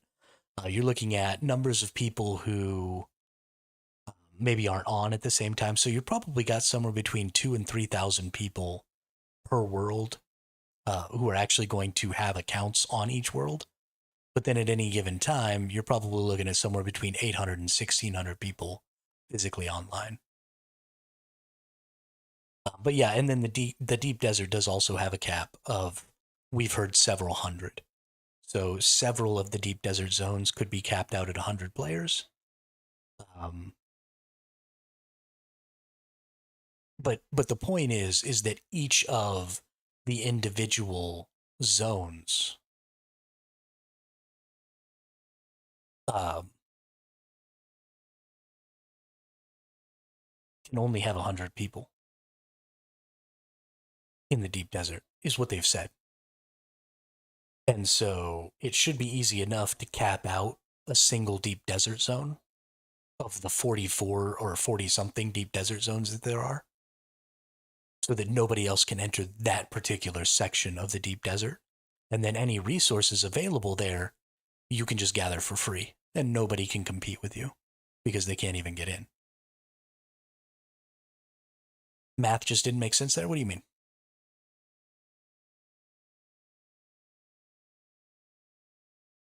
There won't be. If there's 40 player cap per siege, there's 20 sieges. That's a max player cap per world of 400, which means the Deep Desert would never have more than 800 people. But that's concurrent player cap, right? There can only be 40 concurrent players per siege. But that is not a limit on how many people can actually choose to live in a siege. This was actually in the AMA earlier. They said they're not really having any caps to how many people can choose to live in a siege, but just only 40 people can be in a siege at a time. And that includes people who don't live in the siege, but who are visiting, which is really fucked up. So you could technically have, like, say, 200 people per siege and have 20 sieges, and that's 4,000 players.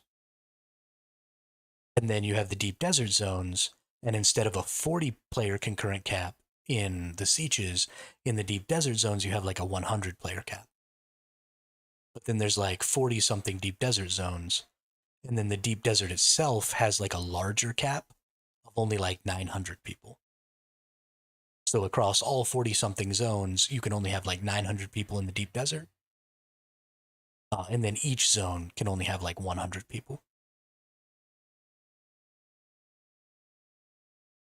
So at any given time, there could be, say, 1,600 people online, 800 of them in the sieges, and then 800 of them out in the deep desert. But that would pretty much totally cap out the server. And they wouldn't be able to move around at all, right? They'd be kind of trapped.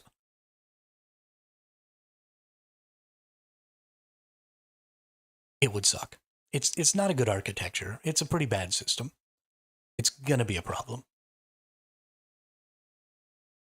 Yes, there are oceanic servers. Cool. We just set them up this week. They will be available to play during the beta weekend. Nice. The servers are located in Sydney, so you should have great ping.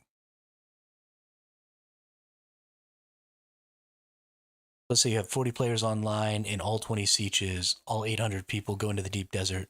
That opens up 40 more. Yes, exactly. And then you go into the deep desert making 1,600 people and then repeat again. Right, but you couldn't actually have 2,400 people in the deep desert because the whole deep desert can only hold like 900 people total. So you could basically do it once, right? You could get all 800 people to move to the deep desert and then get another 800. And then you'd be like trapped. And you wouldn't be able to go back to your siege. And the people from the siege wouldn't really be able to go to the deep desert. And so you'd all be stuck. And everything would suck.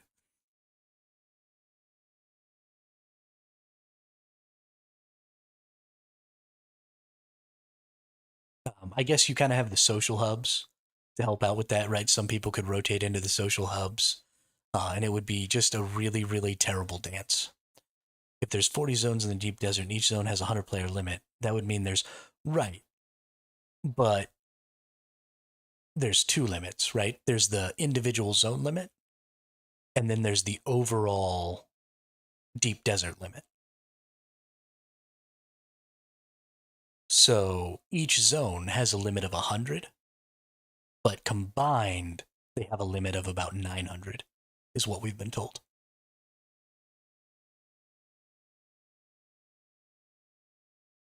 It's insane. The whole thing is crazy. We've already looked at some of this rating stuff. That's already been answered. What is the actual probable, not theoretical? We've already answered this one. Will we be able to change how our character looks after we get into the game and playing on that character? We've already answered that one. That's in the works, but it's not going to be there at launch. I really like the scouting idea with the Mintat abilities, maybe combined with the map-making planetologist. Is scouting for the enemy or locations of spice fields going to be a strong element in the game? Yes, it is. Can you elaborate a bit more on that role or aspect of the game? Like, will certain suits or abilities make you harder to detect for other players? Or will there just be a name tag / arrow above my head saying, here I am? But also, how does that map making work? Any details you can give? I like this question. We don't have name tags, so you won't be easily visible. You will be able to swatch up your gear to be more or less visible against the environment. Okay, so they're going to have like some camo style. Nice. It will be fine after 4 weeks when more than half the players quit. Yeah. But then we want to merge worlds, right? So that we have more players to play with. Mortis, I want the world to be full because I want to have lots of people to interact with, right? That's MMOs are social. Even if my interactions are only shooting them in the face with my sniper rifle, like I want to have a lot of diverse targets to shoot in the face with my sniper rifle. And if half of them go away, then I only have half as many targets to shoot in the face with my sniper rifle. And that makes me a sad panda. Oops, sorry, I smacked my microphone. I'm over here gesticulating like a psycho. Um, yeah, but I want to shoot more people. We expect scouting to be a large part of the game, but of course, no plan survives first contact with the players. That's true. The goal was to create a role for people who love exploring and reinforce that role with the deep desert resets and the infinite exploration pillar of the game. If half leave, your siege and world might still be full. It's possible, Rowan. It's possible. If that's the case, if half leave and everything is still kind of full, then that means that they let way too many people into each server, honestly. So those people who actually wait for a little while before deciding to join the game um, are probably going to be the best off because they'll get to avoid that early bullshit and then just join in a couple of weeks or a month when things have kind of calmed down. So if you're a patient person, you might actually have a better time than everybody else with this game. Less target for Hermit means more microphones that get slapped in the offended. Like they offended Will Smith. That's funny. That's real funny. Which day they released the beta test? The beta test is starting on the 9th, Dulx. You can actually sign up on Steam. If you go on Steam onto the Dune Awakening Dune Awakening page, they have a little sign up for the beta test. You don't have to pre-order to be eligible to join the beta test coming up on the 9th. And if for some reason you don't get accepted into the beta test through Steam, on the 10th, they're having a big Dune Awakening on the Funcom YouTube is having a big live stream for the beta. And they said they're going to be giving away tens of thousands of beta keys during that live stream on the 10th.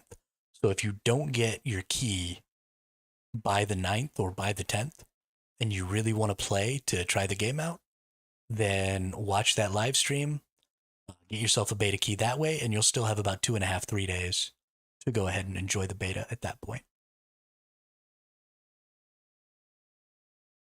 Which should be more than enough time to get a feel for the game and see if maybe it's something you're interested in.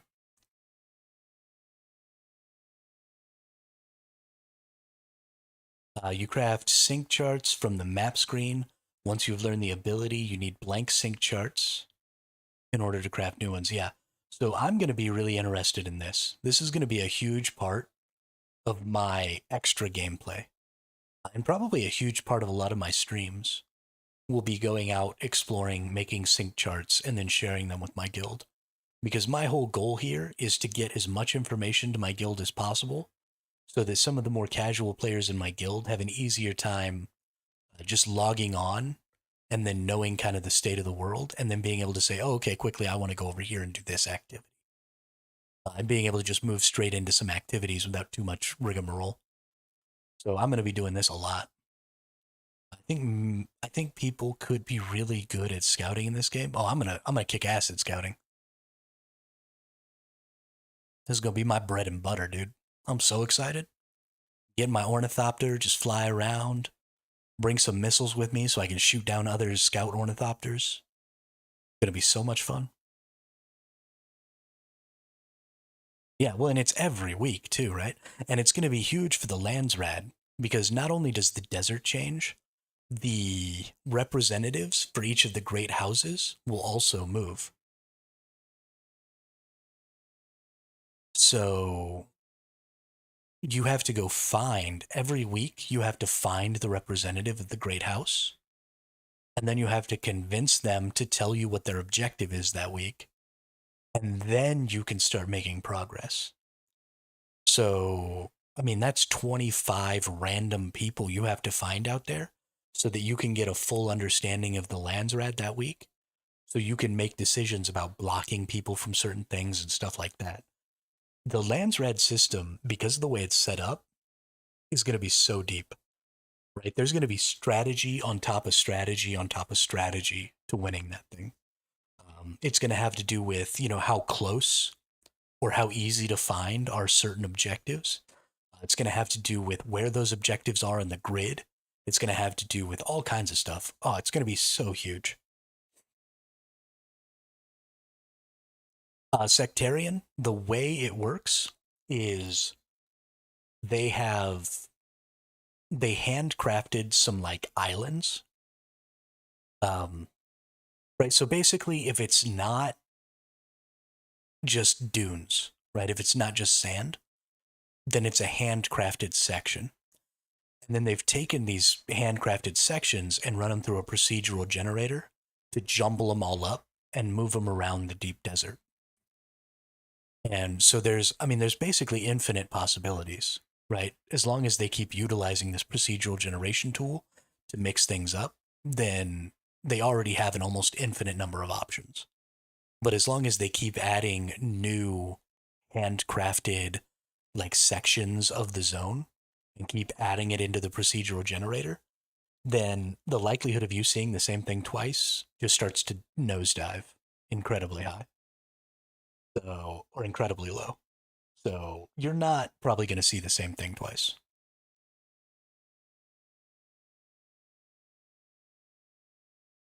You will see the same points of interest, right? They'll be identical because the points of interest are handcrafted, but the locations that they're in are going to be totally different. And that's going to be the important part. They also said it's not hard for it's not hard for them to make a new map at all because it's all procedural generation. Not a content creator, so how do I, a normal human being, get a free t-shirt? I hope they gave this person a free t-shirt. I ask myself the same thing every day. Oh, you bum. You bum. Send this person a t-shirt. Come on. That's a good question. So sad.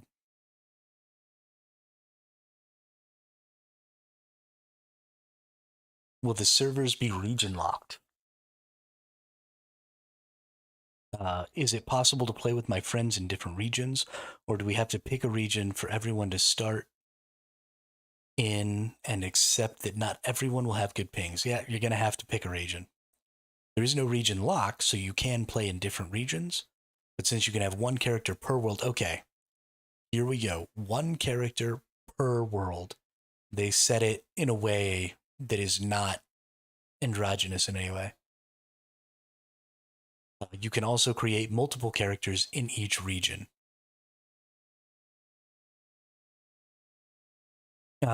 Absolutely, you are going to want the best ping you can get. But there are people who are willing to suffer on ping to play. I mean, the world is just so interconnected now. There have been people from multiple different places, right? The person who came to watch from YouTube earlier, their name was Khaleesi. She's from South Africa, right? We've got a couple of people who have already been in the chat who are from the UK here or other European countries. I mean, Thanen was literally in Denmark, right? When they were talking to us just now. I live in the United States. Um, I mean, there's so much interconnectivity, even in my extremely small, right? I'm a tiny little streamer, and we've got people from like 8 different countries in here.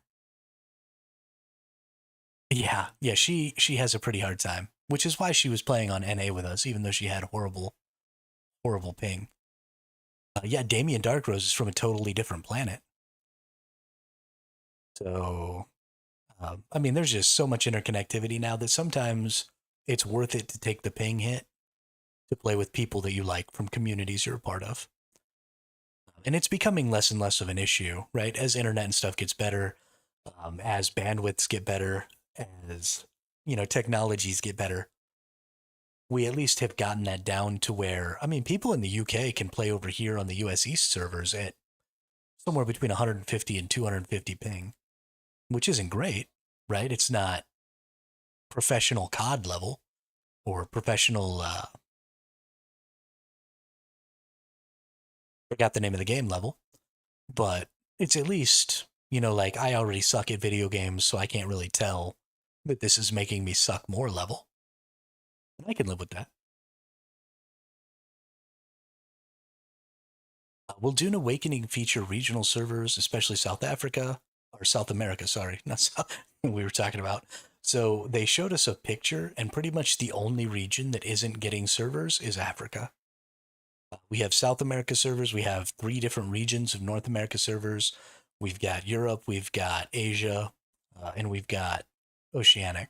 So they've said they might have a ping limit, but doesn't seem like they're set on it. Oh, okay. So you like won't be able to join if your ping is above a certain point. I hope that if they do that, that they exempt Africa from that ping limit. Because like if you live in South Africa, you're just fucked. Right? You're not gonna get under 300 ping anywhere. So I hope that they just exempt those players and allow them to just suck it up if they are willing to play. Because that would be awful to just be like, oh, sorry, you can't possibly have good enough ping, so you just straight up can't play. And if they do decide to do that, then I hope they give refunds because gross. Or make it so you can't even buy the game in those regions because gross.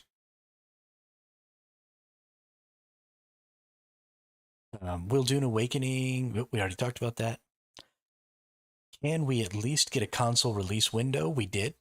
Hopefully the end of 2026. I'm a fan of Cyberpunk 2077 and No Man's Sky, which have done a lot of support and improvement post release. How many years of support has Funcom budgeted for? Nice. How many copies are you planning to buy? Okay. We plan to support Dune Awakening for years to come, and we'll be releasing updates to the main story, new content, and locations for players to visit. As long as people keep playing the game, we will keep making content for it. That's a nice answer. The first part of it was a little meh, but that's a nice answer. Are we going to see Chris knives and other rare weapons or possible player titles? There is a form of Chris knife in the game already, but it requires a certain amount of sacrifice to receive it. We do not have plans for titles apart from faction titles, but these only show in the inventory. Guy was making a joke basically saying the more copies you buy, the longer we... Yeah, right, but it's a little... like it's up to you how much we're going to support the game based on how much you spend on it. It was a little... Like, I know it was supposed to be a joke, but it was a little in bad taste. The knife requires a spoiler. Yeah, so I've already seen the spoiler, and we actually talked about it yesterday. I forget where I saw it, if it was on the wiki or in Reddit or what, but somebody said to make the Chris knife, you have to have Shai Hulud's tooth, and to get Shai Hulud's tooth, you have to die to Shai Hulud, get eaten. Yeah, so that's like the least good kept secret. I didn't even know it was a spoiler the first time I was talking about it. I didn't realize it was maybe something we weren't supposed to know because I haven't exactly done a ton of research on this game, and I knew, so. I bought 2 Ultimate Editions, so I did my part to have them support the game for an additional, 2 minutes. There you go. I appreciate it, Damien. I haven't even bought the game yet, so I'm a bad person. If the game doesn't release, it's because I didn't spend my money. I'm sorry, everyone. There will be Harvester for Harvest the Spice Spice crawlers, yes. Hi, devs. Just wanted to say thank you for all the love and hard. Oh my God, have we been doing this for 4.5 hours already?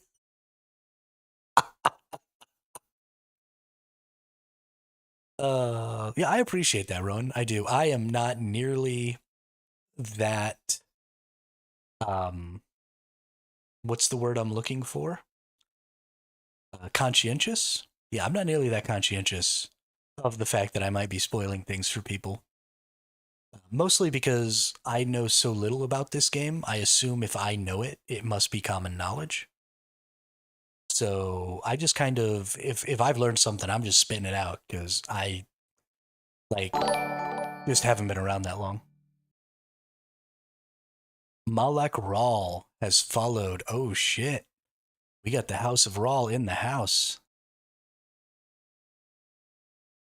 Holy crap, ladies and gentlemen. Be careful.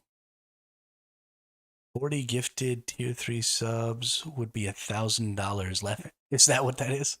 But I appreciate the follow, Malik Rawl. Welcome to the chat. Welcome to the channel.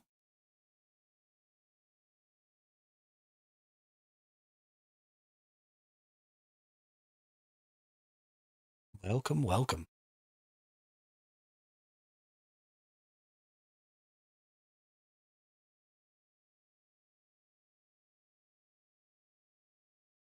Was Malik the name of Darkenrawl's father? Or is Malik a name that you added the Rawl name to? It's been a long time since I've read the Sword of Truth books. Like a long time.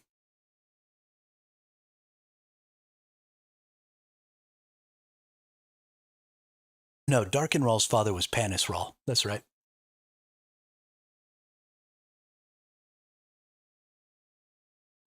I added it. It's from Star Wars Coder, actually. Oh, okay. Got it. Um, yes and no. I read them the first time when I was in middle school, and I didn't understand some of the political implications that were being discussed in the book because I was a kid. Now that I'm a little older, some of the things that the book tried to push are, in my opinion, not great. Um, but if you can just read them for the sake of a fun fantasy story, then I think it's totally worth it to read them. Absolutely, I enjoyed them. Um, yeah, and that's my stance on that. They're definitely entertaining.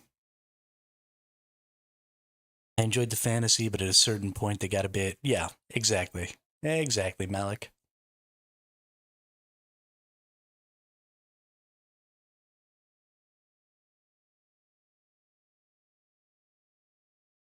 And there are a couple in there that like don't really fit the way the books play. Gosh, I think it might be book number 5, book number 4 or 5. Took things on a really weird turn, and then things kind of got back to normal in book 6. And then there's another one somewhere around 7 or 8 that got weird. Yeah, so it's a really long trilogy or a really long series. Each of those books is like 800 pages long. I mean, it's a lot to get through, and most of it is a fun read. So the big post with the question in third paragraph, I'm interested to see the answer. Okay, yeah, I'm excited to see the answer too. As someone who's been waiting since day one, and as a longtime Dune fan, I honestly means a lot to see how much passion was poured into the development and how deep you respected the lore while still creating some original and fresh. The balance isn't easy, and you've absolutely nailed it. If I can sneak in a quick question, will the new faction have anything to do with the Fremen? Also, if I want to fully embrace the Fremen way of life, will I be missing out on major opportunities by not aligning with House Atreides or House Harkonnen? Thanks again for bringing Arrakis to life. You know, I've never read any of the Wheel of Time books, sadly. Wow, 15 Wheel of Time books in less than 2 weeks. That's actually pretty dang good, Damien. Holy cow. Yeah, I probably need to read some of those, honestly. Thank you for being here and supporting us. I hope everyone enjoys their time in Arrakis for years to come. Thanks, everyone, for the questions. See you on Arrakis. Well, those weren't answers. It looks like they're not going to give us any information about the third faction. That's hilarious. Can you update slash edit your character's appearance? We've already answered that. The gunplay looks a little bit rough sometimes, but even more alarming, melee feels very bad right now. Are you guys aware of this, and will there be fixes to both? So they actually already said they've got some interesting stuff for melee coming, so that's fantastic. You should play it. There's a clear difference between the feedback we receive from people who have played it and the people who have watched someone else play it. Please set expectations according to the genre. We are doing a lot more features than shooter or melee focused games, and we are not trying to compete with those games. Our aim was to be top class in the survival genre, and we feel we are well on our way to achieving that. We will continue updating the system as we update the game post launch. So I can appreciate this ending part here, right? We're not trying to beat uh, gunplay focused games, right? We're not trying to beat FPSs, but there is so much stuff out there already. You know, these FPS games, they're solved equations. The gunplay of these games has been solved. And we've been making these games for decades, right? Ever since early Counter-Strike. And so it's true that you may be adding a lot of features above and beyond that, but this is a solved equation. So the amount of effort that it would take to basically copy paste this solved equation into your game should be significantly less than adding completely unique and new features. Well, and so the melee combat, they have a little bit of an interesting system in their melee combat, but just the act of the slashing and the attacking and stuff, again, these are solved equations. There are lots of action combat RPGs out there. And so again, it's a question of copy paste. I'm all for stealing, right? If you're making a game like a survival game like this, and you're going to be putting a lot of time into innovating new systems that don't already exist, like this Landsrad system, like this ever-changing deep desert system, um, like all kinds of other stuff, then steal everything that people have already done, and then work towards making these new systems better, right? Don't try and reinvent. Excuse me. Don't try and reinvent the wheel over here with the combat, and also do all these other things because, like this person said, you'll fail. Yeah, no, I haven't played the game, and like this person's Joel here said, right, you should play the game. There's a clear difference in feedback between people who've played and people who've just watched. So absolutely, I haven't played, and I will totally reserve my judgment on whether or not it's good until I've played. But I feel like this is a little bit of a cop out. Like, just steal. I don't care. Drat, that dev answer sounds like a cop out.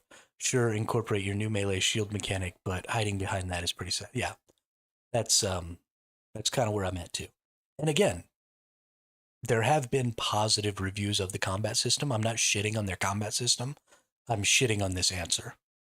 Right? This is a bad answer. Because I haven't played the combat system, I don't know if it's any good or not. But this is what I would expect from like a politician. You know what I mean? I don't like it. Will there be an option to preload for launch day? Interesting. Yes. I like I like these really simple important questions, and I like the really simple positive answers. Will we get this thing we want? Yes, you will. Fantastic. Carry on with my day. Also, what's up, Drat? How are you today? How is life, the universe, and everything?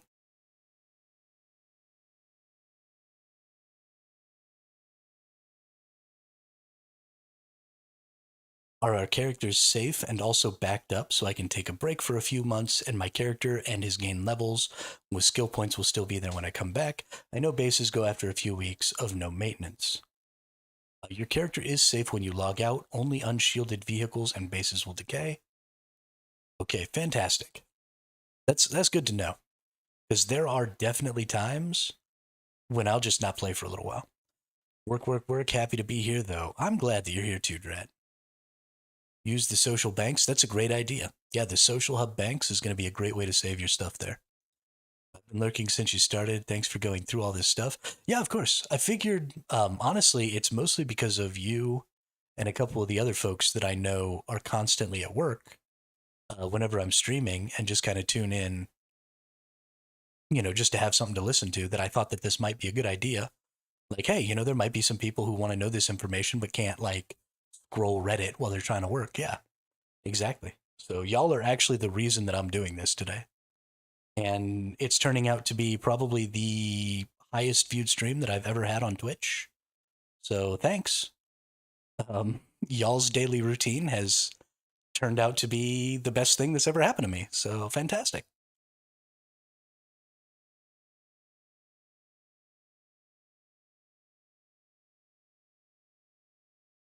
Will I be able to later upgrade from standard to ultimate edition in order to get the available cosmetics? Interesting.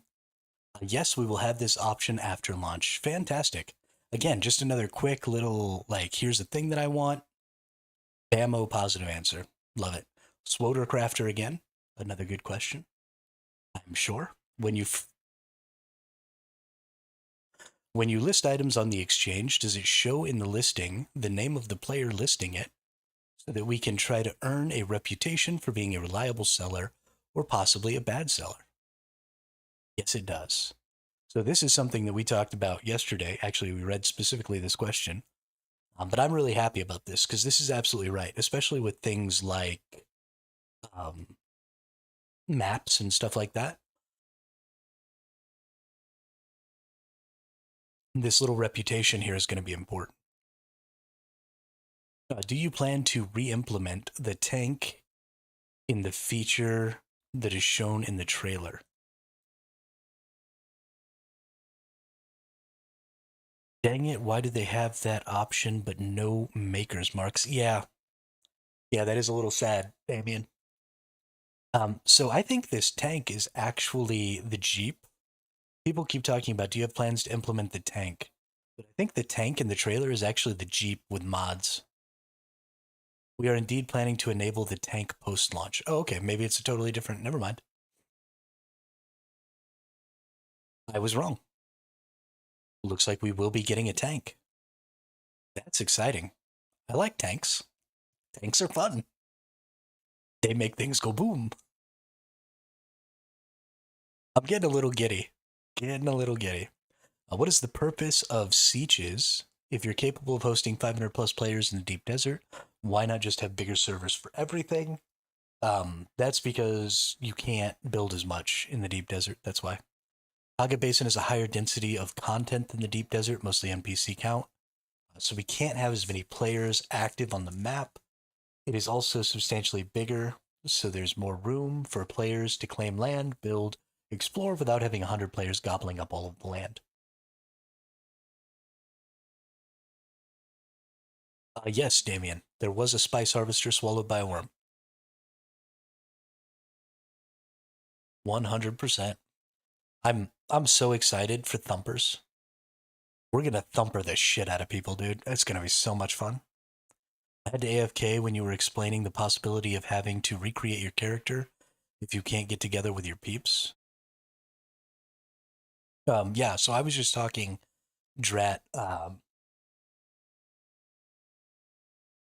for smaller groups, it's going to be really important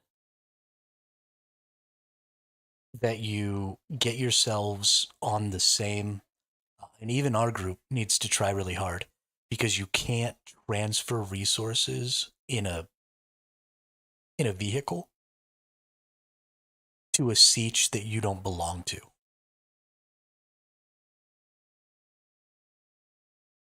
So when you visit other people's sieges, you can't bring like a vehicle full of resources. You go to the siege that you're visiting just as your person, and basically the only thing you can pull out is your bike.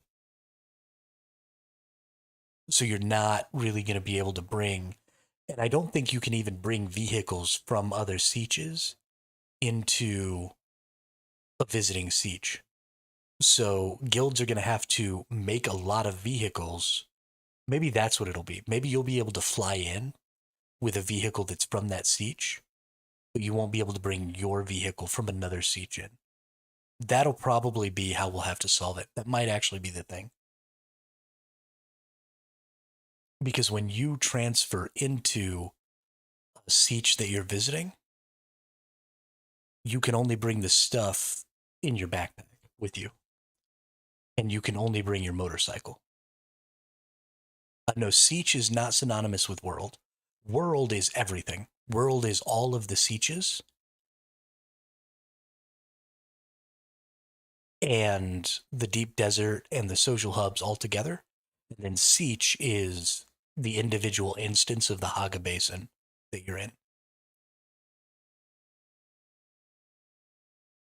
You damn right, everyone gets thumpered. I don't care if they're the same faction, same guild, in my party, equal opportunity thumper. Hell yeah.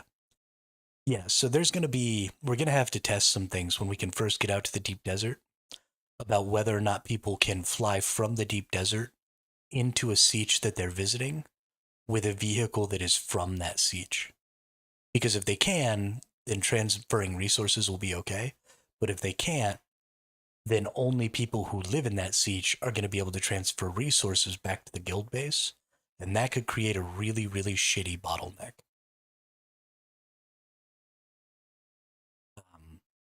I'm pretty concerned. Yes, sieges and worlds in Once Human are the same. That is correct. What, if anything, is the internal view on Zergs? And what, if anything, is being implemented? So we kind of answered this question already. Joel answered that in a different thread. No, he didn't really. Will Dune Awakening be available on Game Pass? At launch, we will only have Steam on PC. Okay. Still PC only at launch. Don't need to answer that. Will future cosmetics be paid DLC only, or will there be free ones added as well? We will have both free and DLC cosmetics post-launch. Nice.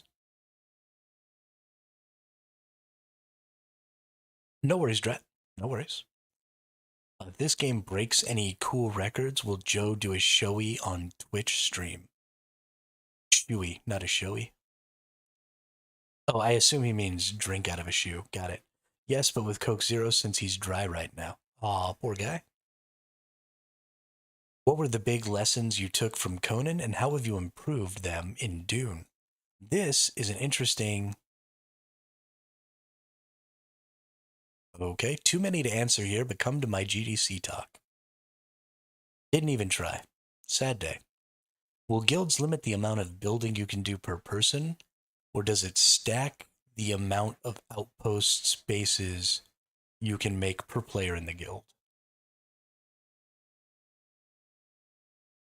The number of bases that can be built is limited per player and is not affected by the number of players in a guild.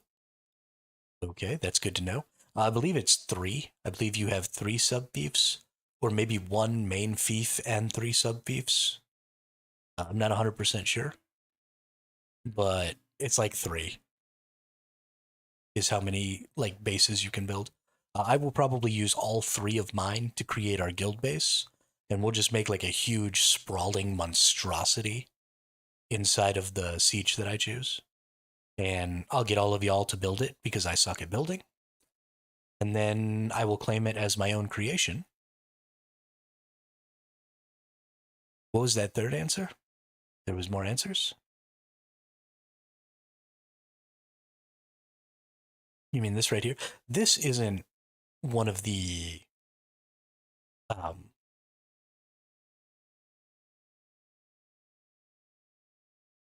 this isn't one of the devs. This is just some random person saying what they think the answer is. And sometimes these folks are right. But sometimes they're just talking out of their ass, like me. So we don't really want to rely on them too much.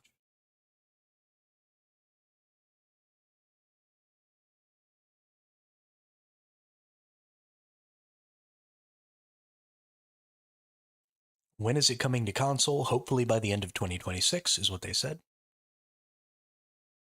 If we get a key for this weekend's open beta, will we be able to live stream? Yes, no NDA. You can't connect bases together, so it would be worth it to use all three of your guild mega base, especially considering how big you can already build. You're right, Damien. You can't connect to them, and it probably wouldn't be worth it. But nut up or shut up, dude. Go big or go home.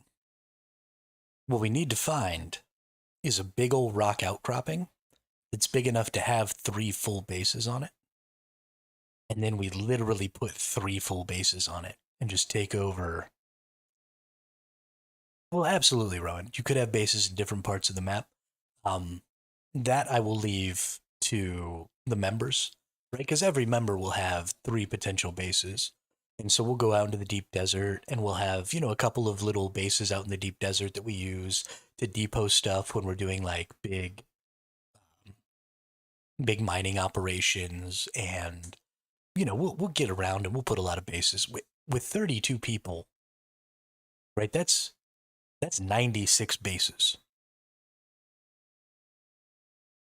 which is fucking insane. I imagine that there are honestly going to be people who don't have a base at all, right? If I was in a guild and I wasn't going to be the guild master, and so I wasn't going to have the guild base, I would build like a little shitty 2x2, and I would put a couple of things in there so that I didn't die when I was logging in, and then I would just teleport to the guild base. Because why would I have my own base, right? So I think there'll be people, yeah, some water storage. Like that's all I need. Well, so this one would actually have to have walls and a ceiling drat because otherwise the sandstorms would kill me. So this would actually be the most intricate base I've ever built because there'd be walls and a fucking ceiling, dude. It'd be crazy. It'd be crazy.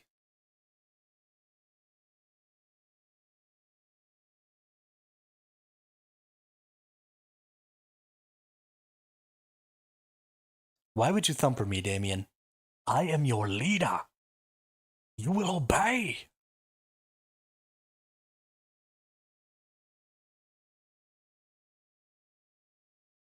You do not thumper the great hermit. Dogs and cats living together. Mass hysteria.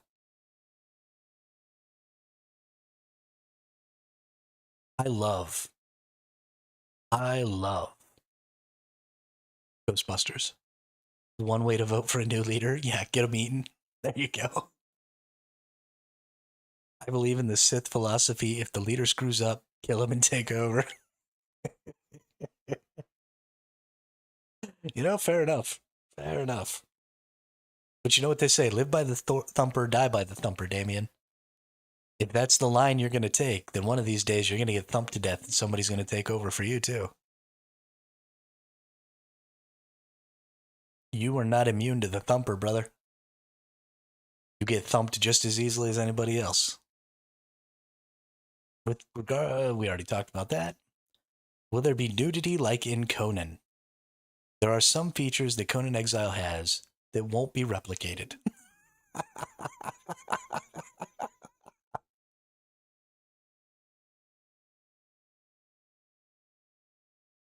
Oh man, that's hilarious. Good for them. I'm Duo. How do we ensure that we're on the same basin so we can play together from the start without visiting each other's basin? Will there be PvP defensive building pieces like automatic turrets? I want to know about that. Being a desert, how difficult do you think it would be to hide smaller bases in deep desert quote unquote rat holes? When raiding others in the desert, can you raid their storage? In PvPing, is there a recorded KD or a record in any fashion that shows kills? Maybe something the enemy has you can take off their body as a trophy. I've seen some responses regarding the beta keys coming Friday. Will we be able to download the beta before? This is not lose time trying it out. So as not to lose time trying it out. What level of compatibility will Xbox controller have with the game at launch? If you kill someone in a PvP zone, what loot from their bodies could you expect? And can you capture other player characters and hold them for a time? Are they also bodies that can be used for blood or taken in the body harvesting thing? Let's see. Oh, we got no answers here. That's sad.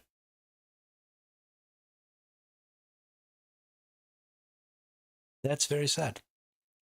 Will you be monitoring botting, farming, yada, yada, yada? That one didn't get an answer. I think we might be all the way to the end of the answers here. They probably have some more questions that they have answered. I haven't refreshed in a while. And we've scrolled. Holy shit, we've scrolled. Goodness. We have gone through a stupid amount of this.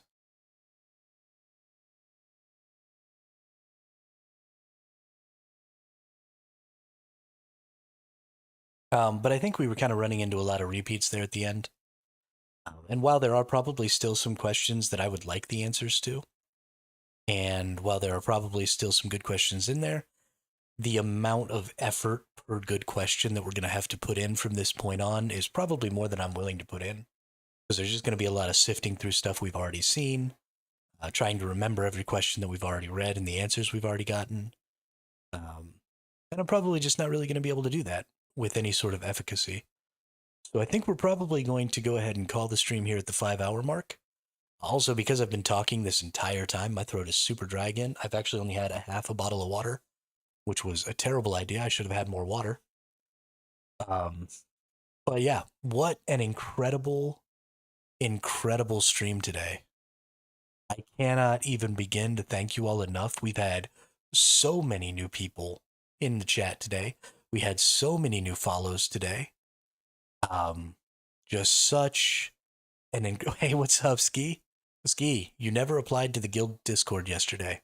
You said you were going to help me by being one of my leaders, and then you never freaking applied. You enormous bum. Anyway, so just really, I cannot thank you all enough for being here, being a part of this, helping me have literally the best Twitch stream I think I've ever had. I can't wait to look at the analytics on this stream because it's freaking awesome. I have had probably the best day, maybe not the best day I've had since streaming, but one of the best days. This has been a lot of fun. So thank you all so much. I look forward to getting to stream some Dune Awakening. After the launch for sure, on June 10th, I will be streaming all day, every day for the foreseeable future. Up until then, I'm going to have a little bit of trouble trying to make Dune-related content, especially live streams, because, you know, we won't have more AMAs and stuff like that to fall back on. So I'm sorry if maybe things feel a little underwhelming for the next few weeks. We will try and find a game to play, you know, some Last Epoch, maybe some other survival game or something like that that we can get into for a little while. Just have a generally good time, relax, and chat. But this AMA was so much fun. Really sated my hunger for uh,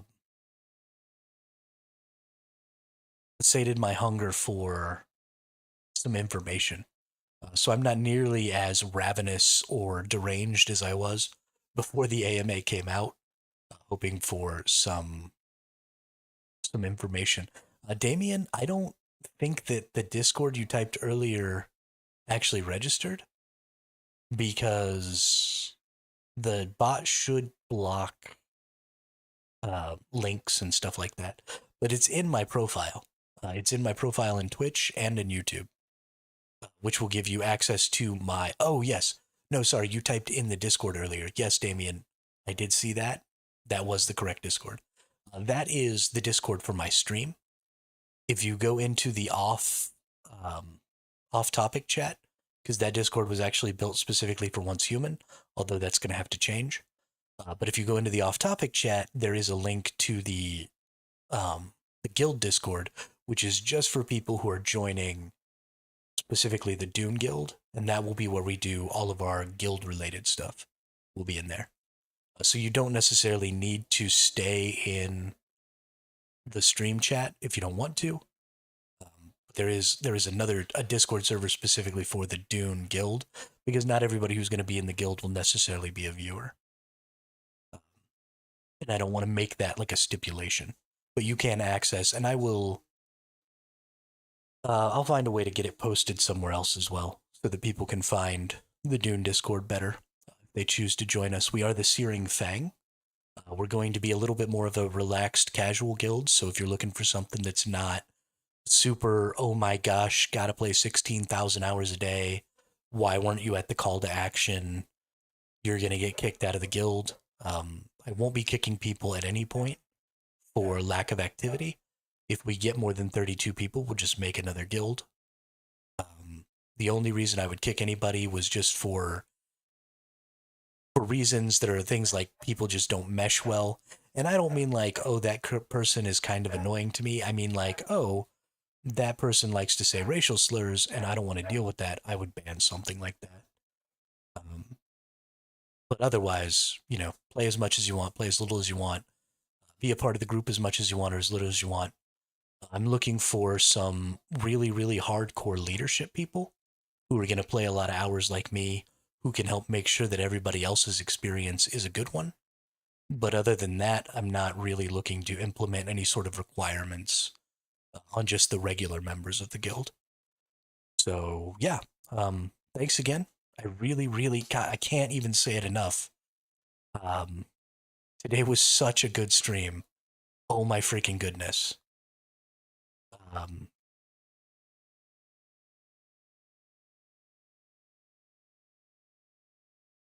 Stuck on picking what region I play on. No option to click and to try scrolling, Skoski. Scroll down.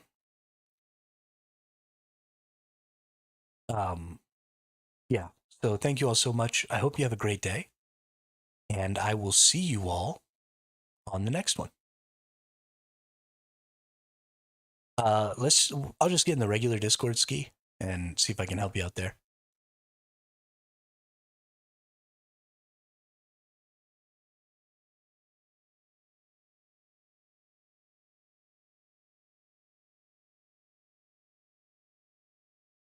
There should be 5 questions.